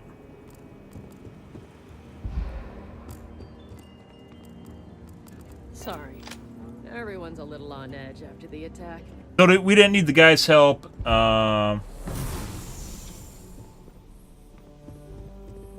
And we stole all their shit. And we convinced her.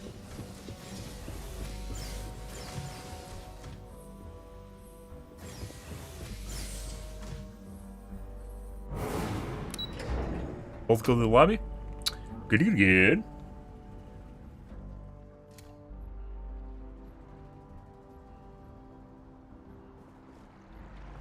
Hey, buddy.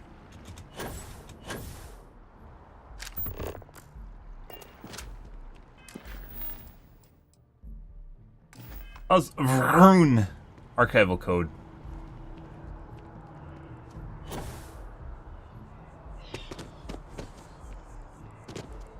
Yeah, we'll get a water to offset all that sodium. We should have water anyways, but... earlier when we came past here, I think with, Andrasia, she's like, oh my god, it's nice that they keep the embassy here, but it's apparently closed? So I don't know why we'd be going into it to talk to him.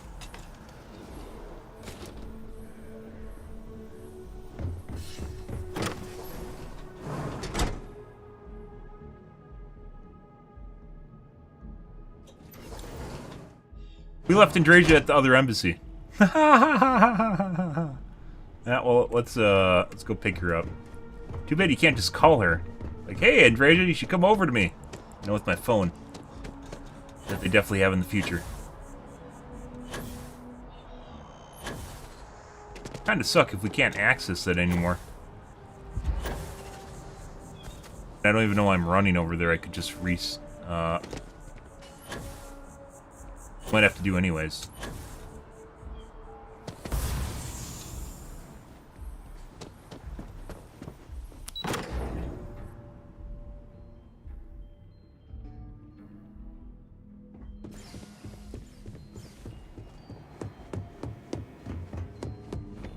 Guests can make themselves comfortable in the I will watch your back. Hello, excellent to see you. Oh, there's no flirt option, guys. It is always a pleasure. We've used up all of our flirt.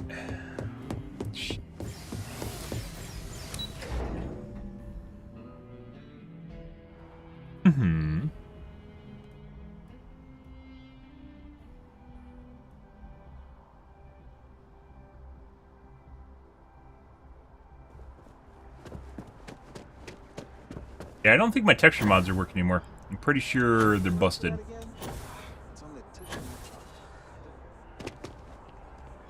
I had this graph jump once, and...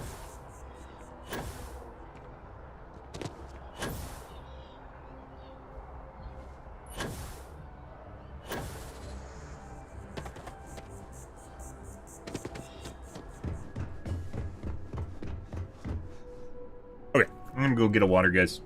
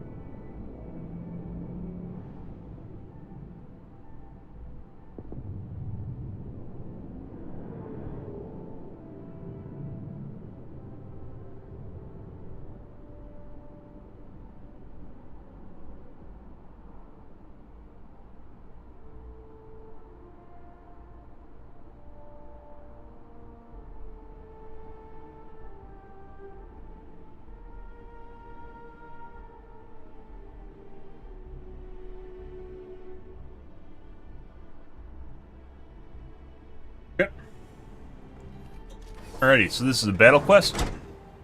Shoot some turrets.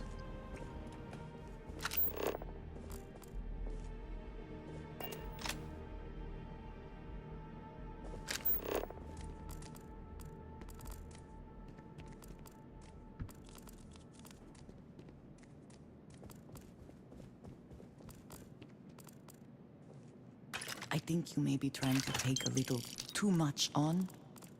Literally. Lies and slander. For a backdoor entrance, it's like a side entrance in the front. That's the front door right there.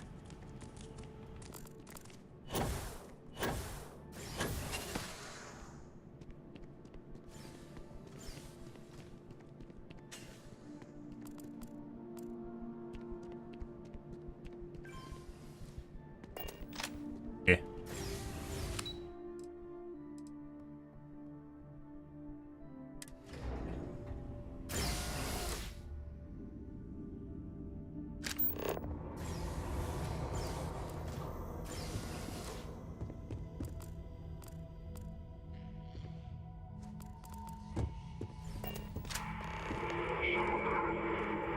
So strange that now, for all reasons, is my first time inside this place. I mean, I've never been inside the U.S. Embassy in other countries, so...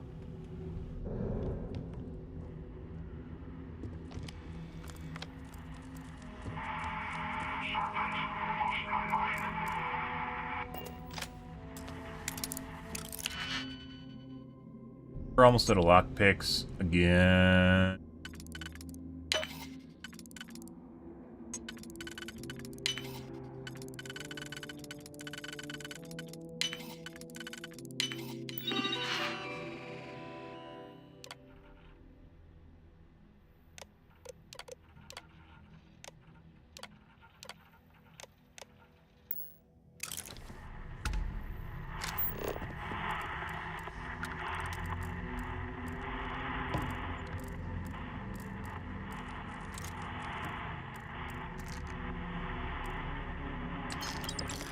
Yeah?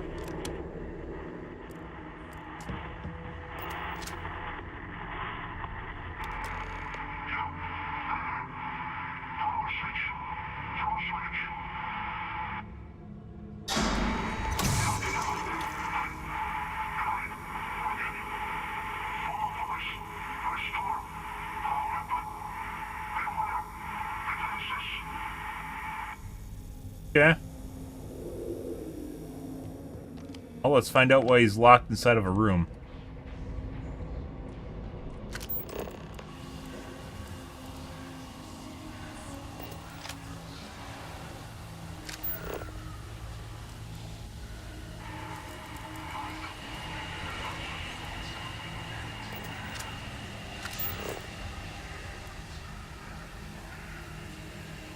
It's been a very long time since I have seen this.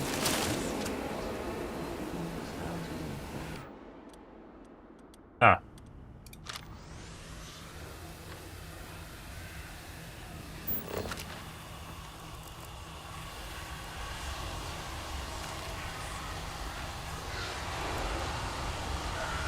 Ooh, it's like psychedelic drugs?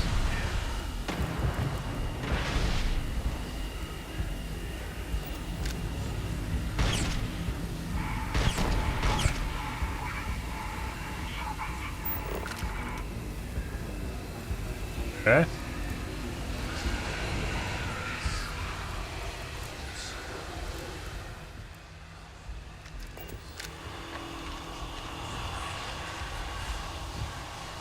I mean, we could totally just fly over the top of that.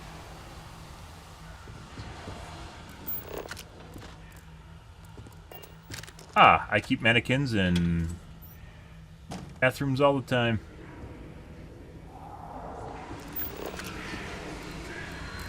Reminds me of like one of those rainforest exhibits in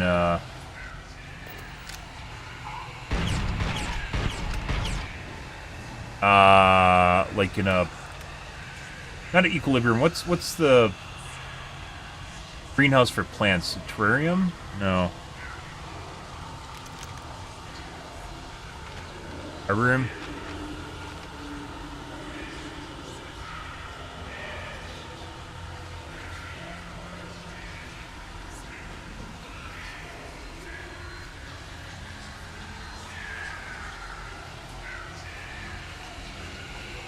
Utilize nuclear bombs.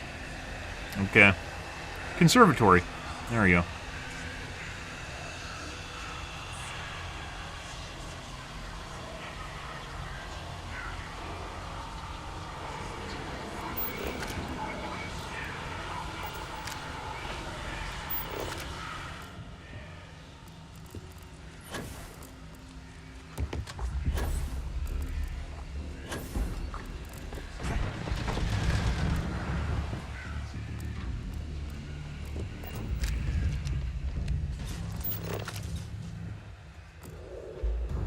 I also wish to be prepared for any situation, but there are practical limits, no?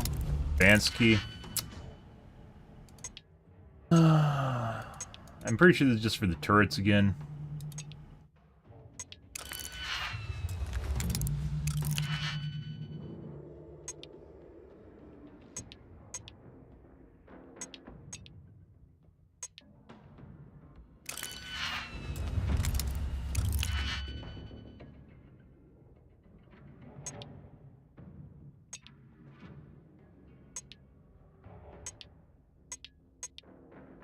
RNG it. We don't have a two-banger at all.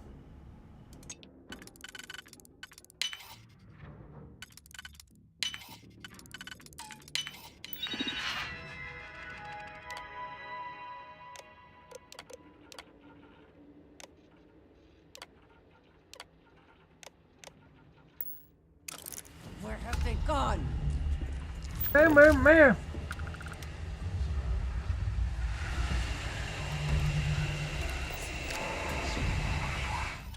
God, we have one left, guys.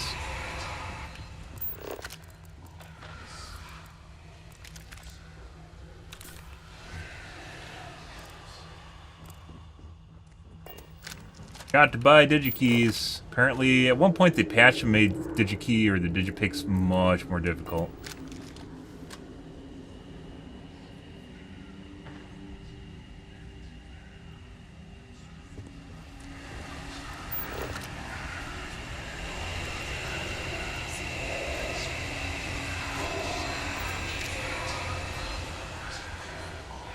Guys.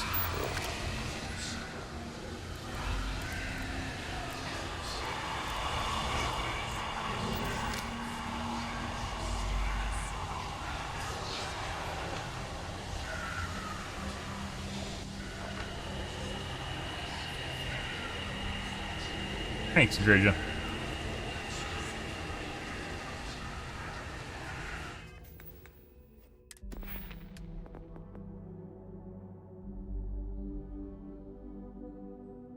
I think you can force NPCs to lockpick for you.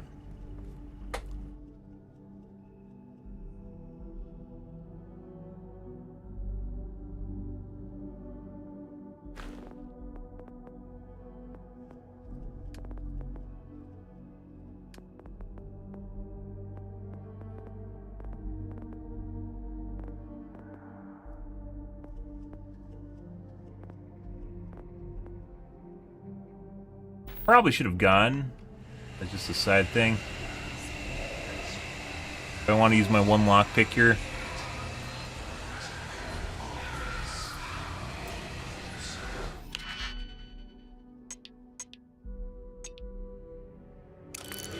Bangers.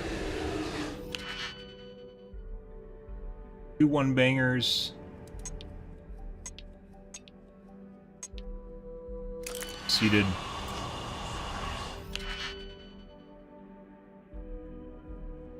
3 1-bangers.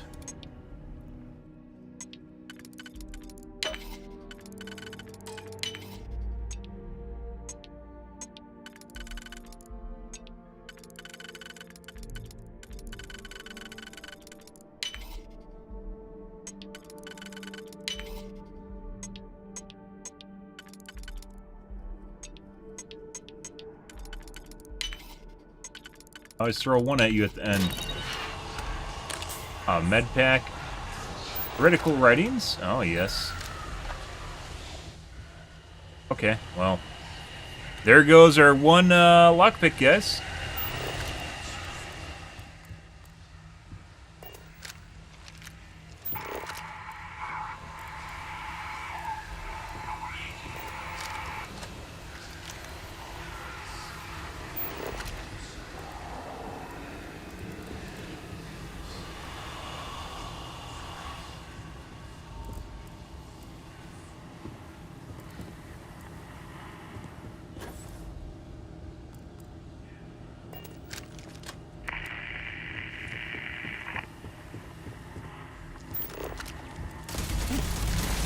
Hi. That was weird. Thought they're converted.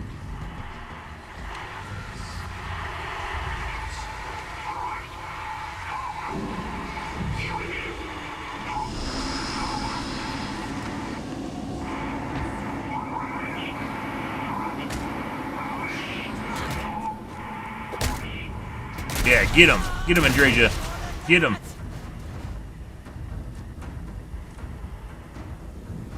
That's weird. It's like that guy just came out of nowhere. And we can't do that now. Because we're out of lockpicks again.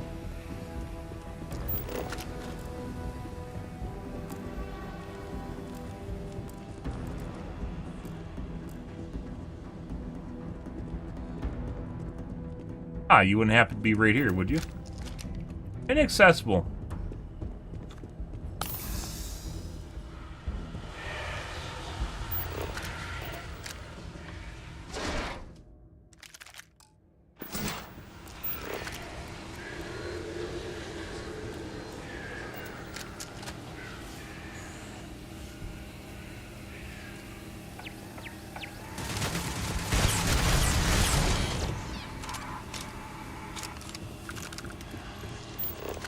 Apparently that's the way we're supposed to go, so obviously we go in here first. The opposite of the way you're supposed to go.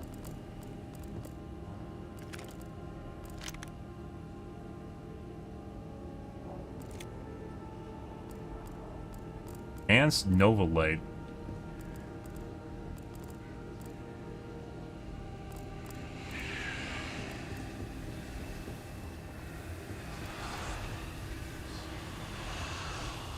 Huh, they're just working their desk job in here, guys.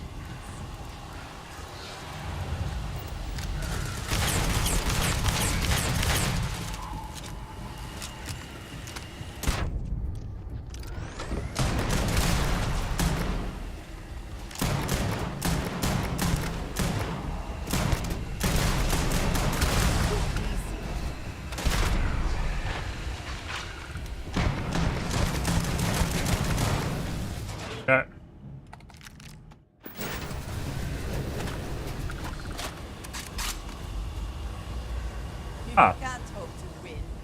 Ours are coming to rescue, guys.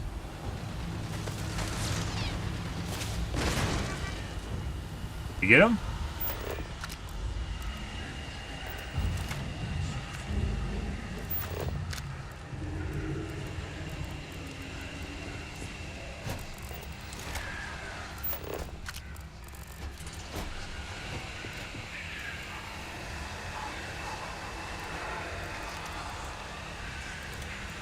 Loot, loot, looty, loot, loot, loot, loot, loot.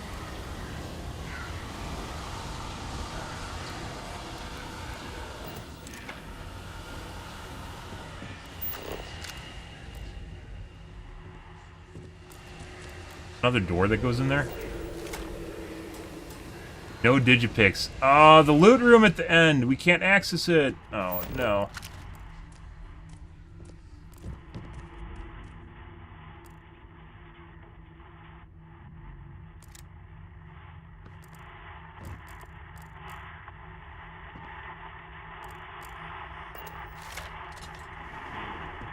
Or it's just another door. What the fuck is the purpose of that? Boobas! And probably another turret access. Machine. Good.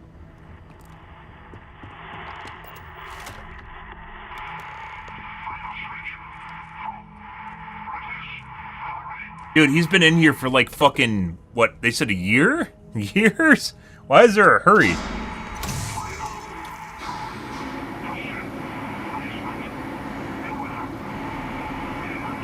Beware of demons, huh?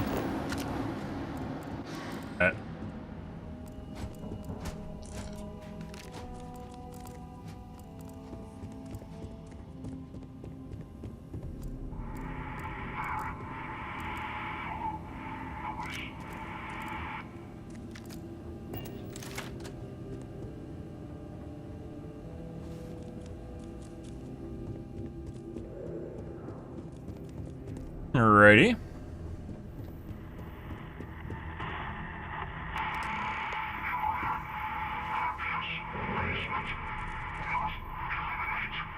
Okay. How do you have demons in your basement?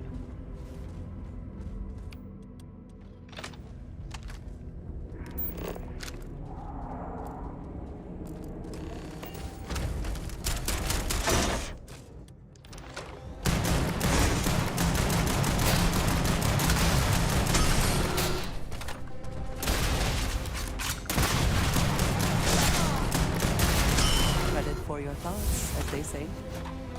Yeah? What a big gun you have. Well, no match for the 24-round shotgun, guys. They're actually kind of high level, too. Oh, hey, buddy. Came down here to help us? Well. 5? I think it's live.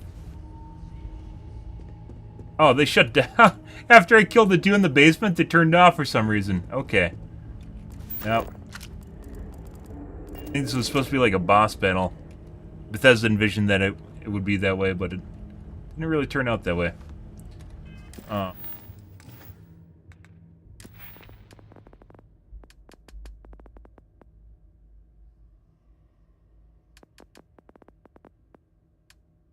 Might want to get manipulation at some point here.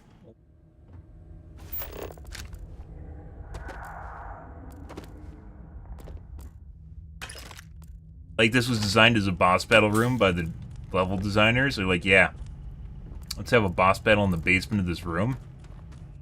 And... yeah.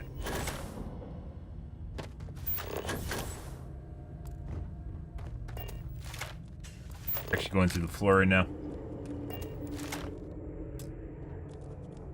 Hey, buddy. So, what seems punishment becomes providence. A reminder we can never truly know the Great Serpent's designs for us.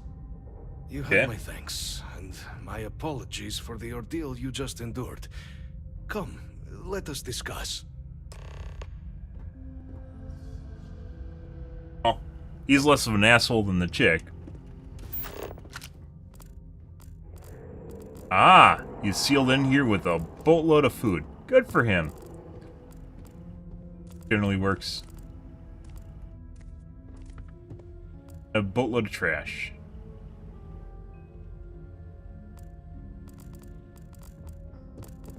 I'll rob you. 1 second.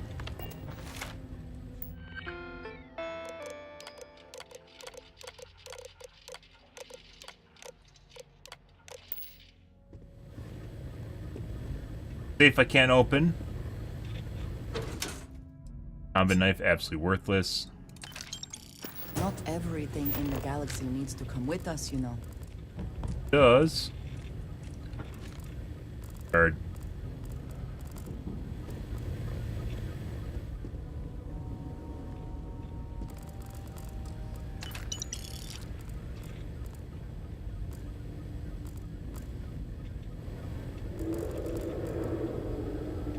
Ah, that's where he keeps his toilet paper tubes. Of course he does.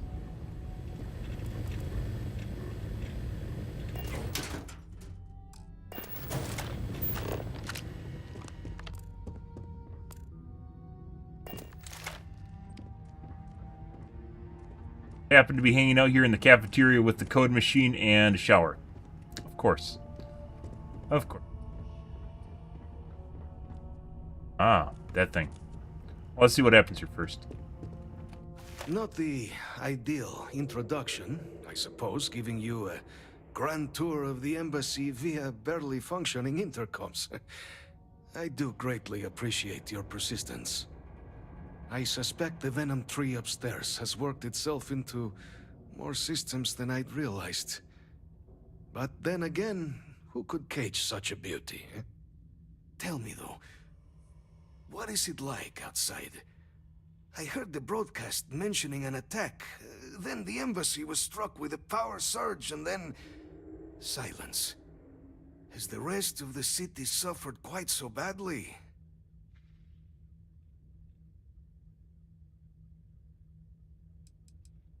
harmless spores, you have my word, but hard to navigate. Hence why I was guiding you through the intercoms to restore the environmental controls. And release me. It is the sap of the tree that gives it its... well, perhaps not a topic for this exact moment. But I must know of the rest of the city. Does it still stand?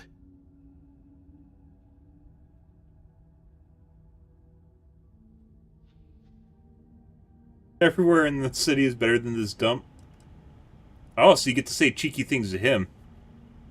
I take it you didn't have such an experience where you were, then, hmm?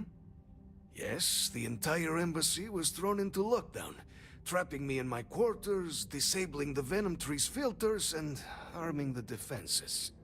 A disconcerting experience, to say the least. Was the rest of the city spared? Is that right, huh? I shall need to have these repairs seen to sooner rather than later. Now, it cannot solely be the Serpent's Grace that brought you and your friend here. You need not maintain a facade, Kasric. He knows who I am. Who I actually am. Quite the breach in protocol, Andreja. Oh, she's gonna get it. I look forward to discussing further. Once we've established why it is you to have come waltzing through my door uninvited. Now, the broadcast earlier spoke of terror morphs at the spaceport. A worrying occurrence, certainly, but coming here of all places, when all I could provide is some enthused cheerleading and... an archive code. So, the UC requires information, then. On terror morphs, presumably, hmm? Do I see this all clearly?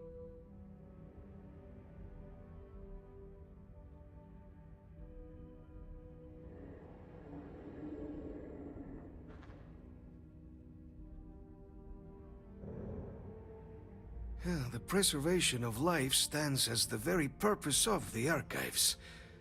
Using its data to prevent more attacks... Yeah, the chick wasn't like this. But, if I am to grant you access, I have a requirement. Oh.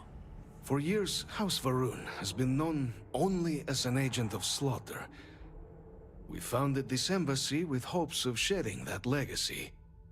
With little success. In exchange for my code, I require this. You must be the one who ensures it is used for good. Ensure House Varun's legacy is more than just carnage. The knowledge you ask for isn't evil. No knowledge is. It is we who bend it to evil ends. Ooh. Oh, you must assure me this will be used to save lives, not endanger them. Huh?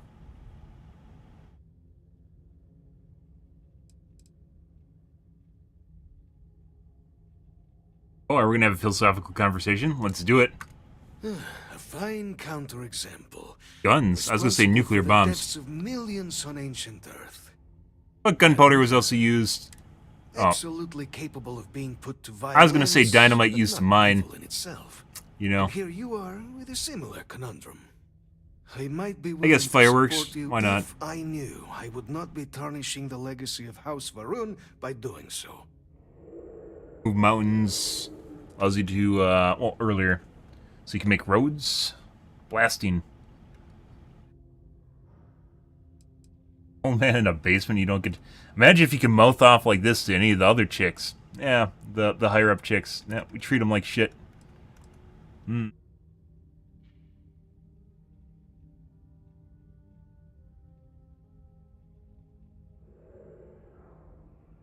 Impossible request. That is he is a philosophical individual, and that is a philosophical answer. We cannot know all the results of one's actions, certainly, but intentions, those we can command. I want you to assure me yours are noble ones. You have my word as well. Oh. And you know that you can trust me. Oh. Well then. Well, I mean, not really, because she just betrayed him because she was an undercover agent, and now she isn't anymore, so... She technically can't be trusted anymore. Yeah, technically I don't think she can be trusted from his point of view. But, you know, Adderall writing. Let's hope it still works. I mean, it'd be kind of weird if it doesn't. And there. Let it be used for good. Now would be a good time to reprioritize what we bring with us and what we leave behind. Or sell. Or throw away. Hi, is a key. I kind of want to add it to my collection.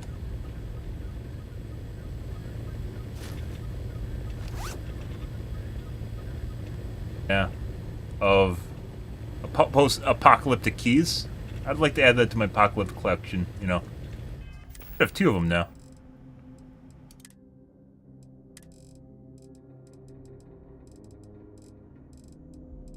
What was it called? Code machine key?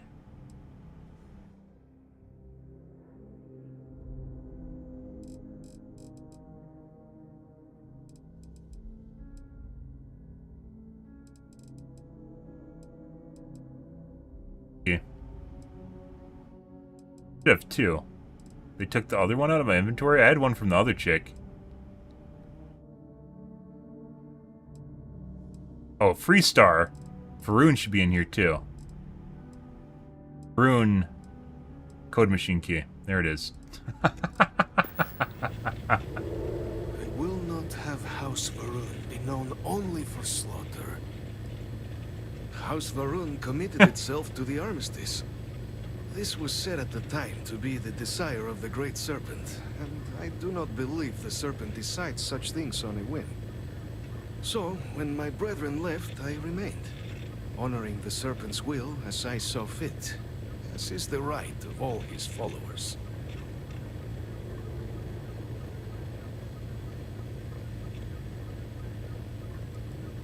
It was tolerable, even pleasant, when my brethren were here in the embassy with me. We remade this place as best we could into a home we all would recognize. Our native flora, our iconography, our connection to the Serpent, they came with us. With my brethren gone, it has been trying. But the Great Serpent has always provided me a path in my darkest moments. The affairs of House Varun are our own. They left. That is all there is to be said on the subject. It is perhaps not my place to say. She has her own calling, as I have mine, but I assume that she, like most of our observers, was instructed to keep her history private. I would not even know of her myself were it not for the urgent need to pass on communications a year ago. She must trust you a great deal to have told you. I suggest you keep it to yourself. So he's not like a handler, or part of the reason she's here? She just knows? I'm glad to see you. Okay. Well, can't use the key for some reason. In case I ever need another code, you know. Buddy. Okay.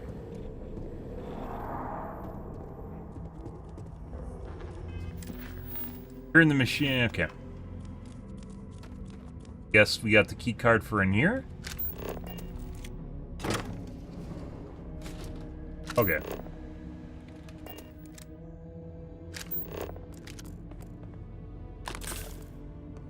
If we can't open because I haven't been stockpiling fucking keys, which I guess it should be now.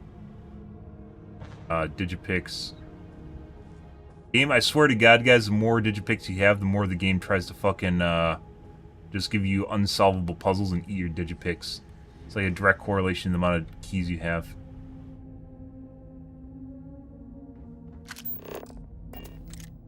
Probably just a Varun armor. Yeah.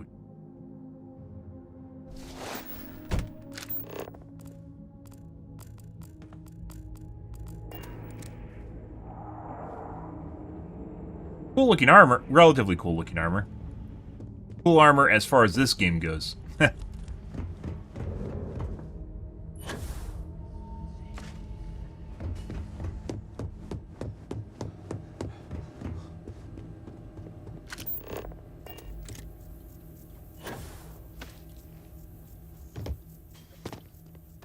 That's what we could have done in the first place, just to immediately go over to him.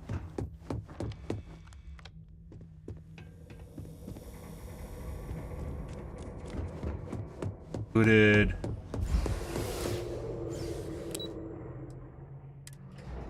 Alright, guys. Yeah, not a fan of beef sticks, guys. I just feel like super... You get like if you have enough sodium, you get like the sodium feeling. If you know what you're like... Maybe it says you get older, you can just feel the sodium in your veins.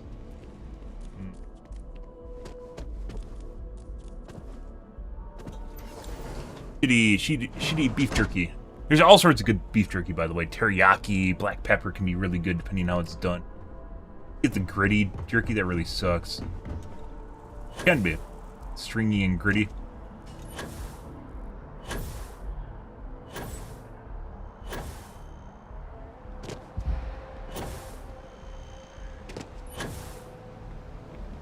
What? Oh, sorry. I guess let us stockpile Please, picks. if you experience any... Welcome to UC District. Inventory does not restock Yes, soon enough. Of course. I don't Please, think... take a look. I don't think... As...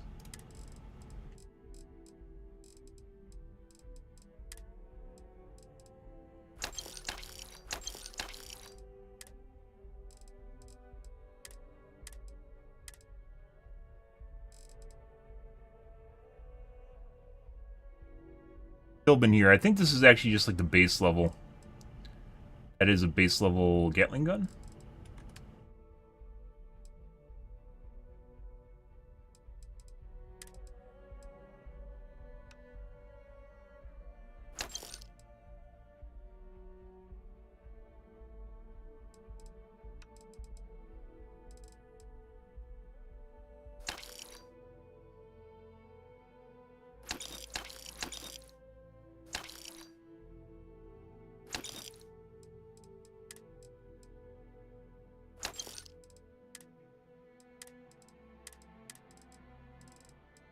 Ready the heavy shit.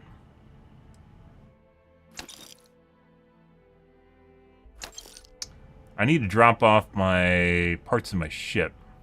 Shit. That's why I'm so heavy. I have a shitload of parts.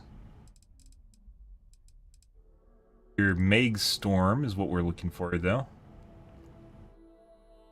Only refined.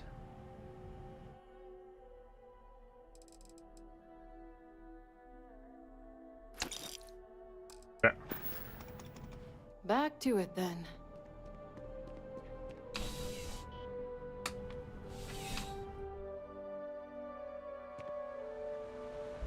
I don't have any digipicks. Oh, I think there is a store here somewhere. One. Place just sells knickknacks.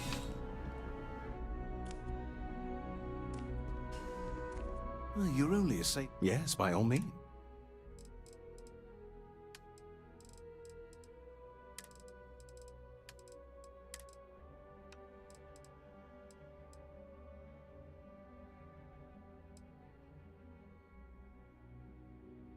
Meg Storm. Not a refined, I want an advanced Meg Storm, which we have not seen yet. Meg Pulse. I believe this is like a sniper or something. Exactly remember what the Meg Pulses do.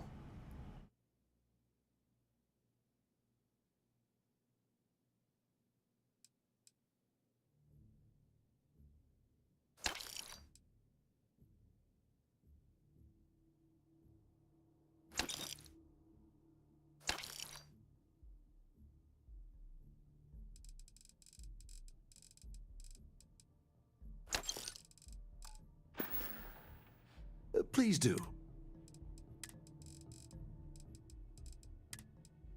Have any digipicks? You do not. You're absolutely worthless and dead to me. Be careful out there. Also have a shitload of contraband, which I guess we can sell to the chick in the well, if I remember before I take off. Before I get searched.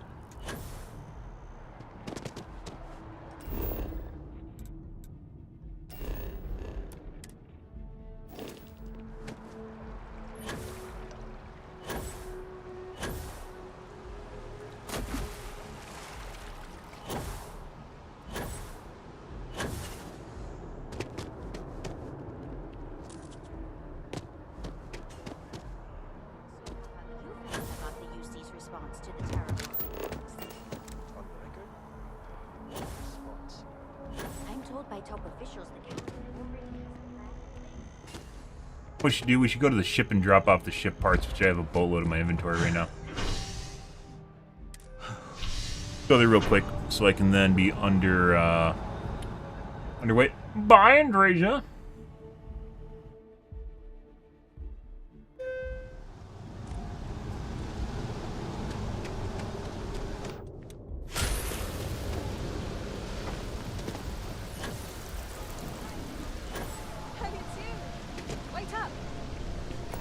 For you. Fancy seeing you. I was hoping to run into you eventually. Oh, I think this is a chick from the ship.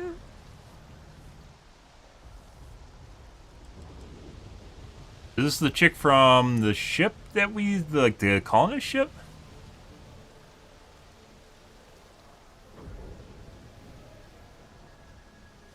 Oh yeah, Smarty Pants? If you're so sure, how about you go ahead and tell me what you think it is? Uh-oh.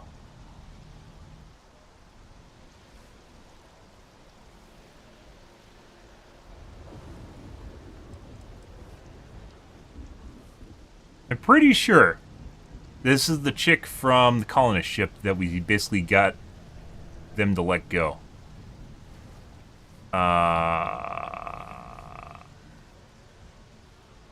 Two of these aren't even answers. Credits aren't an answer. No idea isn't an answer. A sack of potatoes, possibly an answer. A firm handshake and a hug is not an answer too. Also, please, she's attractive. Friend-zoning ourselves. Wow, Bethesda. Is this... Yep, it's a sack of potatoes. You know, because potatoes are my favorite thing in the universe and I just couldn't stay away from them. No, dummy. It's some credits I earned to pay you back. It's not much compared to what you did for me, but I hope it helps. What was credits? Here.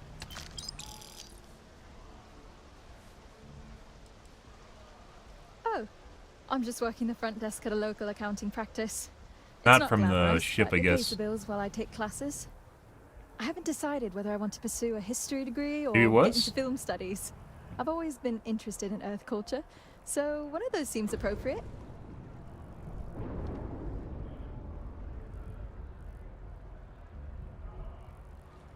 What is this? We gave some money. Oh, I think this is from Hopetown. I think?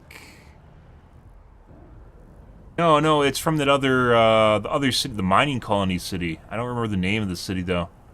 We're there for a short bit. They had an area called the Crates, I think it was? Not a neon. And there's a chick we gave money for studies. Well, now I'm almost regretting it. Anyway, I was hoping you could do one last favor for me. Since you have a ship, would you be able to deliver a letter to my sister Julia for me?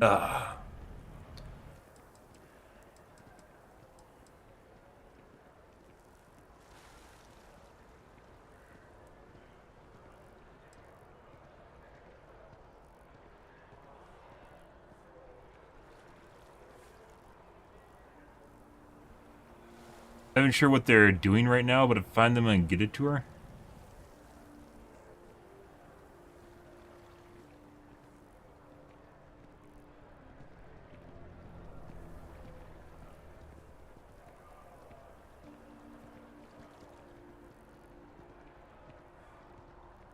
Yeah, no, it wasn't the mining colony town. It was the one that was like on a moon or something, with the stuck windmills. Your silence is kind of creeping me out.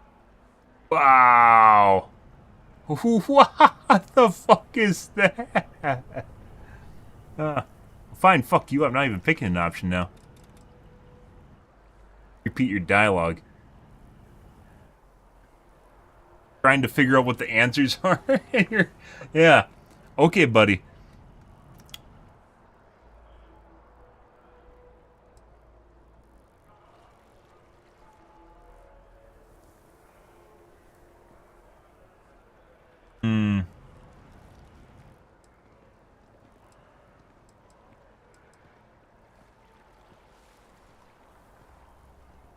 Yeah? Want to do me again? Say it. Awkward. Say it. Awkward.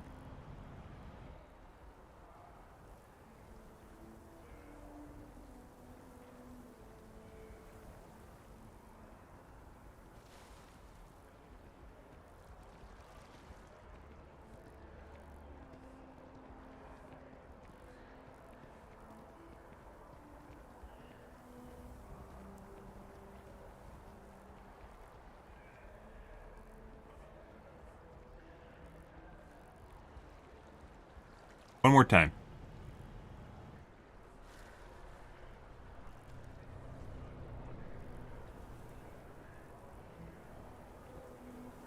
Okay, I'm just gonna say it. Your silence is kind of creeping me out.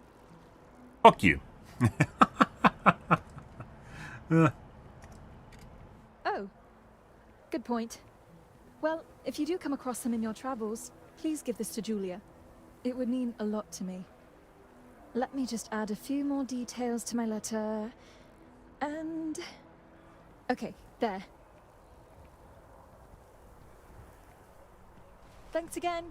Take care.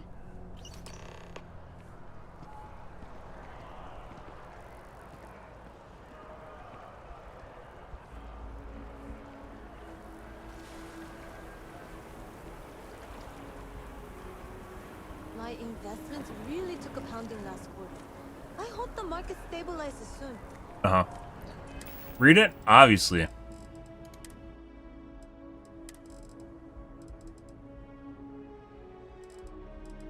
Julia's letter? I don't know what the fucking letter was called. I wasn't paying attention.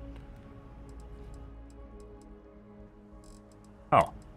Dear Julia. Constant. Yes, this is like the little moon-based mining base, I think. Uh-huh.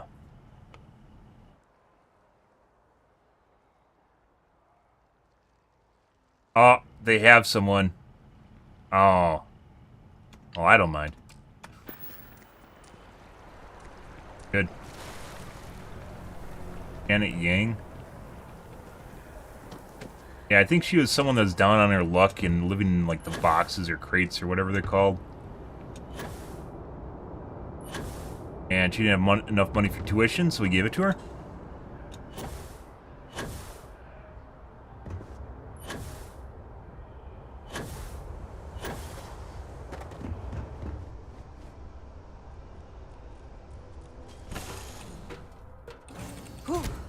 Always a satisfying moment. Gorgeous day Return to in the your ship. spaceland. Hey, good to see you. Sorry, I was lost in thought.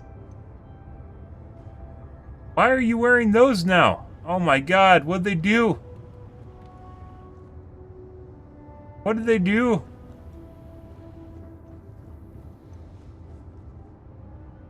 Hey there, Captain. Can I take something off your hands? A slight mismatch here, guys. Darker casual wear, it's the jammies. Enjoy your day. It's a beautiful day. There's still some room in my pack.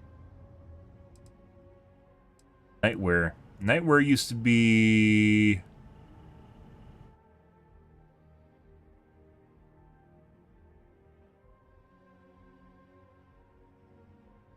Press, I think it was, or the... Parting is such sweet sorrow, as they No. say. Oh no, guys. I shouldn't have updated my mods. Hi, Captain. Good to see you. They're wearing jammies again. Glad to be part of the team.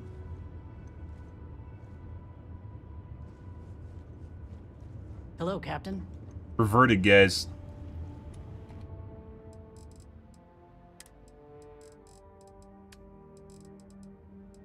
Resources, not the hyper... Parts. Are there? Better.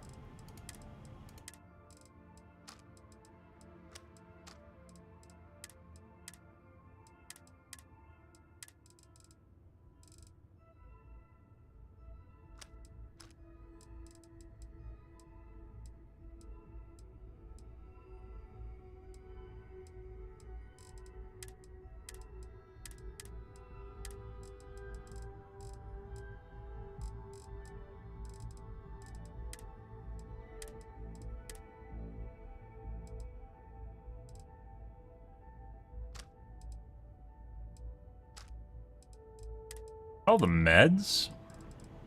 Why am I so weighed down? Wait.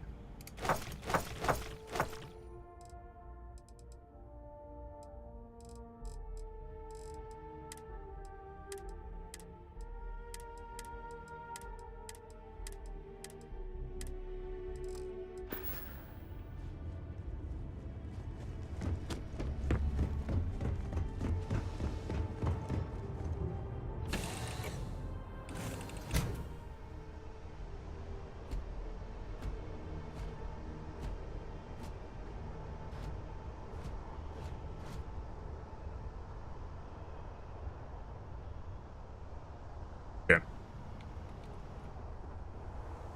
Hi. Please disregard. Did I give up from the crates or whatever it was? Yeah.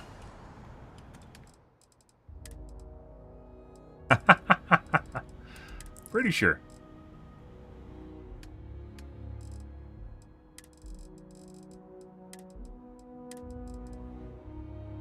Gene tags? Oh, we got those.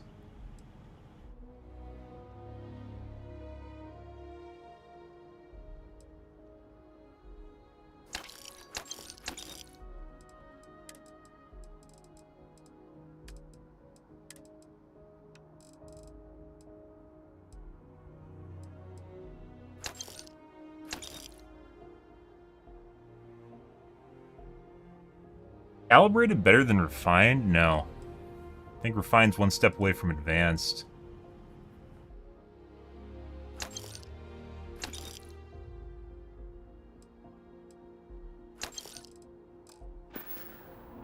Anything I can help you with?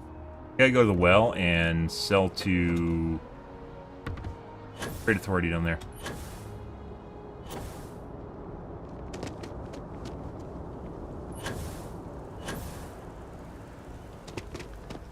Yeah, my mods are totally fucking disabled. Some of them are disabled. I went and updated my HTTP stuff and just stopped working. And my mother wanted me to be a doctor.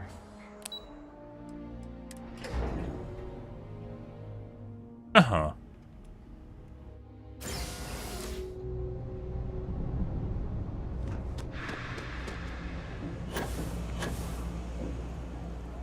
Seems like the Crimson Fleet is everywhere.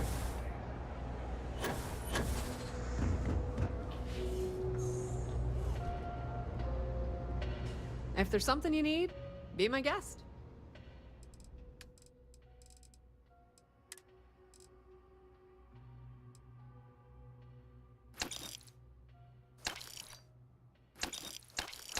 Ah, there we go.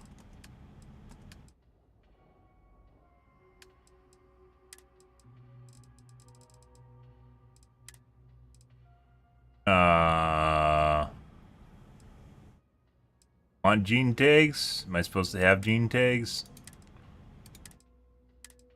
I remember the names of the fallen.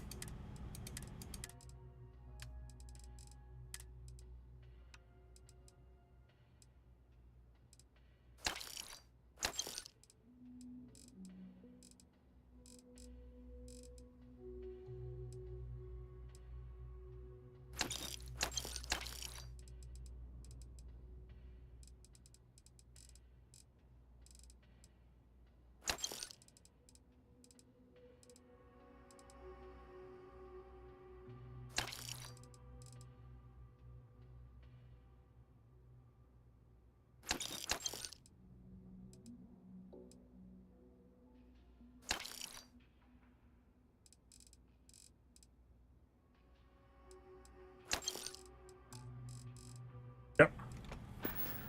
There we go. The Trade Authority appreciates your visit. For the contraband. Yeah.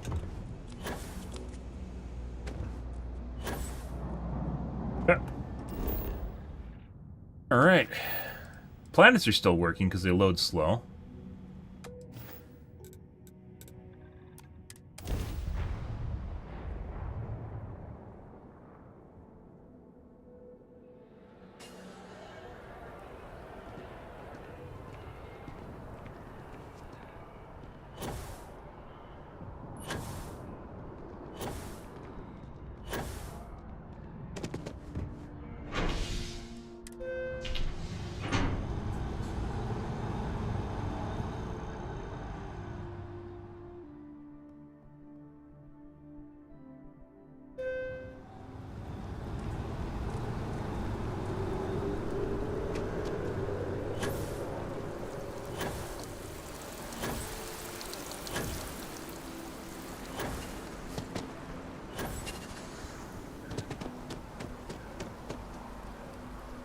fuck am I going?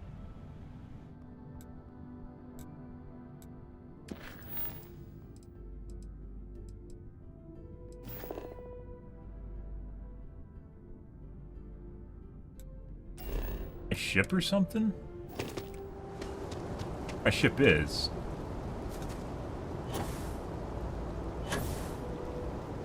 Yeah? They kinda... You get characters that do actively contradict themselves in conversation. Captain, it is pleasant to see you. A lot going on here, though. Any adventure you can fly away from. Is that how the saying goes? I'm here for you. Should you need me. I am here. No flirting, guys. What's going on here? Why can't I actually see where I'm supposed to go?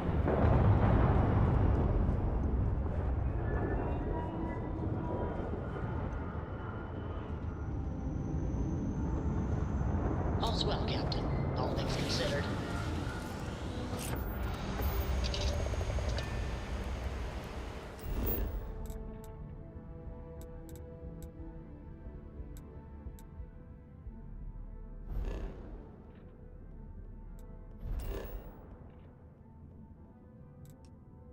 Why does it tell me to get in my ship and the waypoint is on the planet?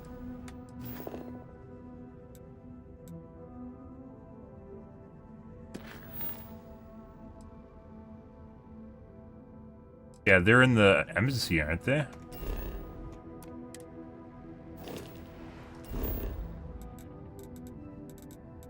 Asked?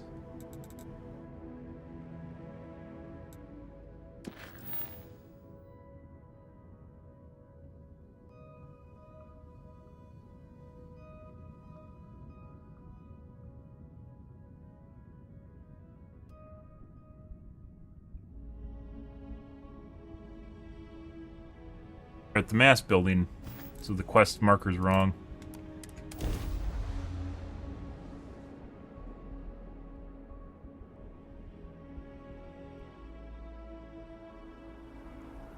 Crash? Oh, nope.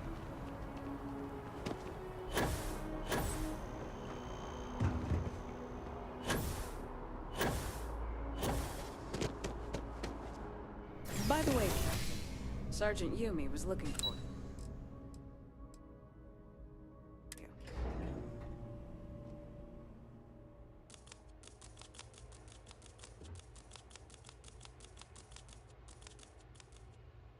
Good.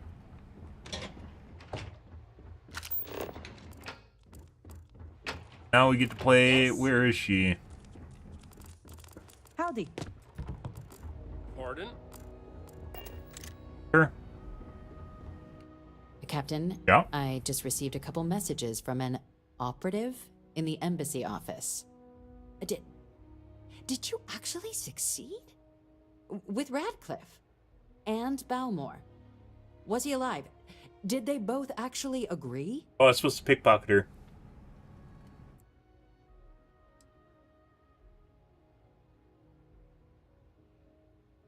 You saved him. You Vanguard really do take that above and beyond thing seriously, don't you? Fine work. And now, I've already arranged Isn't she everything Vanguard? with the archival monitors. Oh, actually, I think When you Vanguard's get just down like there, a the UC subset monitor of will give you the instructions on how to UC. deploy the codes. Follow them to the letter.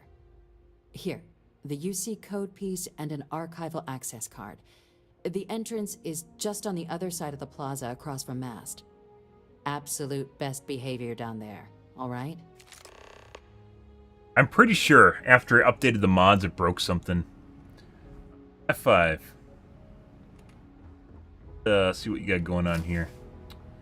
Not actually have the key code. Bitch, I wanted to add your key to mine. Wow, actually, is she supposed to have the key card, or was it the other chick? Not the key card, the key. Who was the person in here we talked to earlier? I don't know.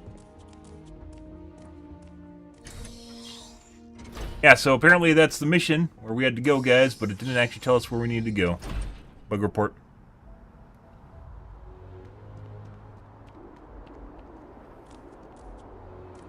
Dare close your eyes, baby girl.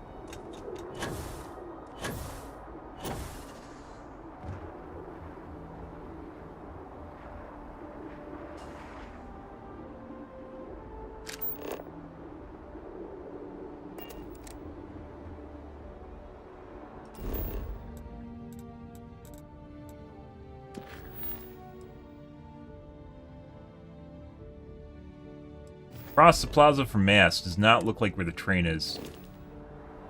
F5. Egg right there. It's a temple?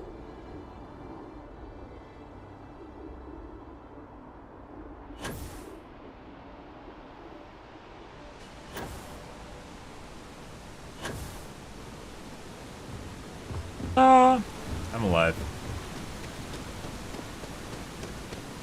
Ah, I guess I wish I could do that. I don't have Varun powers.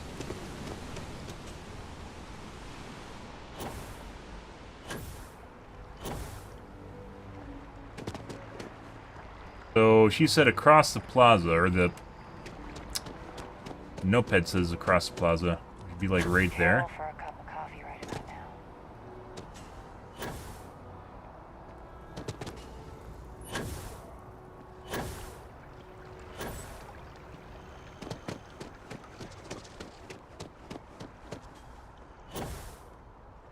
Definitely not where my beacon is.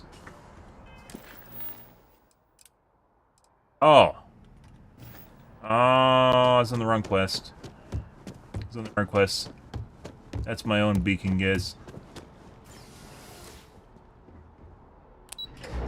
Yeah, Dear Julia. Hey, guys. Secure the past, secure the future. I see.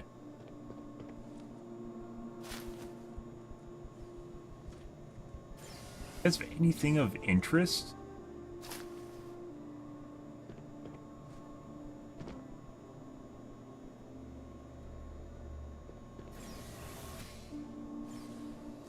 See a fire in there? Why are there two doors? UC and one's FC? Captain, we've been expecting you. Please approach the monitoring station and we will go over the rules. Okay.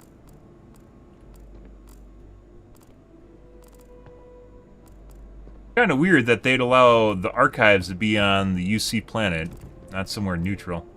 I agree. Comfy chair. This place is a mess.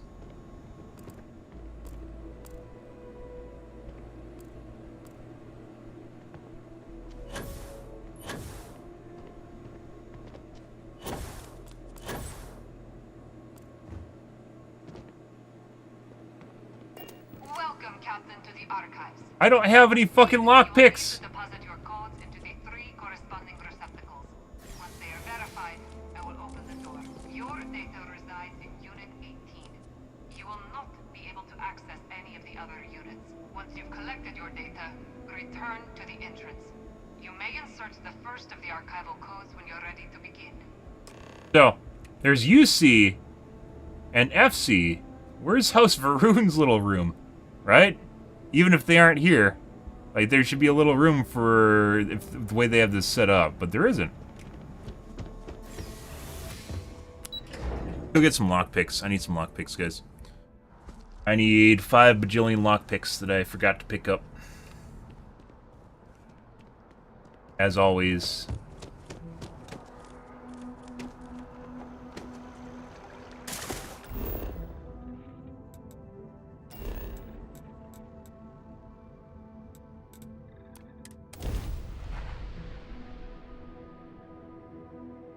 Kind of weird that you could even lockpick the door, but, you know, whatever. Whatever.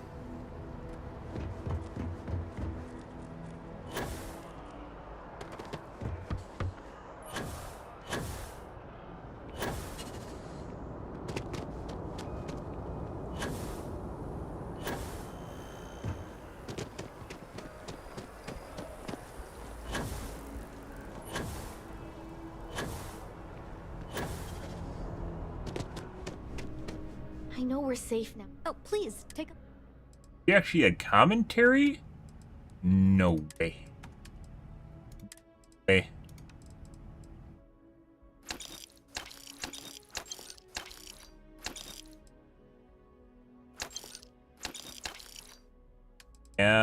my picks. We got 3.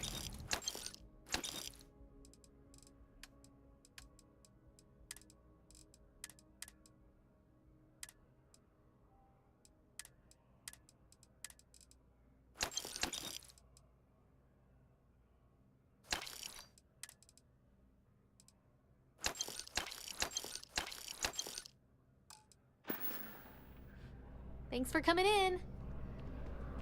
Respect for the hero of Atlantis, saving the day from everyone, from the Terramorphs.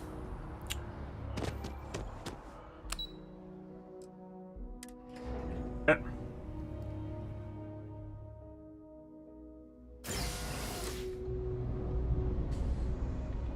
If we can find some more Digipicks down here. I don't know who sells them. You ask me? One of the things never really was a problem up until it's like a patch, like 2 patches after the game came out. Watch your back out there.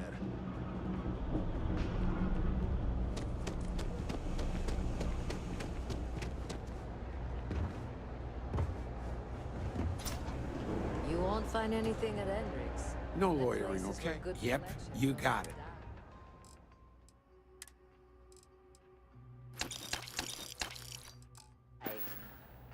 Stop by anytime.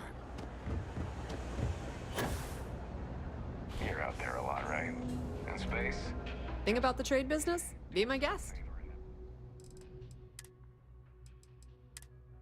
Get those from, huh? Picks. The hardest things to come by. You think everyone just have them, right? No.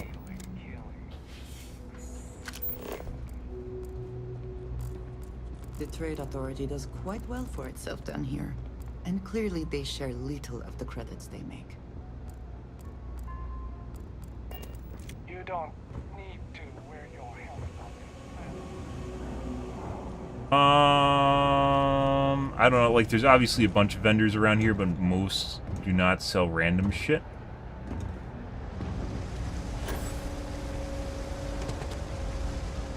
We're doing the best we can. All right. You need a bit. Right then. We're no ruler. Yeah, no. I believe there's another weapon merchant. I don't remember where he is, though.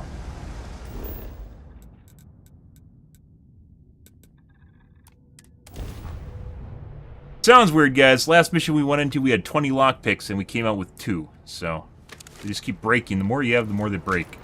Just doesn't add up. Spaceport has anti-xeno protocols.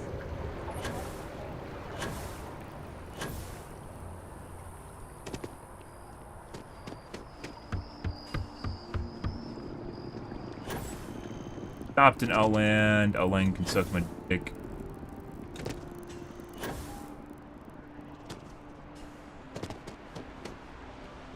C distribution does not have lockpicks. For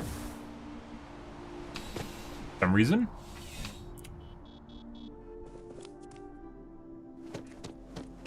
I'm pleased to report that our stocks...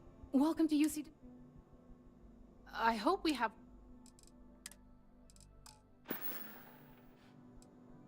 Right. Come back Okay. if you need something else. They can just make you fail. Absolutely fail the lockpicks. Nothing you can do about it.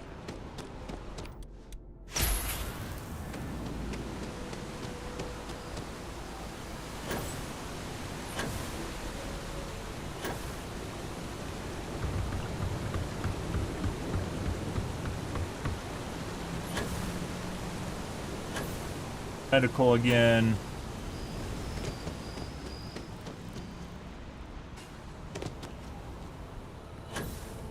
Favorite Bethesda game? Probably Skyrim. Likely Skyrim. Fallout 4 is pretty good.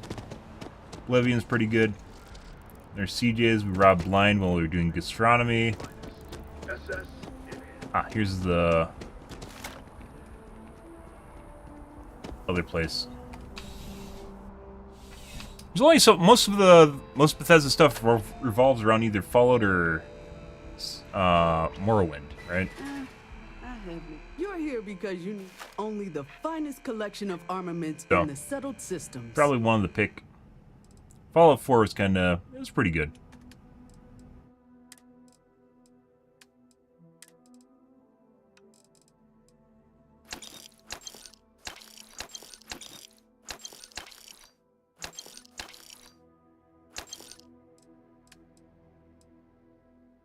Lockpicks, guys. As far as main story sucked, I mean, that wasn't really the, I'd say the... It's just like saying the main story for this game kind of sucks, too. They all kind of suck. Bethesda games are kind of all about exploration. They're about just going places and doing stuff. And probably as far as main stories go, and the best is probably being Skyrim, right? But even then, is it really good or not? I don't know. Do you have anywhere that can actually tell me lockpicks? This is a food place. All of our signature... Yes, of course. Enjoy the rest of your day.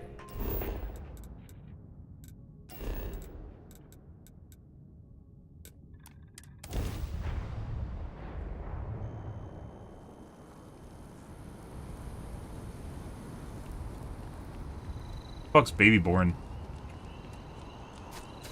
Dovahkiin? I am the Dovahkiin. That is my answer to any sort of plot armor and issues in the game, guys. I'm a Dovahkiin. I am the Dovahkiin. There's no other Dovahkiins besides me.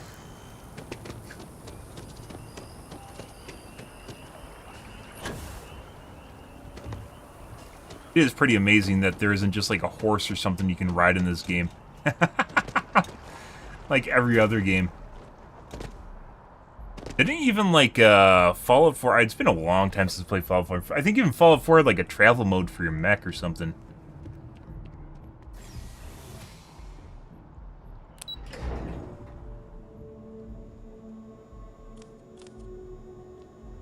Open both your doors. Now what are you gonna do? Archive code, archive code, archive code. Oh! Oh, is this Varun's room? Why does Varun get a shitty little room? Doesn't even say Varun on it.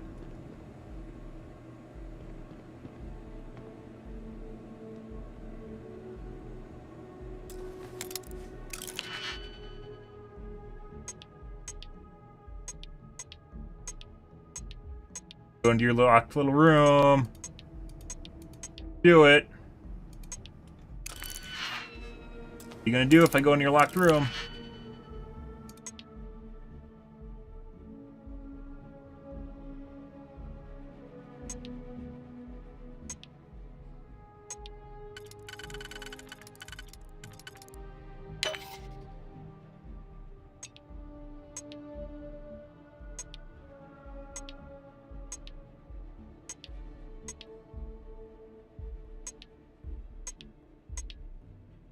Honestly have to use a...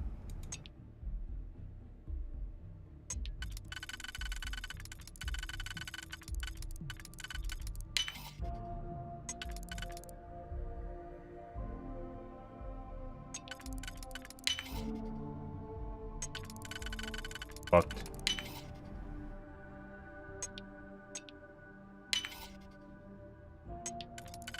Last one is usually a 1, so we're already screwed.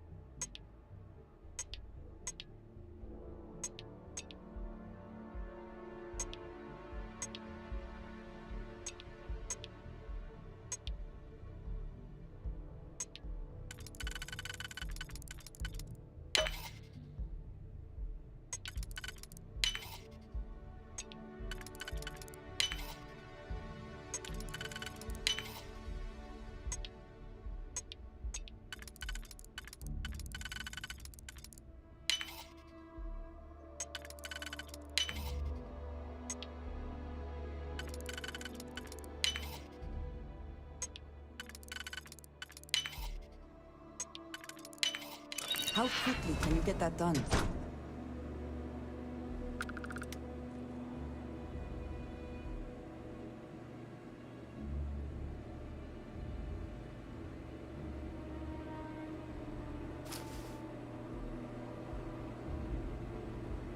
If they don't get angry about me being back here?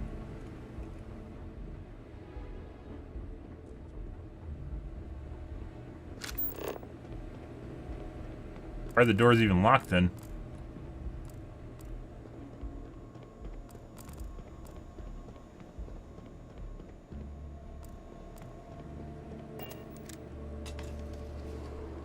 Let's just go down to the other side. What? Why are they even segmented from each other then? Guys. Hello. Hi.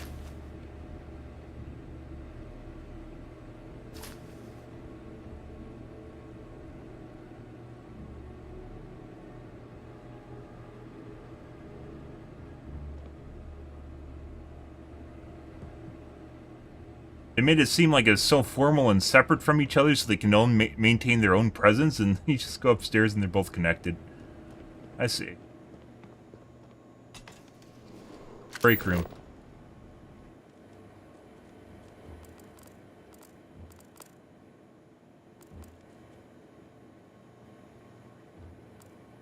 Not a whole lot of anything, to be perfectly honest. Gave them living quarters? Nightwear.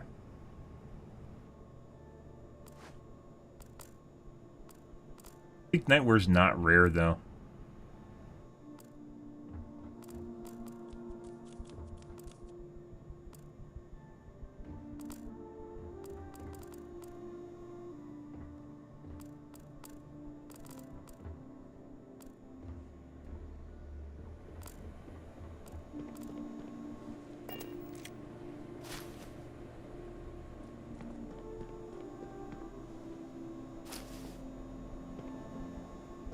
No one has anything interesting? Wow, the doors are locked and everything.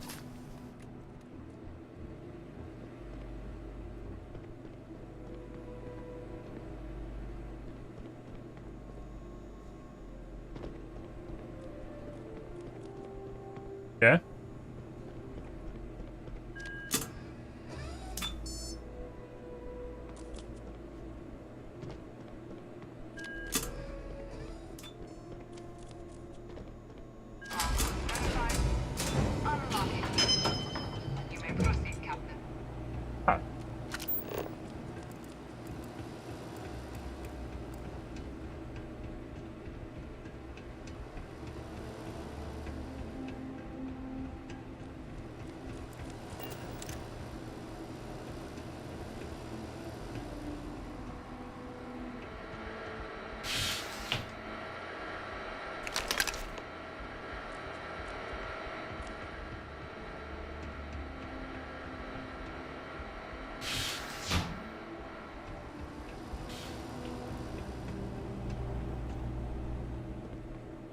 Okay. Well. That was anticlimactic. Good. Bye. Don't even get a goodbye. They don't even say bye to us, guys.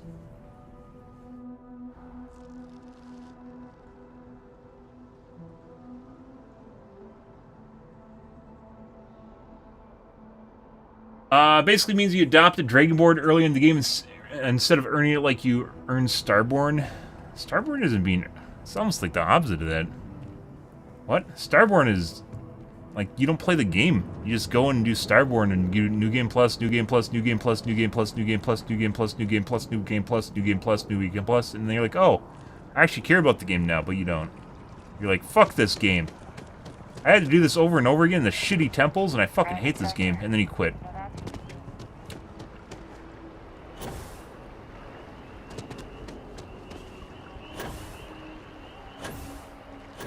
Alright, what am I supposed to do now? Data.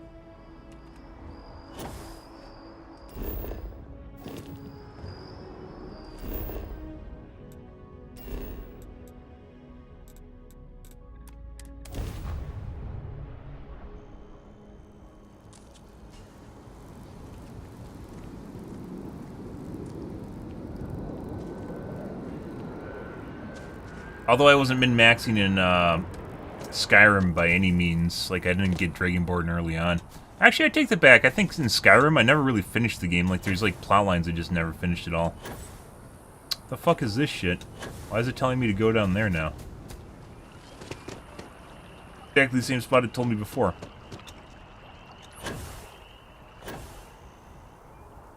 Ah. I see.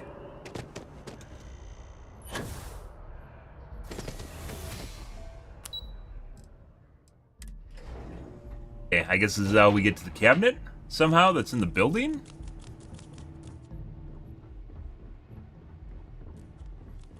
Guess this is... Hello. I feel like it's under the building. Captain. Bitch, Told me bitch. what went down. Impressive work. Captain, if you'd be willing to transfer the documents to the Major, she and I have been discussing what comes next. I mean, I should hang on to them in case she needs them. Or to overview, the Varun ambassador told me it's my responsibility to make sure these aren't used wrong. You wouldn't be We've got all plotting the something, would you? clearances we need. You can hand the data Time over for to us the to Major. start getting some real answers. Really Figure trust the out if Major? We've been asking the right questions. Maybe the Major's one that So engineered whenever it. you're ready.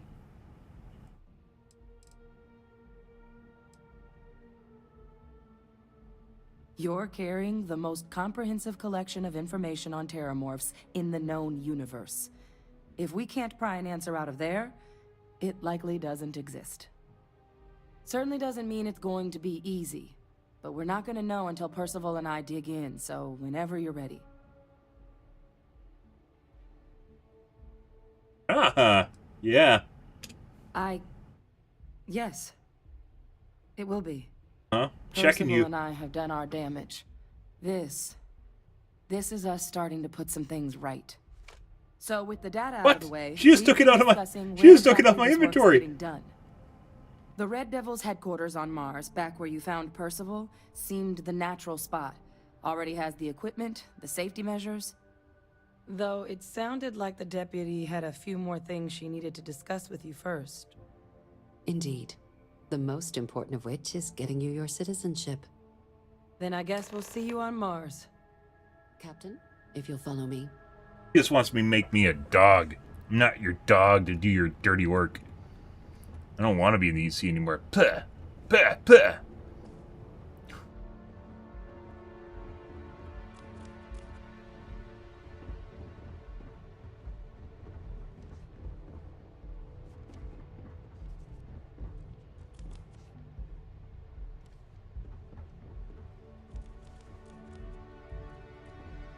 I think I got them. What do you call them? Corns? Yeah, I got corns.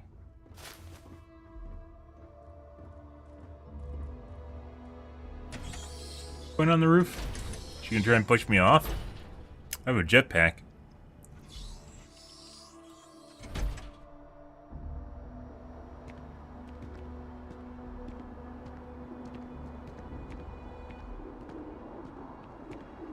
Ah.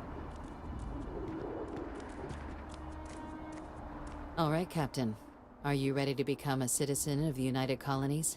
Sure. It doesn't. We don't really care where else you might have been or might become a citizen. Once you earn your place in the United Colonies, it's yours. Yeah. Good. This isn't the only item we need to discuss, so I'll give you the short version. Please raise your hand. Captain, through your actions today and in days past, you have earned your place among the United Colonies. Through service, bravery, strength, and upholding of the mutual good. Will you carry and cultivate these values for as long as you remain a citizen? Sure, whatever.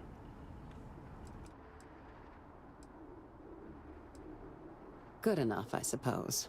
Ah. Then, Captain, I'm pleased to welcome you into the United Colonies as a full citizen. Here, your official ID and your citizenship dispensation. We've also let the Aphelion Realty office out in the plaza know you're approved to purchase property. Yeah. Now, the other item we needed to discuss. There's a member of the UC who's asked to speak to you, but this person is in a sensitive position.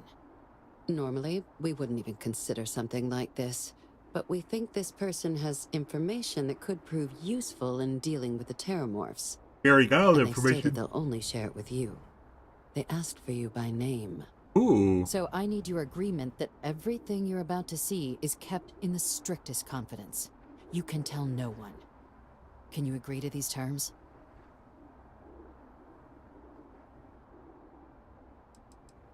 I'm sorry. I can't share any more without your word. Do I have it? Sure. Let's hope it never comes to that. Head to the elevator. You're going to subsection 7. I'll make sure you're cleared for access by the time you get there. Stuff in my mouth with gold.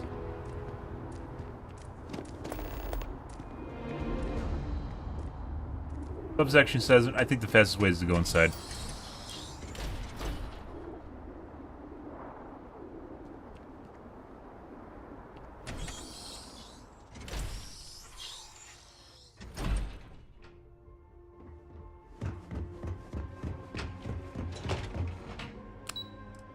Subsection 7. Who is it, guys? Is it someone we know from questing? Oh, is there a tie-in? This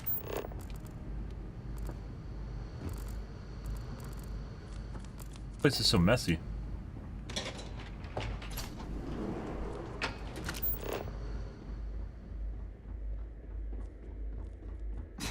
Are we at all surprised that the UC has such a massive space dedicated to secrets? I could get more lockpicks, guys.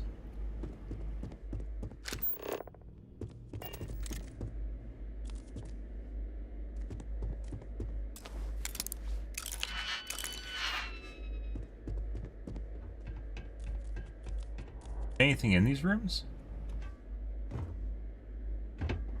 You're cleared for entrance. Garbage. Want me to use all my lockpicks up?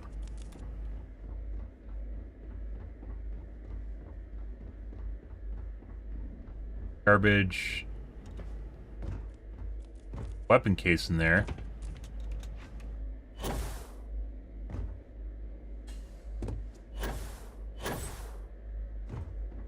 Bunch of weapon cases.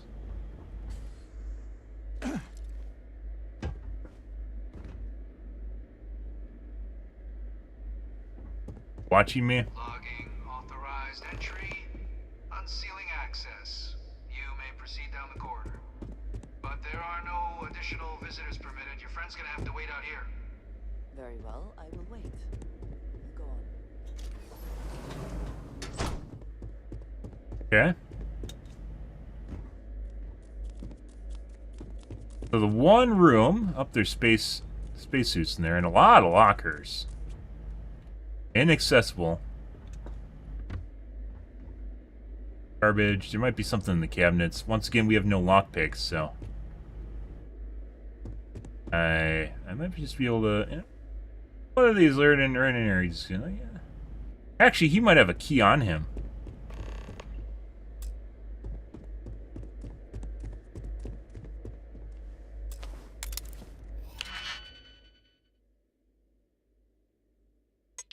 Digipicks are fun up until the point that literally the game just fucks you by them.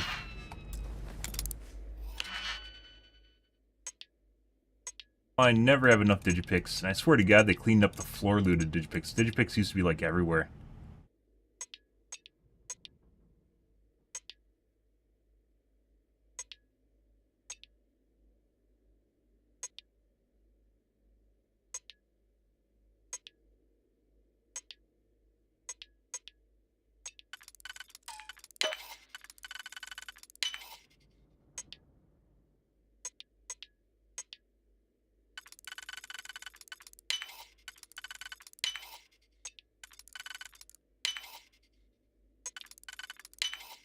Shame we cannot just break it open.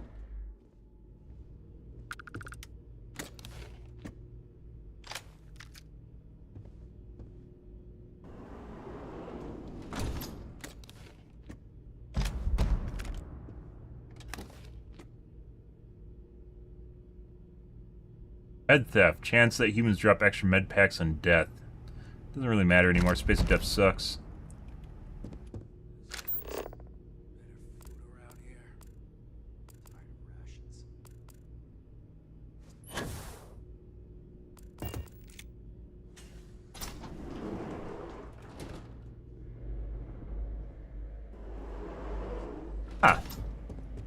Hey, buddy. We have an issue here. Hello. Mission updated activities. Wait, did he see me?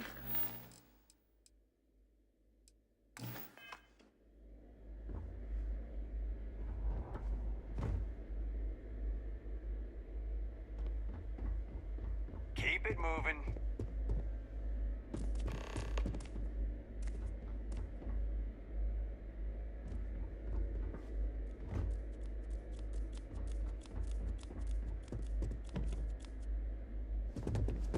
A lot of fucking explosives in there. You know, we should actually get the manipulation mechanic, guys, just to see what it does.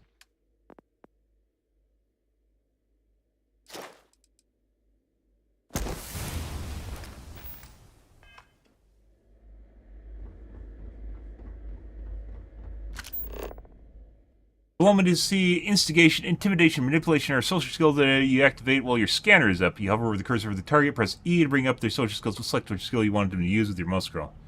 You fail a social skill, your target will become immune to all future social skills attempts, okay?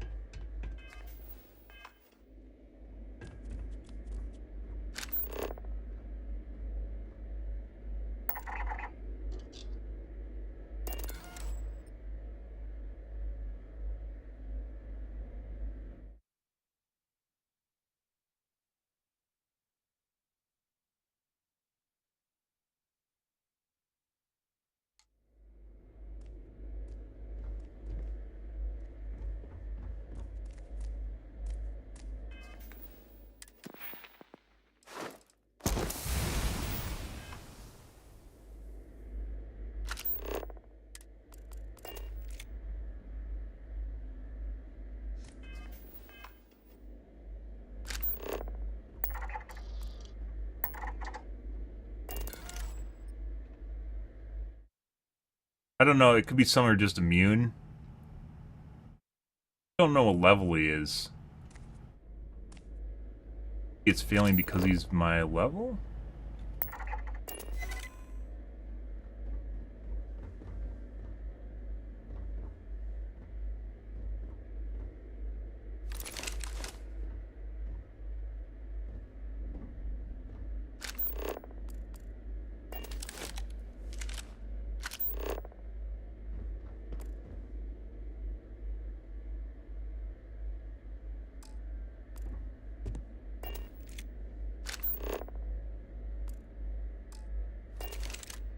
Yeah.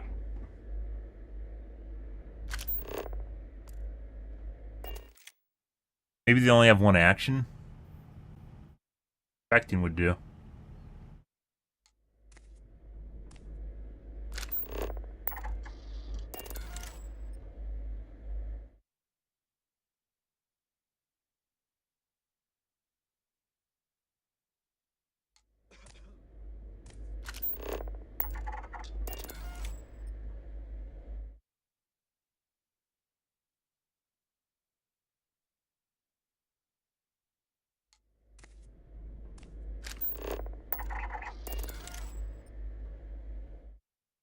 Got it, it worked.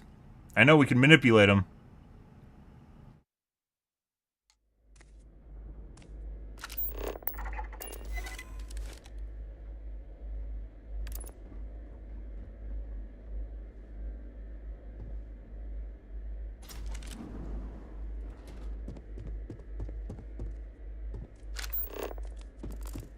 Can only do one thing, and that's it.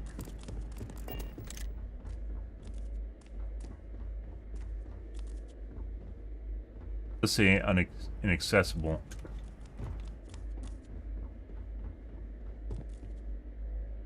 Giant room with the barrels in it.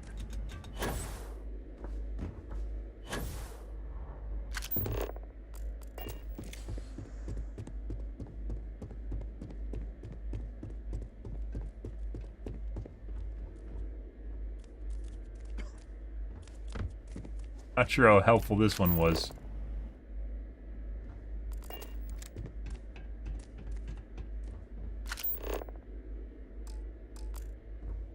Problem?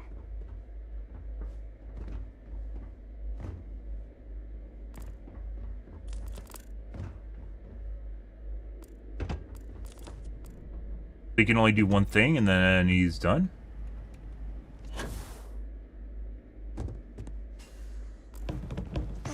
Weapon case in there too.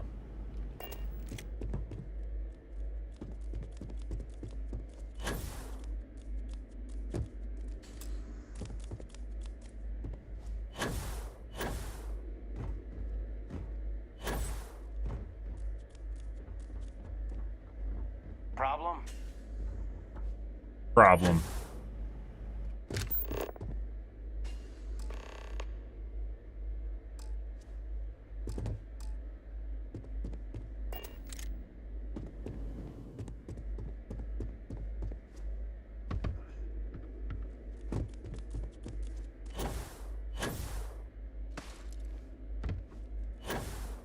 Besides that one room we already unlocked, it doesn't even look like anything in here is maybe useful. Manipulate her.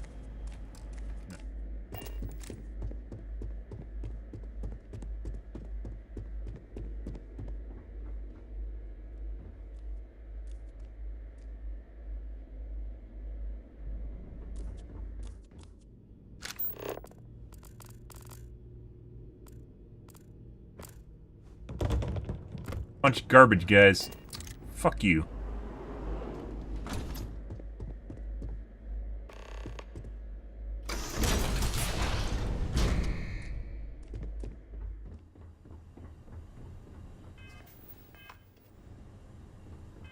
What's the upgrading? Is probably just manipulating more people. There's really no downside to failing it too, so it's not even like lockpicking. It's just another grind mechanic. Welcome, Captain. Please, come down and approach the intercom. You and I should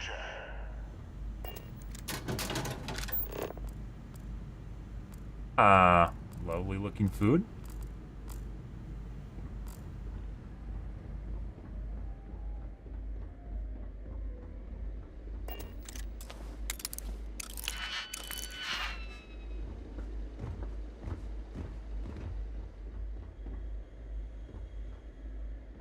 Didn't even put any cameras in here.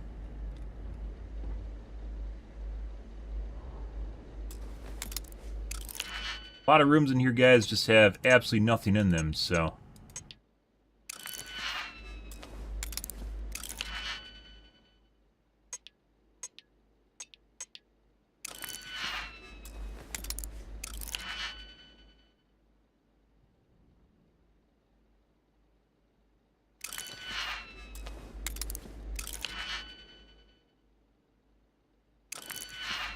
Getting one banger, guys.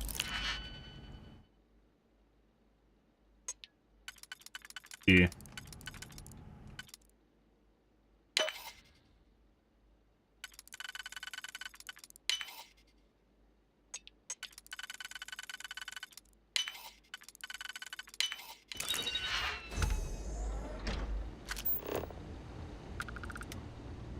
Down one lockpick. F9. I'm fine never having unlocked a door. Ever.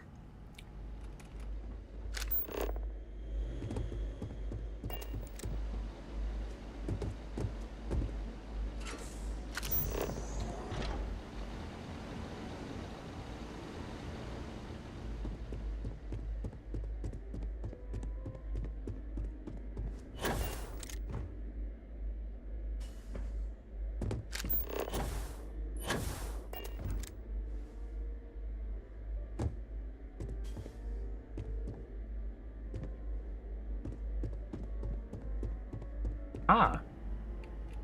What a nice apartment. Oh, is this the hero of, they said they killed, but he's actually alive? Her dad. That she said was killed. But also, she's a clone, but not really a clone, because she basically just has, like, a partial amount of his genetic material. President Abeyo was kind enough to give me a few files to peruse. Yep, that's her dad. Quite the series of accomplishments you've managed. But now you face a foe unlike any other. An invisible enemy, lurking in the shadows. You're going to need all the help you can get. Which is why I hoped we could speak. Do you know who I am? Yep.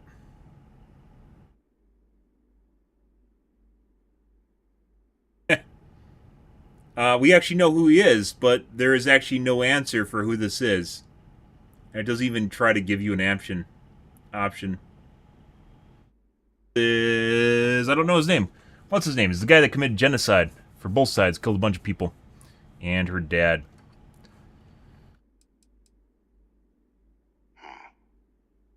No, I suppose not. I'm Francois Sanon, but most know me as Victus. Yep. I was an admiral during the Colony War. One of its great villains, if you believe the slates. I was to be executed for my crimes, but the previous regime deemed me too valuable to simply discard.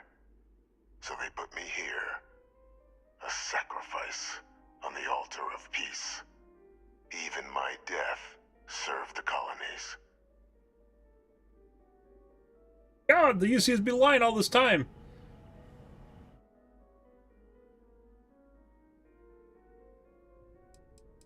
That's Hadrian's last name? Yeah, no shit.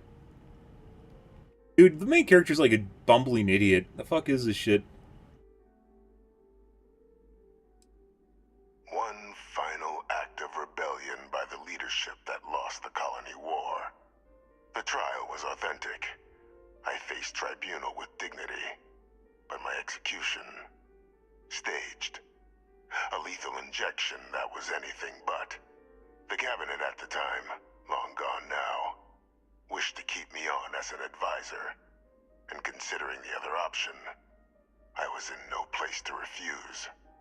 So I elected to trade my freedom for my continued existence. But such is the life of a soldier.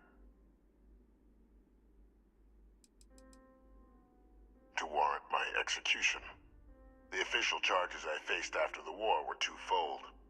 The first was the destruction of civilian ships during the Battle of Cheyenne, a battle during which those civilian ships were actively attacking my fleet.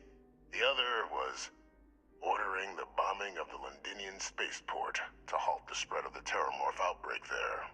The city and its citizens were lost, but countless others likely saved. And for doing what was right, I was put on trial, and my life irrevocably changed.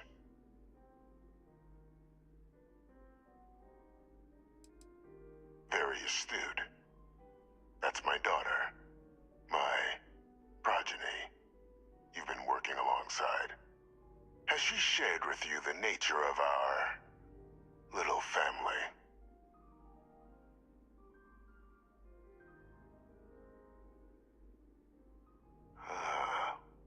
Did she? So willing to trust Hadrian. I never did succeed in driving that out of her. Our relationship has always been a challenging one. The Major was born to become a great leader, carry on the legacy I established, and was given all the finest training to support it. And she excelled. But the universe cut all that short. Now, though, it's placed even more crucial work in front of the two of you. And I think I have a part to play in helping you accomplish what you've set out to do.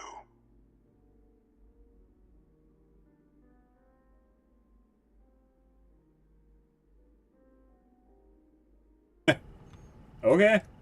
It was an attempt by the United Colonies to solidify its own legacy, forging a new generation of great leaders. They were raised by adoptive families made up of scholars and tacticians, trained at the United Colonies' greatest scientific and military academies, displayed incredible promise. But by the time the Colony War came to a close, there was only Hadrian. But that's ancient history now. You have much more pressing matters at hand, with which I can help.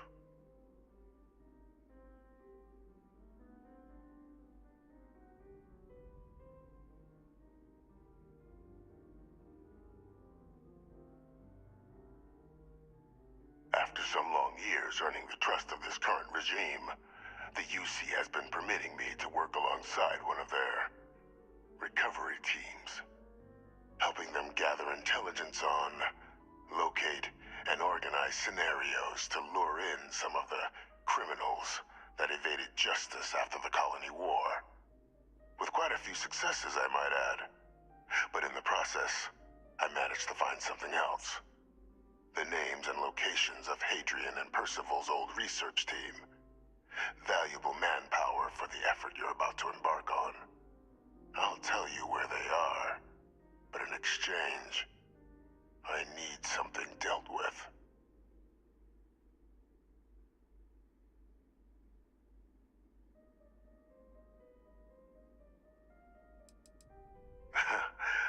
Well, who better to find them?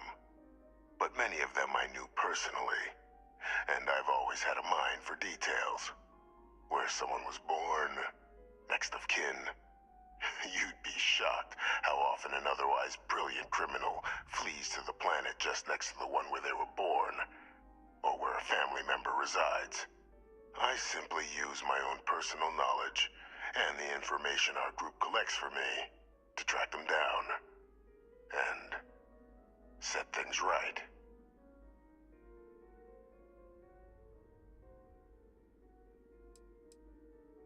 Gladly.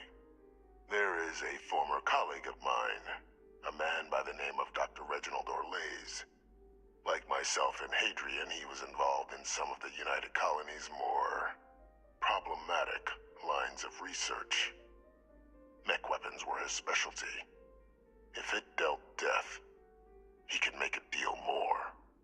When the colony war ended, he fled, refusing to face tribunal, and has continued to peddle his skills to the highest bidder to this day. Yeah.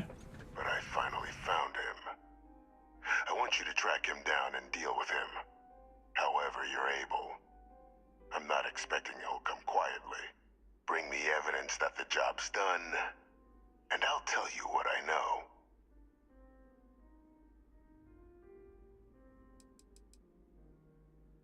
Captain, your files indicate a track record of unlikely successes. It is my genuine hope that, What does that perhaps, mean? down the line, you might become a part of our team. And this might be something of a tryout.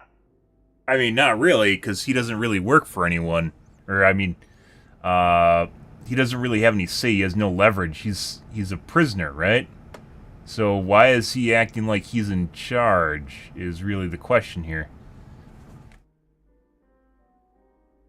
Like, he's the one making choices here, guys, and we are trying out for the team rather than him helping out the current scenario to save the fucking UC. Yeah. Like what he's supposed to be doing. What?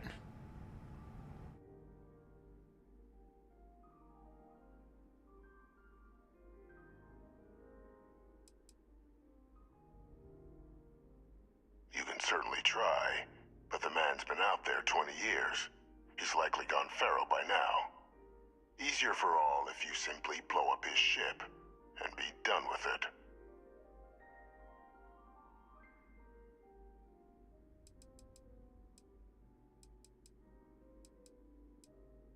Speak to Deputy McIntyre. I'm sure she'd be happy to hear that someone might be tying up this loose end at long last.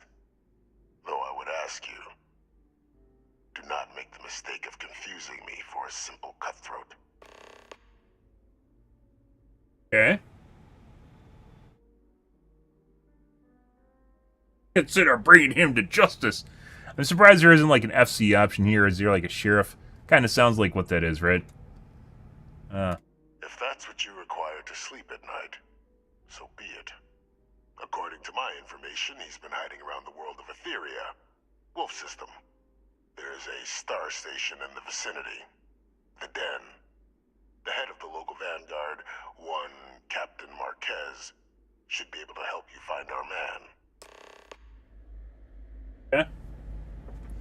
Alright, well. The woman you're looking for is a Captain Marquez, unless there's something else you wanted to discuss.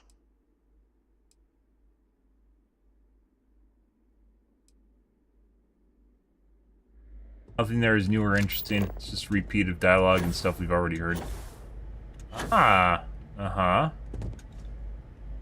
Lovely, lovely window view here.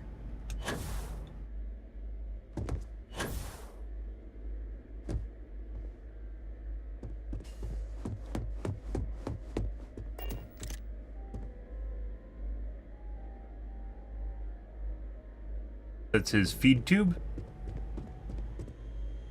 That looked like a door.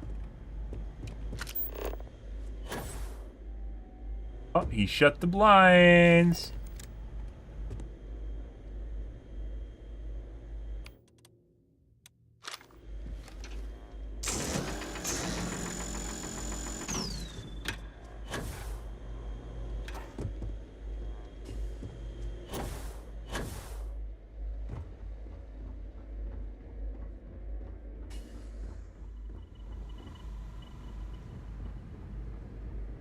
Okay, well.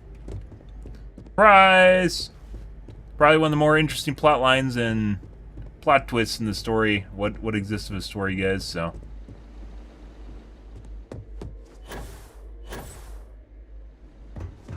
Identity verified. You may proceed to the exit.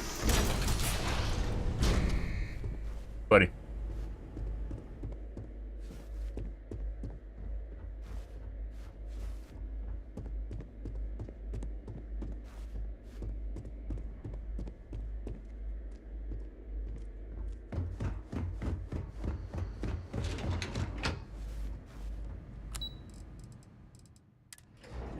We have to go talk to Massenth or whatever. I think we're going to call things here for this morning, guys. Tonight, I think we're going to continue on with this. Ship coming. Nice ride.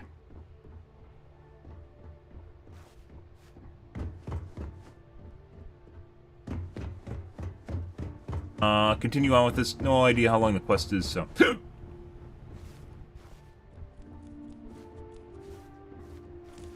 We'll see. Alrighty, guys. Tonight, guys, will be more of Starfield. Get in her face. Get in her face, Andreja.